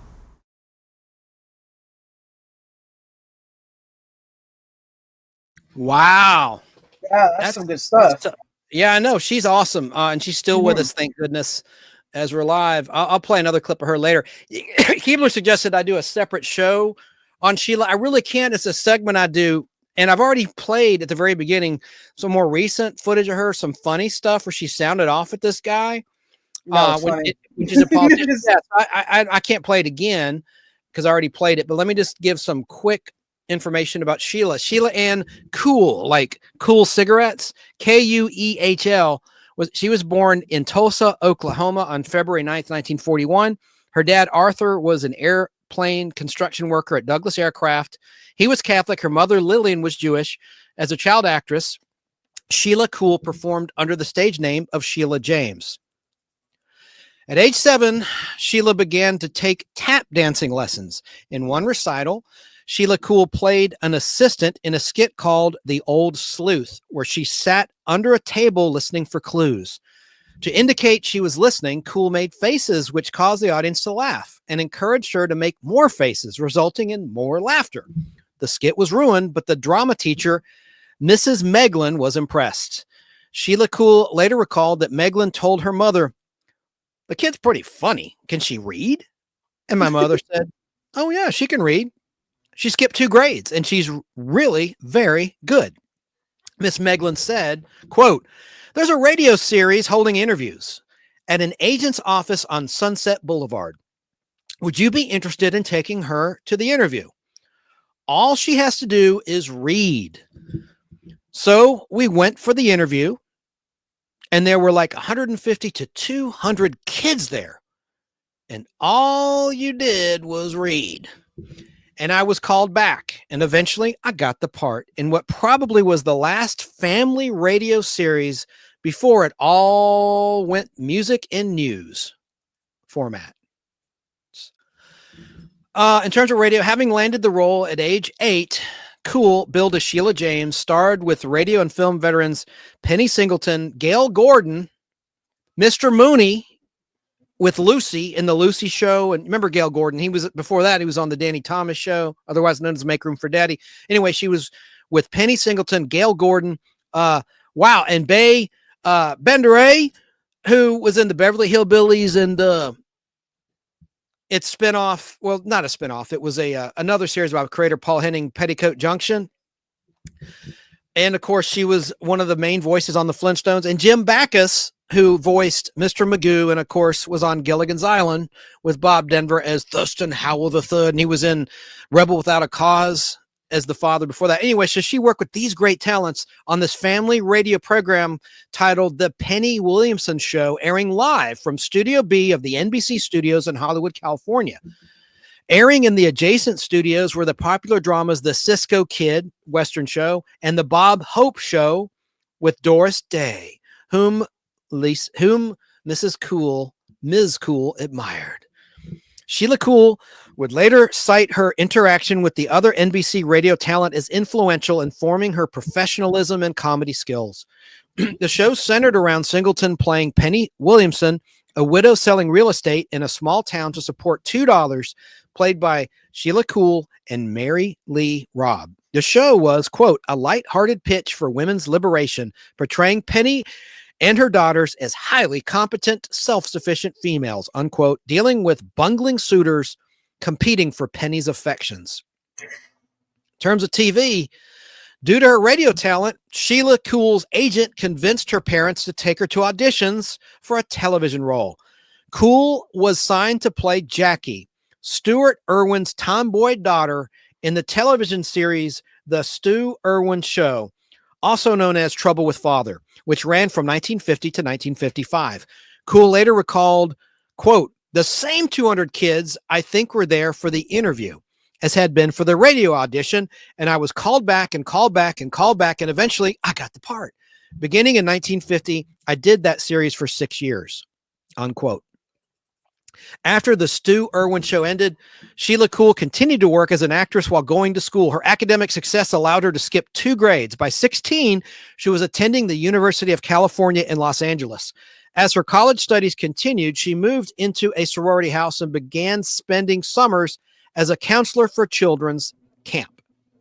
As a counselor for a children's camp. At the age of 18, while working at the camp, Kuehl met a 21-year-old counselor named Kathy, and they fell in love. Ooh, that was taboo back then. Same-sex couples. Kuehl would later recall, quote, it was just a funny attraction. What did she, wait a minute, I make sure I'm reading this right. She said, quote, it was just a funny attraction that neither of us would acknowledge. Then one night, she and I were sitting together at her place. She was rubbing my back and just like went to bed. It was wonderful. But then we stayed up all night wondering if we were really sick, unquote, meaning sick in the head. They concluded that they were, quote, unquote, sick, but that nothing could be done.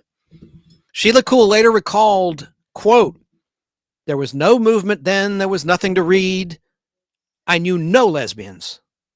We just figured this was a rare thing and that we were 2 women who'd fallen in love and that we had to keep it a secret because nobody would approve. We didn't dare tell a soul, unquote. After that summer, with Kathy going to school in San Diego, the 2 exchanged passionate letters daily for a solid year. Now comes the many loves of Dobie Gillis. During this time, Sheila Kuehl began acting the role for which she's probably best known, her portrayal of the teenage genius Zelda Gilroy, the would-be girlfriend of the title character in the television series The Many Loves of Dobie Gillis, which aired on CBS from 1959 to 1963.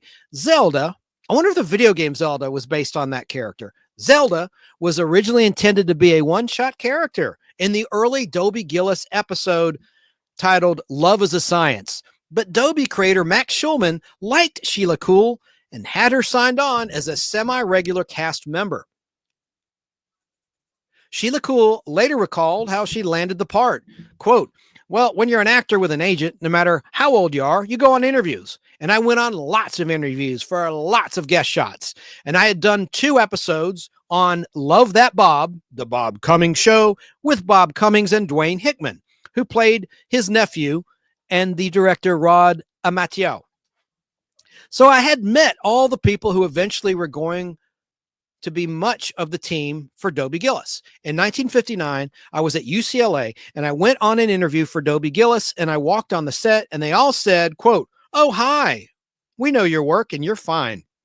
Just go across the street and meet Max Schulman, the writer-director. As it turned out, Max and I were the same height, and he was like buried behind the desk when I walked in. And he said, what's the first line? And I said, I love you. And he said, you're hired. Signing a contract with Dobie producer 20th Century Fox Television required Kuehl, then 18 and in college studying theater, to change her major to English so that Schulman, also a successful author, could act as her proctor on set to allow her to continue her studies. Sheila Kuehl earned a bachelor's degree in English from the University of California at Los Angeles in 1962 during the show's final season. Almost done here, folks. Talking about Sheila. Having signed a contract in 1960 to do 21 shows for the next season of Dobie Gillis, that same year, Kuehl was elected an officer in both the university's student government and in her sorority. Despite this success, things became difficult that summer when love letters to Kathy, which she had accidentally left at the sorority house, were found by the cleaning staff and turned over to the alumni council of the sorority. When she returned from summer vacation, the council, while speaking in coded language and carefully avoiding the word lesbian, confronted Kuehl with the letters demanding an explanation. Sheila Kuehl later recalled that at first she tried to deny it, and failing that, quote, I then just clammed up and took my sorority pin off and put it on the table and left, and I cried all the way home, unquote. She was officially expelled from the sorority, and despite assurance that no one would be told why, she was aware that rumors were spreading. Some of the members of the sorority refused to speak to her afterwards and avoided her. Sheila Kuehl moved back in with her parents under the cover story that she was homesick, but was still a member of the sorority, of which they knew she loved being a part of. Whenever her parents knew of a sorority meeting taking place to prevent discovery, Sheila Kuehl would go to a coffee shop during that time and return with a story about the events of the meeting that she had not actually attended. So she lied. She had to lie. Despite Kathy moving to Los Angeles and their being able to see each other daily, the social sacrifices Sheila Kuehl was contemplating put a strain on their relationship. Sheila Kuehl later recalled, quote, by then, the whole idea of being queer was so overwhelming and scary. Not the sexuality, but the loss of everything. To be that way for good meant no family, no children, no career, no normalcy, no parents. It seemed at that point that I should really get out of it. I told Kathy I didn't want to see her any longer, unquote. Kuehl had seen a man casually on and off during her relationship with Kathy and began working to make it more serious. They kissed, but they did not have sex, and they almost got engaged. Sheila Kuehl could not get Kathy off of her mind and broke up with the man to resume the relationship with her. Kuehl's closeted relationship with Kathy continued until the beginning of the 1970s and had lasted 12 years before they broke up. Oh, dude, where am I at now? Hang on. Sorry, brother, broke up. After Dobie Gillis ended its run, Sheila Kuehl, as Sheila James, co-starred with Kathleen Nolan, formerly of The Real McCoys, in the short-lived ABC television series titled Broadside, a female version of McHale's Navy, in its 1964 to 1965 television season. Opportunities for acting work steadily diminished and Sheila Kuehl was forced to sell her Malibu house. She later recalled this period saying, quote, "I couldn't even get a commercial," unquote. Due to worries about her career and being closeted, she fell into a serious depression and developed a drinking problem. She was able to move forward after seeking help. She then moved in with her then girlfriend, Kathy, and began working at the UCLA Student Activities Office, helping students organize around the rising political movements of the 1960s. Sheila Kuehl made television guest appearances on National Velvet, McHale's Navy, The Donna Reed Show, The Beverly Hillbillies, Petticoat Junction, The Adventures of Ozzie and Harriet, Marcus Welby, MD, and The Ed Sullivan Show between 1963 and 1970. On Petticoat Junction, Sheila Kuehl joined the Bradley sisters in a band called the Ladybugs, which was created to compete with Beatlemania. Sheila Kuehl, along with Janine Riley, Pat Waddell, and Linda K. Henning, appeared as Mop Top singers performing "I Saw Him Standing There" on a March 1964 episode of Ed Sullivan Show, just weeks after the Beatles had performed the song "I Saw Her Standing There." By the end of the decade, acting roles had dried up for Sheila, though Kuehl, quote, "can't state with certainty that she was blacklisted," unquote, from further acting jobs over her sexuality. She did claim that afterwards, quote, "with few exceptions, the phone stopped ringing." A pilot for a Dobie Gillis spinoff in which the character Zelda was the lead was produced, but the president of CBS, Jim Aubrey, thought Kuehl was too, quote unquote, butch to be a star for their network. Subsequently, the pilot was not promoted and did not sell, but Kuehl was not told about this immediately. Rather, she was informed by the director, Rod Amateau, when she arrived to shoot the following episodes, that it was not sold as a series. She was devastated by the news.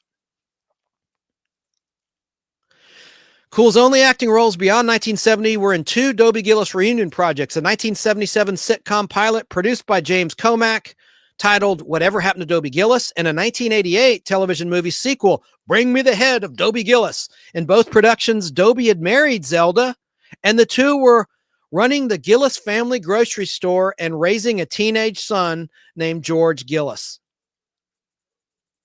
Reflecting on the lasting impact of her role as Zelda, Sheila Kuehl told an interviewer, quote, "First, there were no smart girls on television, period. All the girls were better looking than me, but dumb. I didn't mean the actresses were dumb, but that was sort of what you had to be in those days. So a smart girl who was brash did not know she was a loser, which was sort of the theme for all of the characters on Dobie Gillis. You just keep doing what you are doing because you don't know that there's anything wrong with you." And the other thing, of course, 20 years later, I started getting letters from young women saying, quote, "You were such a role model for me," unquote. And now that the women's movement had started, I could see why. An independent, smart girl knew what she wanted, went after it, but not in a mean way. And always, by the end of the show, if you were doing anything dishonest against your friends, you would repent because friendship was always the most important thing, unquote. All right. Now, after leaving the acting profession in the early 1970s, Sheila Kuehl became an advisor to students and campus and activist groups in her alma mater, UCLA, and eventually became an associate dean of students. When Sheila Kuehl was passed over for a promotion that was given to a man, Kuehl felt that her treatment had been unfair and became interested in a legal career to address the position of women in the workplace. In 1975, at age 34, after being denied admission into UCLA, Kuehl was accepted at Harvard Law School. In her third year, she was elected class marshal and president of the student council. She received her degree in 1978. During her final year, she chaired the celebration of the 25th anniversary of the first group of women to be admitted to law school and became the second woman to win Harvard's prestigious Ames Moot Court competition, judged by a panel including Supreme Court Justice Thurgood Marshall. Sheila Kuehl recalled that the justice, quote, "strode over me, claps my hand in his two huge hands and said, 'Lady, I like your style.'" Kuehl was recognized by the ABA's Law Student Division magazine as one of the nation's top 5 law students. It was while at Harvard Law that Kuehl came to grips with her sexuality. She later recalled, "So it wasn't until I went to Harvard Law School in my 30s that I fell in love again with a woman after having dated lots of men in between, and I thought, oh no, this is really who I am." And by then, in the mid-1970s, there was consciousness about being gay. My second partner was out, and I was still in the closet, and I thought, but I wasn't really in the closet at school. It's just sort of like you creep out a little bit at a time. But there was no movement, no organization, no club at Harvard. I remember when I was at Marshall University, there was a Lambda fraternity that was a gay fraternity, you know, and I thought of an episode of Space 1999, the Lambda Factor. I thought, Lambda, how cool. I'm not gay, and I have no problem with anyone who is, but I looked into joining that, and then I found out it was a gay. I'm like, oh no, okay. I'm such a geek. The Lambda Factor is a Space 1999 episode of season 2. Okay, let me get back. So when we came back and lived together, it only lasted a couple of years when she left. I was so heartbroken, but I had no one to talk to. I hadn't told anyone I was even in a relationship. So I decided to come out to my sister and then my parents. I decided to come out to my sister and then my friends, and very shortly thereafter, my parents. And that was probably 1979. So I was 38. So I knew I was gay when I fell in love with a woman for the second time. It wasn't an aberration for me, unquote. After law school, Kuehl became an associate at Richards, Watson, and Gershon in Los Angeles, where her practice focused on municipal law. She became an associate at Birch and Kaplowitz in Beverly Hills, practicing family, anti-discrimination, and civil rights law. While working in private practice in Los Angeles, Kuehl began fundraising for the Sojourn Center for Battered Women. I apologize if I mispronounced that, for which she eventually served as a chair on the board of directors. Staff from other shelters soon began asking Kuehl for legal advice and training in domestic violence law. Kuehl later recalled this time saying, quote, "I had to learn what was there, which wasn't much," unquote. She then joined a handful of other lawyers in trying to assist in crafting legislation on the issue, which included a bill that required judges in custody cases to consider evidence of domestic violence. In the 1980s, Kuehl became an adjunct law professor at the University of Southern California and later an associate professor at Loyola Law School, where she taught courses on family law, sex discrimination, and education. During her 1986 inauguration as president of the Women's Lawyers Association of Los Angeles, Sheila Kuehl introduced Tori Osborne as her partner in the same manner that previous presidents had introduced their husbands. The incident became the lead story of California's Daily Law Journal. The pair would later separate in 1991, but remain close friends. In 1989, along with Abby Liebman and Jennifer McKenna, Kuehl formed the California Women's Law Center to promote gender issues, including expanding the rights of divorced women and reforming hiring procedures in male-dominated professions such as law enforcement. We're almost at the end. I know I said that 10 minutes ago. Kuehl was elected to the California State Assembly in 1994, becoming the first openly gay person elected to the California legislature. While running for office, Sheila Kuehl from the Many Loves of Dobie Gillis show found she was able to offset some negative stereotypes people had about lesbians thanks to their familiarity with her role as Zelda. She told an interviewer, quote, "When people knew gay people personally, they tend to feel differently about the whole community. And all of a sudden, here's a person that they knew very well that they found out was a lesbian," unquote. In office, Sheila Kuehl became a founding member of the California Legislative LGBT Caucus. She recalled, quote, "My Democratic colleagues were enormously welcoming. I mean, it was more than I could have expected. I walked into my first Democratic caucus and Antonio Villaraigosa, Kevin Murray, Barbara Friedman, John Burton, and probably 3 or 4 other folks came up to me and said, quote, We don't want you to have to eat lunch by yourself. So we are the honorary gay and lesbian caucus, unquote. It was lovely, unquote. Okay. When Kuehl was elected as a Democrat to the California Assembly in 1994, a Republican majority was seated for the first time in 20 years. This was due largely to the outflowing of enthusiasm stoked up by Newt Gingrich's strategy, Contract with America, supporting Republicans for congressional and senatorial seats. Kuehl recalled, quote, the Republican majority was quite a different kind of Republican, not a moderate, not a Rockefeller Republican. They were primarily Bible thumpers and very right wing. So it was not the most welcoming Republican group, though they loved Zelda Gilroy, my character, and it was very difficult for them because they already liked me so much. And to their surprise, we all got along very well. The Republicans were pretty horrible about LGBT stuff. They all virtually said stuff like, quote, well, they're all spawn of the devil. Oh, but not you, Sheila, unquote. All right, this is getting a little political and stuff. So let me just get on. Let me try to wrap it up. More recent years. Okay. Well, she authored a lot of interesting legislation that's pretty cool. Let's see. She served in the Los Angeles County Board of Supervisors, elected to that board November 4th, 2014, over 10 years ago. But let's get back to a clip of her, one more clip, final clip, talking about her days on Dobie Gillis. And this is a 5-minute clip. Here it is.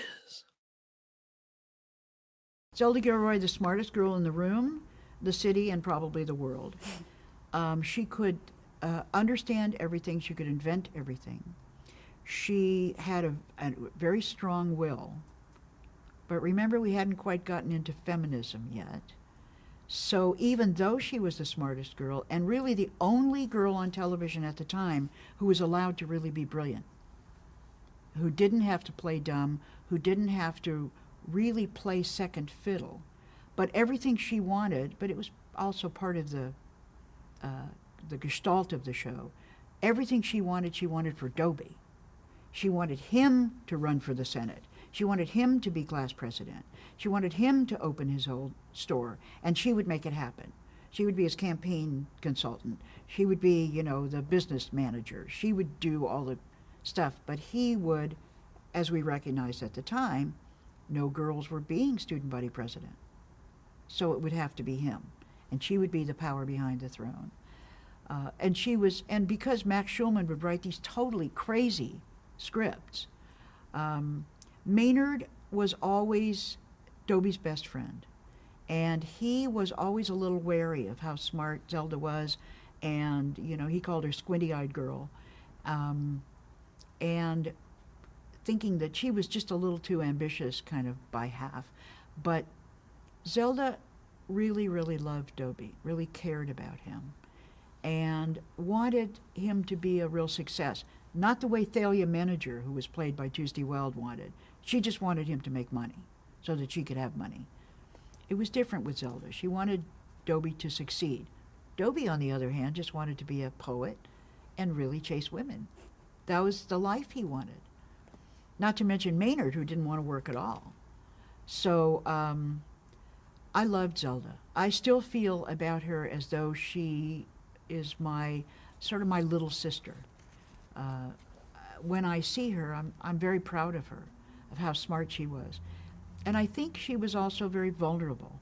My very favorite episode of Dobie Gillis is an episode called Dobie, Dobie, Who's Got the Dobie?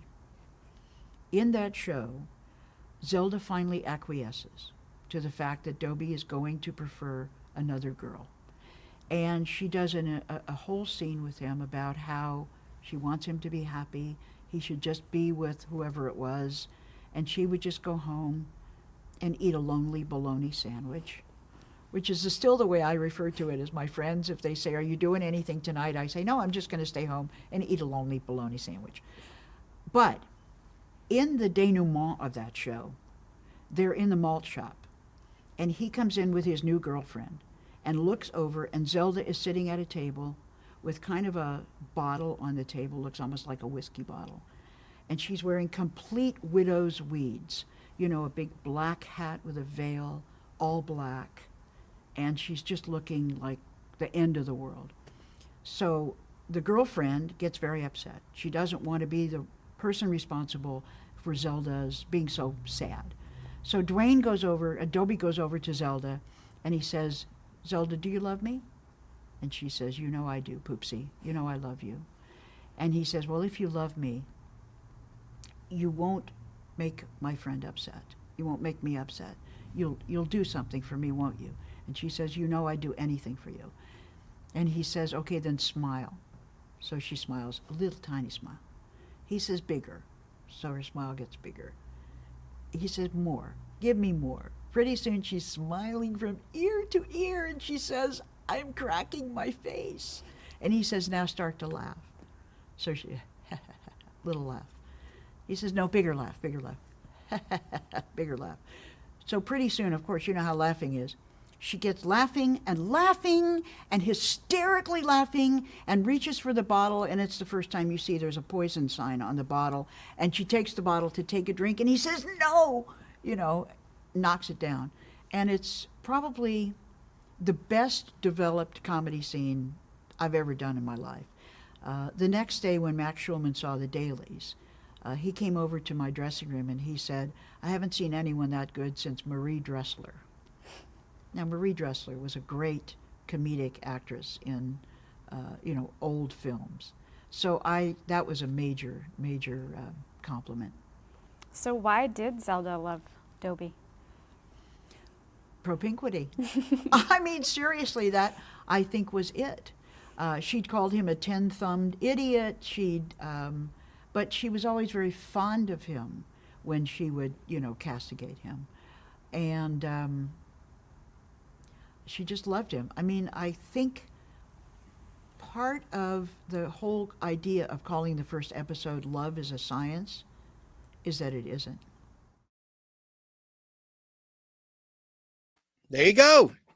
She's a quality person. That's my character actor of the show. Sheila Kuehl. Spelled Kuehl. And Sarah, I think she sounds a little, you probably won't see it. I think her voice sounds like you, and she reminds me of you a little bit. I'm fine with that. I don't, good. Thank God, because it's not meant as an insult. Of course, why would I try to She's insult your famous. voice? Why would I be upset about that? As long as it's not Tom Cruise, I'm okay. Don't compare me with him. I'll be like, upset with you. But why? That's so mean. Now I have to say a weird thing at you. Don't do that. Yeah, and I wish I was able to do the show Wednesday as I originally planned, because I was going to do karaoke. I was going to have people in the chat and on the panel pick a song, and I would pull it up, a karaoke version, and we'd sing it. But now it's too late, and there's no time to do that. Well, I'll do it next year then. I was going to say, it's probably for the best, and then you just went and ruined it, so never mind. Here's another segment. I usually have a picture for this. It's a segment I do, Soul Survivor, where I name a TV show and you try to guess the only soul surviving member of the cast. So let me find my little music.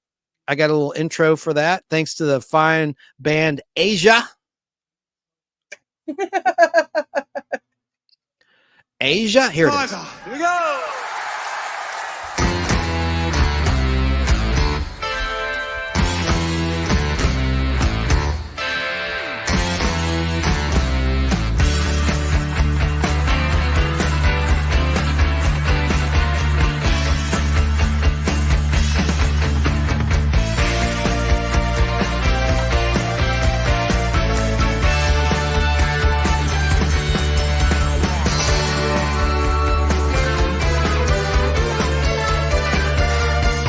Soul Survivor! Time to play Soul Survivor!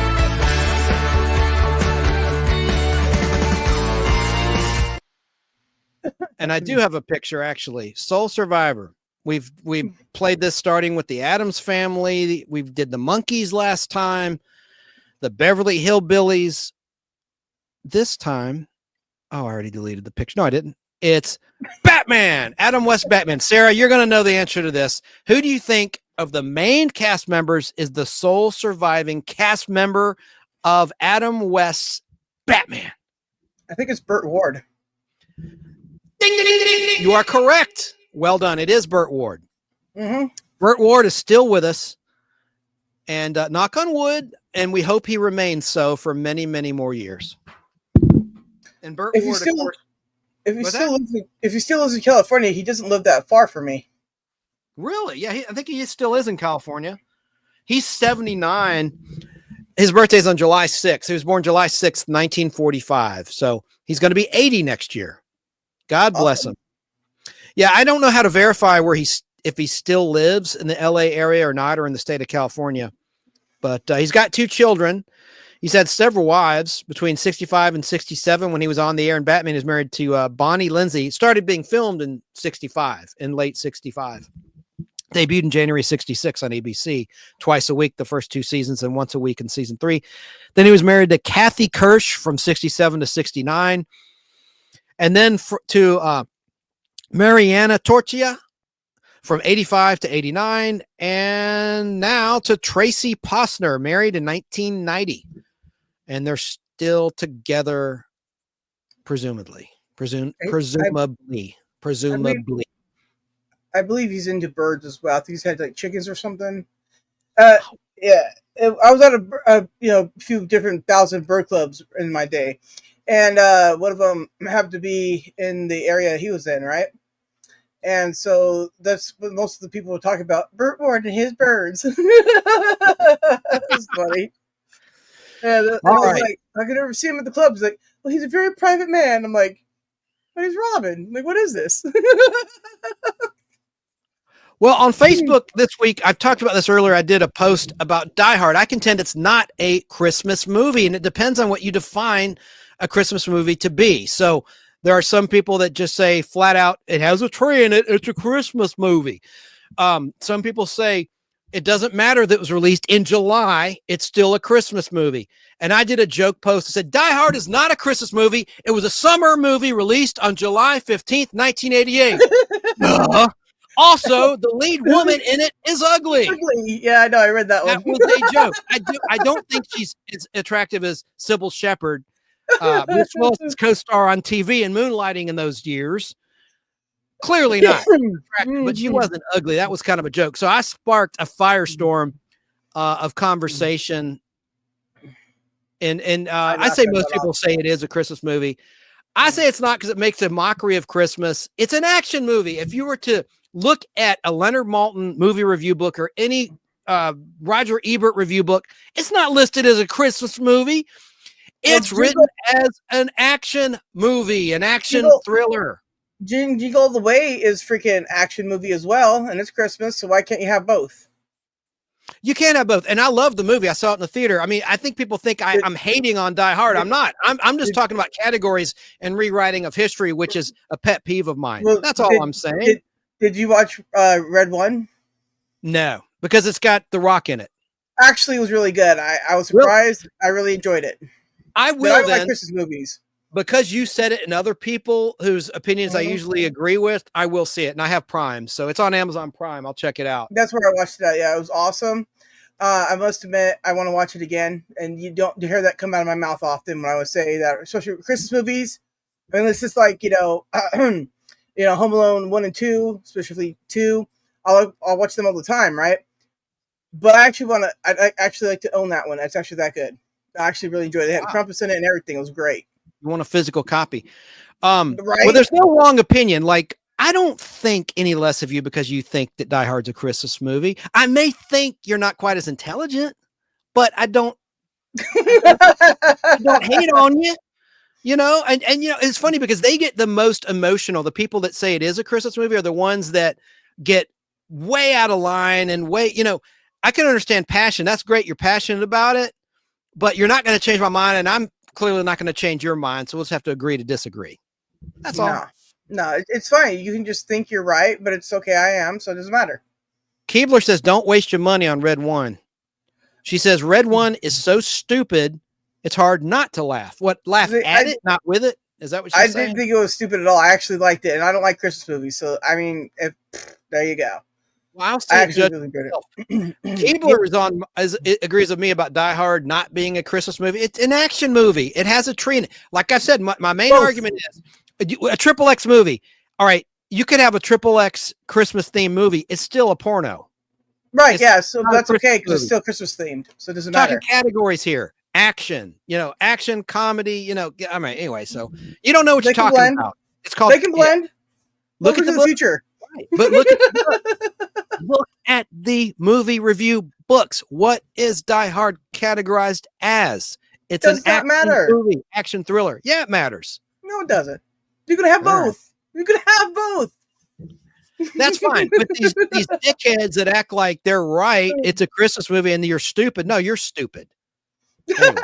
All right. Are you calling me stupid, sir? No. I'm speaking generally speaking. All right. So, all right. I already showed this clip of Rodak in church. Let me just make sure I've shown everything because it's gone almost 5 hours, 4.5 hours. It's way too long. Yeah, Way that's too what long of a happens show. when you and I get together. It happens. I'm going to quickly, because I was going over this with Open by Chance, our awesome guest tonight, along with Sarah. Very good. Thank you. In our Christmas Podblast 2024, I'm just going to, as we're talking, show the Christmas comic books for anyone who tuned in late, who just want to see the comics. I will, after the fact, after this is live, I will bookmark it. I'll put a timestamp on it so you can get right to the comic books for my wonderful fellow comic book people. There's a February 1945 comic book, Sensation Comics, with Wonder Woman on the cover. Sorry, listeners, I'll just show them. There's Batman issue 33 from the Golden Age of Comics from December 1946. Vault of Horror, February 1954, EC Comics. Let me just show these covers really quick. I'm going about as quickly as I do when I put comments on the screen. Too fast, but I showed them earlier, slower. I love these Marvel Treasury Edition holiday specials from 1974, 1975, and 1976. Amazing Spider-Man issue 166 from December 7th, 1976. Jonah Hex from December 1980. X-Men 143, which was the last issue John Byrne drew of X-Men, written by Chris Claremont. They were a great team back then. Artist writing team. There's Bizarre Adventures 34. Spider-Man one-shot 1983 special with the Kingpin on the cover. Superboy, December 1983 issue. I have it right here. Issue 39. And some of these are in the background. I put them on the wall in my background. Anyone who's watching. I have this book. This is from one I found on the web. Peter Parker, The Spectacular Spider-Man issue 112, but it's too hard to get to the box, and I was under a time constraint. I have this one too, Daredevil. I think that one's behind me, isn't it? Daredevil issue number 229 with the Christmas cover, released on Christmas Eve, 1985 in comic book shops. Iron Man issue 254 from January 23rd, 1990. They missed the deadline for Christmas. Christmas with the DC superheroes. Judge Dredd from December 1986.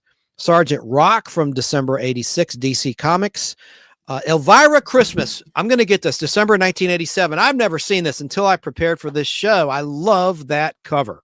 I think this is my favorite cover that you've shown. Not just because Elvira's there, because look at Santa's face. I'm so cute. He's like, oh. And you get the little elf thing going, oh no, Mrs. Claus, right? And Elvira's like, yeah, Mr. of the Night, baby. Awesome. Trivia. Do you know her real name, Elvira? Actually, yes, I do, but I can't remember it because of my Cassandra Peterson. And she was a Penthouse pet, I think, in 1974 before she created the persona of Elvira, who was a lot like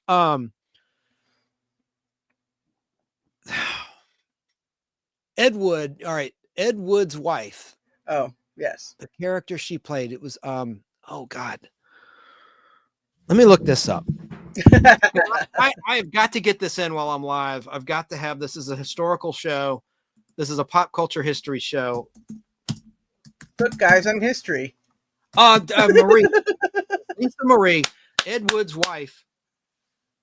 All right. Elvira was based on.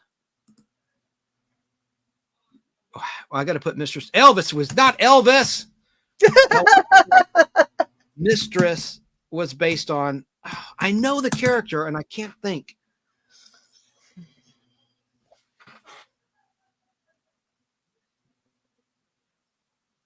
Elvira, Mistress of the Dark, also known as Cassandra Peterson, is based on her memoir, Yours Cruelly, Elvira, Memoirs of the Mistress of the Dark. No AI. That's incorrect.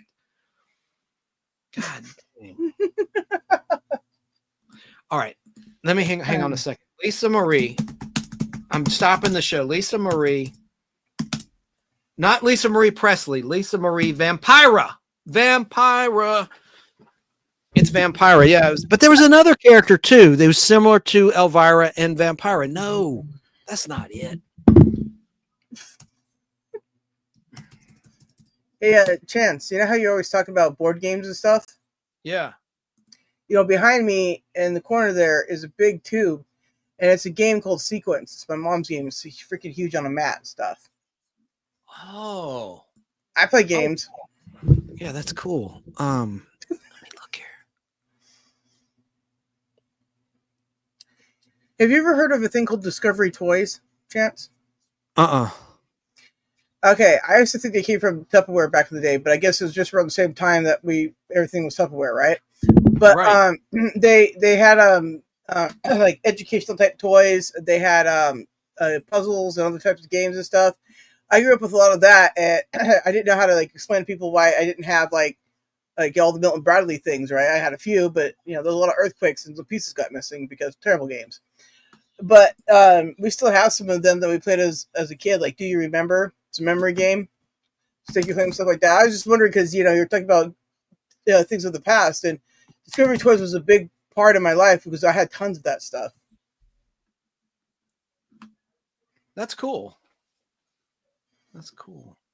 Yeah. Well, she was kind of like Morticia Addams too, I will say. Yeah, that's what I was thinking. Elvira, Mistress of the Dark. But there's another one in film history, and my mind is not touching that part of my long-term memory. I know it. It's in my head somewhere. God dang it. But the more you try to remember it, I know, the harder it becomes. And I need to get back on track. All right. You had me talking about Discovery Toys. I can't remember the name of that damn character, but that's a great comic book. I'm going to add that to my collection. Wonder how much it's going for. I don't know, but that's an awesome one. All right, let's see. So then there's Marvel Age from January 6, 1987. Amazing Spider-Man, Todd McFarlane cover, Amazing Spider-Man issue 314 from December 13th, 1988. Hitman Comics, that's a pretty brutal cover from November of 1988 with Santa with a gun in his mouth. And then there's Hulk versus Santa. This is one of Danny Cochran's favorites. Hulk issue 378 from December 19th, 1990.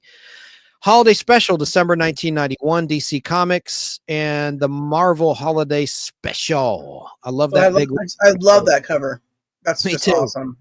Where they're chasing Santa Claus, all the Marvel superheroes. But Yeah, why? see, I don't know, but that in itself doesn't only just beg the question why. It's like I got to know. I have to know. I may not be able to read. I'll find somebody to read that to me. Exactly. And there's a Flash Christmas issue from December 1993, and then I had a couple magazine covers in there. There you go. All right. Nice. Well, I think I should start to say goodnight. I'm just scanning, make sure I got all my pictures shown. I think I did. Yes, I did. I mean, make sure I got all the. Oh, I do have another Donnie Marie clip. So if you want to sign off, you can, because I know you're not digging these Donnie Marie clips. I'm a ride and die. Okay, you know that. Ride or die. I appreciate you. You're welcome, bro. Let's I'll play the final clip then. 4 minutes, 58 seconds, almost 5 minutes. I might cut it short, but let's watch another classic Donnie Marie Christmas clip. Here we go. These are the mountains of Utah. Here our mother and father raised 9 children. This is our home.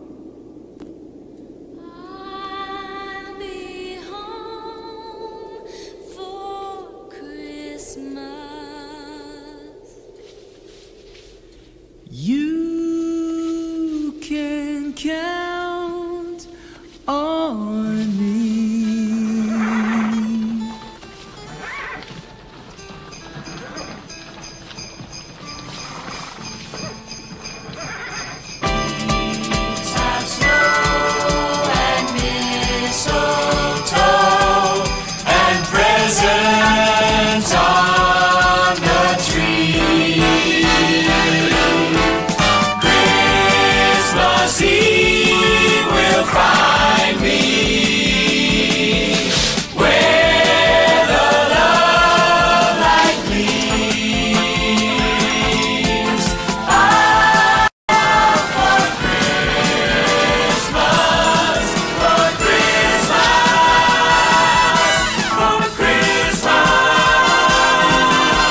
Donnie and Marie Christmas show with the entire Osmond family. Father and Mother Osmond. I'll be home for Christmas. The Osmond brothers. Alan. Wayne. Meryl. Jay. Earl and Tom. Merry Christmas. And Jimmy Osmond. Oh, Merry Christmas. And all the Osmond wives and children. I'll be home for Christmas. All right. Isn't this beautiful? Yeah. Hi, Mary. Hi there. Hi, Meryl. And welcome to our 3rd annual Christmas show.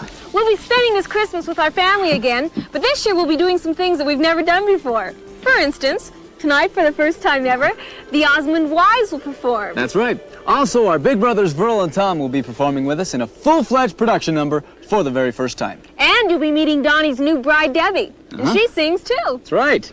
So come along. It's going to be a great old-fashioned Osmond Christmas.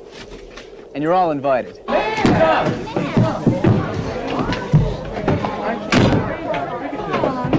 Oh, what a mess. All right, everybody. There's enough Osmonds here to clean this place up in no time. Let's go. Okay. Let's do it. Let's have an old-fashioned Christmas. An old-fashioned Christmas.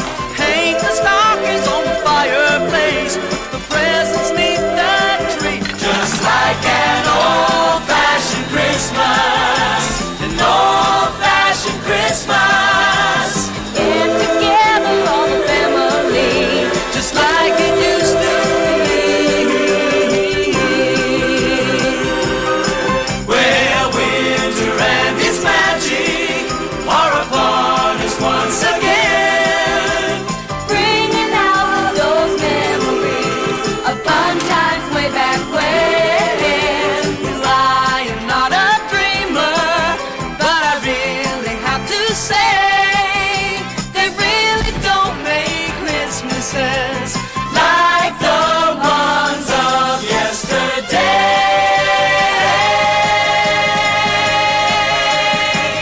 Let's have an old-fashioned Christmas. An old-fashioned Christmas. Hang the stockings on the fireplace. The presents beneath the tree. Just like an old-fashioned Christmas. An old-fashioned Christmas. Get together all the family. Just like it used to be. Let's have an old-fashioned Christmas. An old-fashioned Christmas.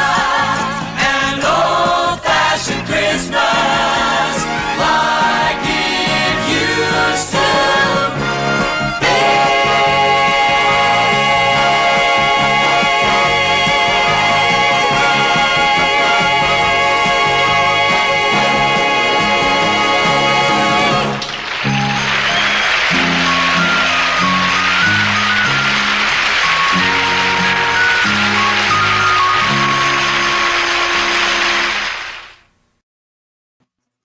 There you go. Thank you for that. Got through it. Right? Got through all 3 Donnie Marie clips.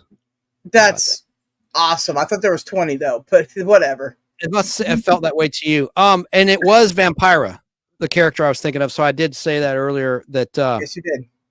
Lisa Marie played in Ed Wood, Pull the String with Martin Landau. He won an Academy Award for that. And he was nominated for Academy Award for playing in Tucker. Remember the movie Tucker from 1989? I have not watched that one all the way through. Not because I don't want to. It's literally I just haven't had the time. And also I don't know anybody who has it now. Yeah. It's one of those movies you brought up streaming anywhere right now. Yeah, with Jeff Bridges. Jeff Bridges, Martin Landau. That was a good movie. Okay, I got my little Guardian Bell here. Ah, yeah. You ring that a lot, do you? Well, there's a little story behind this. The legend of the Guardian Bell. Legend has it that evil road spirits have been latching themselves onto motorcycles for as long as there have been bikes on the road. These evil road spirits are responsible for mechanical problems and bad luck along a journey. Legend goes on to say that by attaching a small bell onto your bike, the evil road spirits will become trapped inside the bell, where the constant ringing drives them insane, making them lose their grip until they fall to the ground. Ever wonder where potholes come from?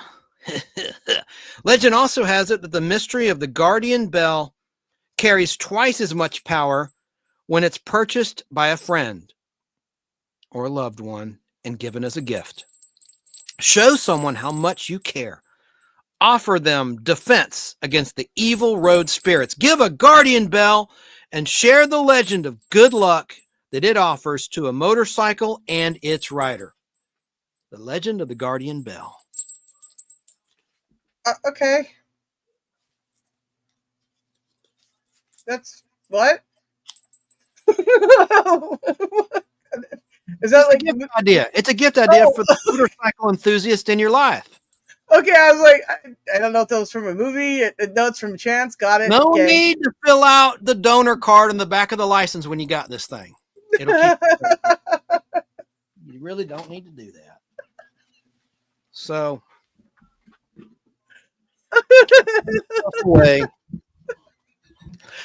Yeah, and speaking of being on the road, I got a little 1-minute promo, not related to Christmas, for something next year. What made me think of this is Dave Sundstrom did a video on his YouTube channel about 1988 television shows, and this was a pretty good show. It lasted like 8 weeks, though.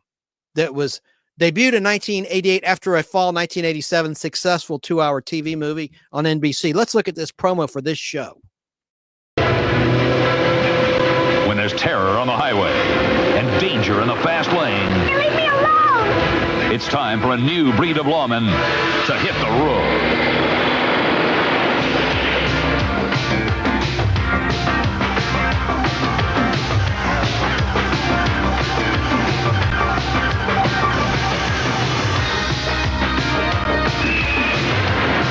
These lawmen ride the highway with a vengeance. Who are these two men? Sam Jones is the highwayman. Take a step on the wrong side of the law, you get me on your tail. Jacko is Jetto. Bad luck. Together, we're assault and battery. Ride with the ultimate road warrior. The highwayman. Get out! Dealing justice in a world gone bad. Watch out! Two guys out to energize your Friday. Aye! Coming in 4 days, the highwayman.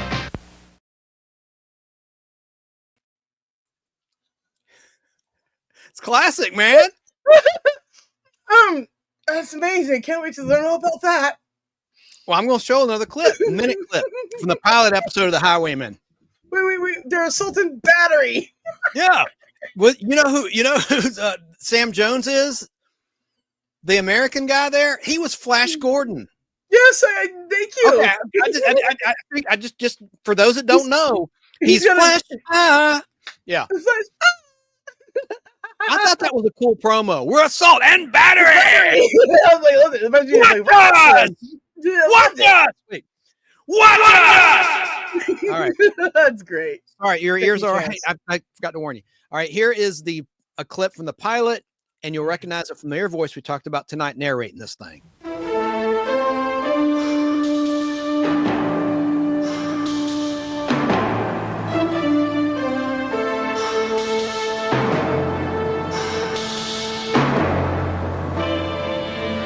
They say he came into this world from someplace off the clock, that his mother was an ice-cold wind, his paw a fiery rock. It's told that on some starless nights his rig could up and glow, and folks who say they saw it coming swear they didn't see it go.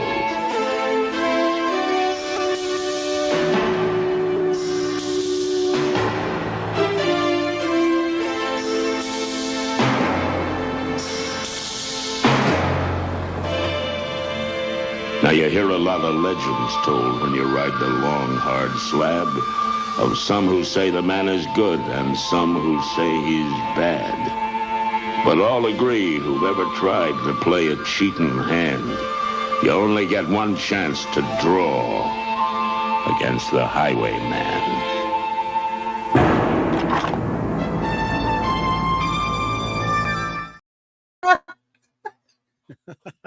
love it, man. That was good. That's awesome. I love it.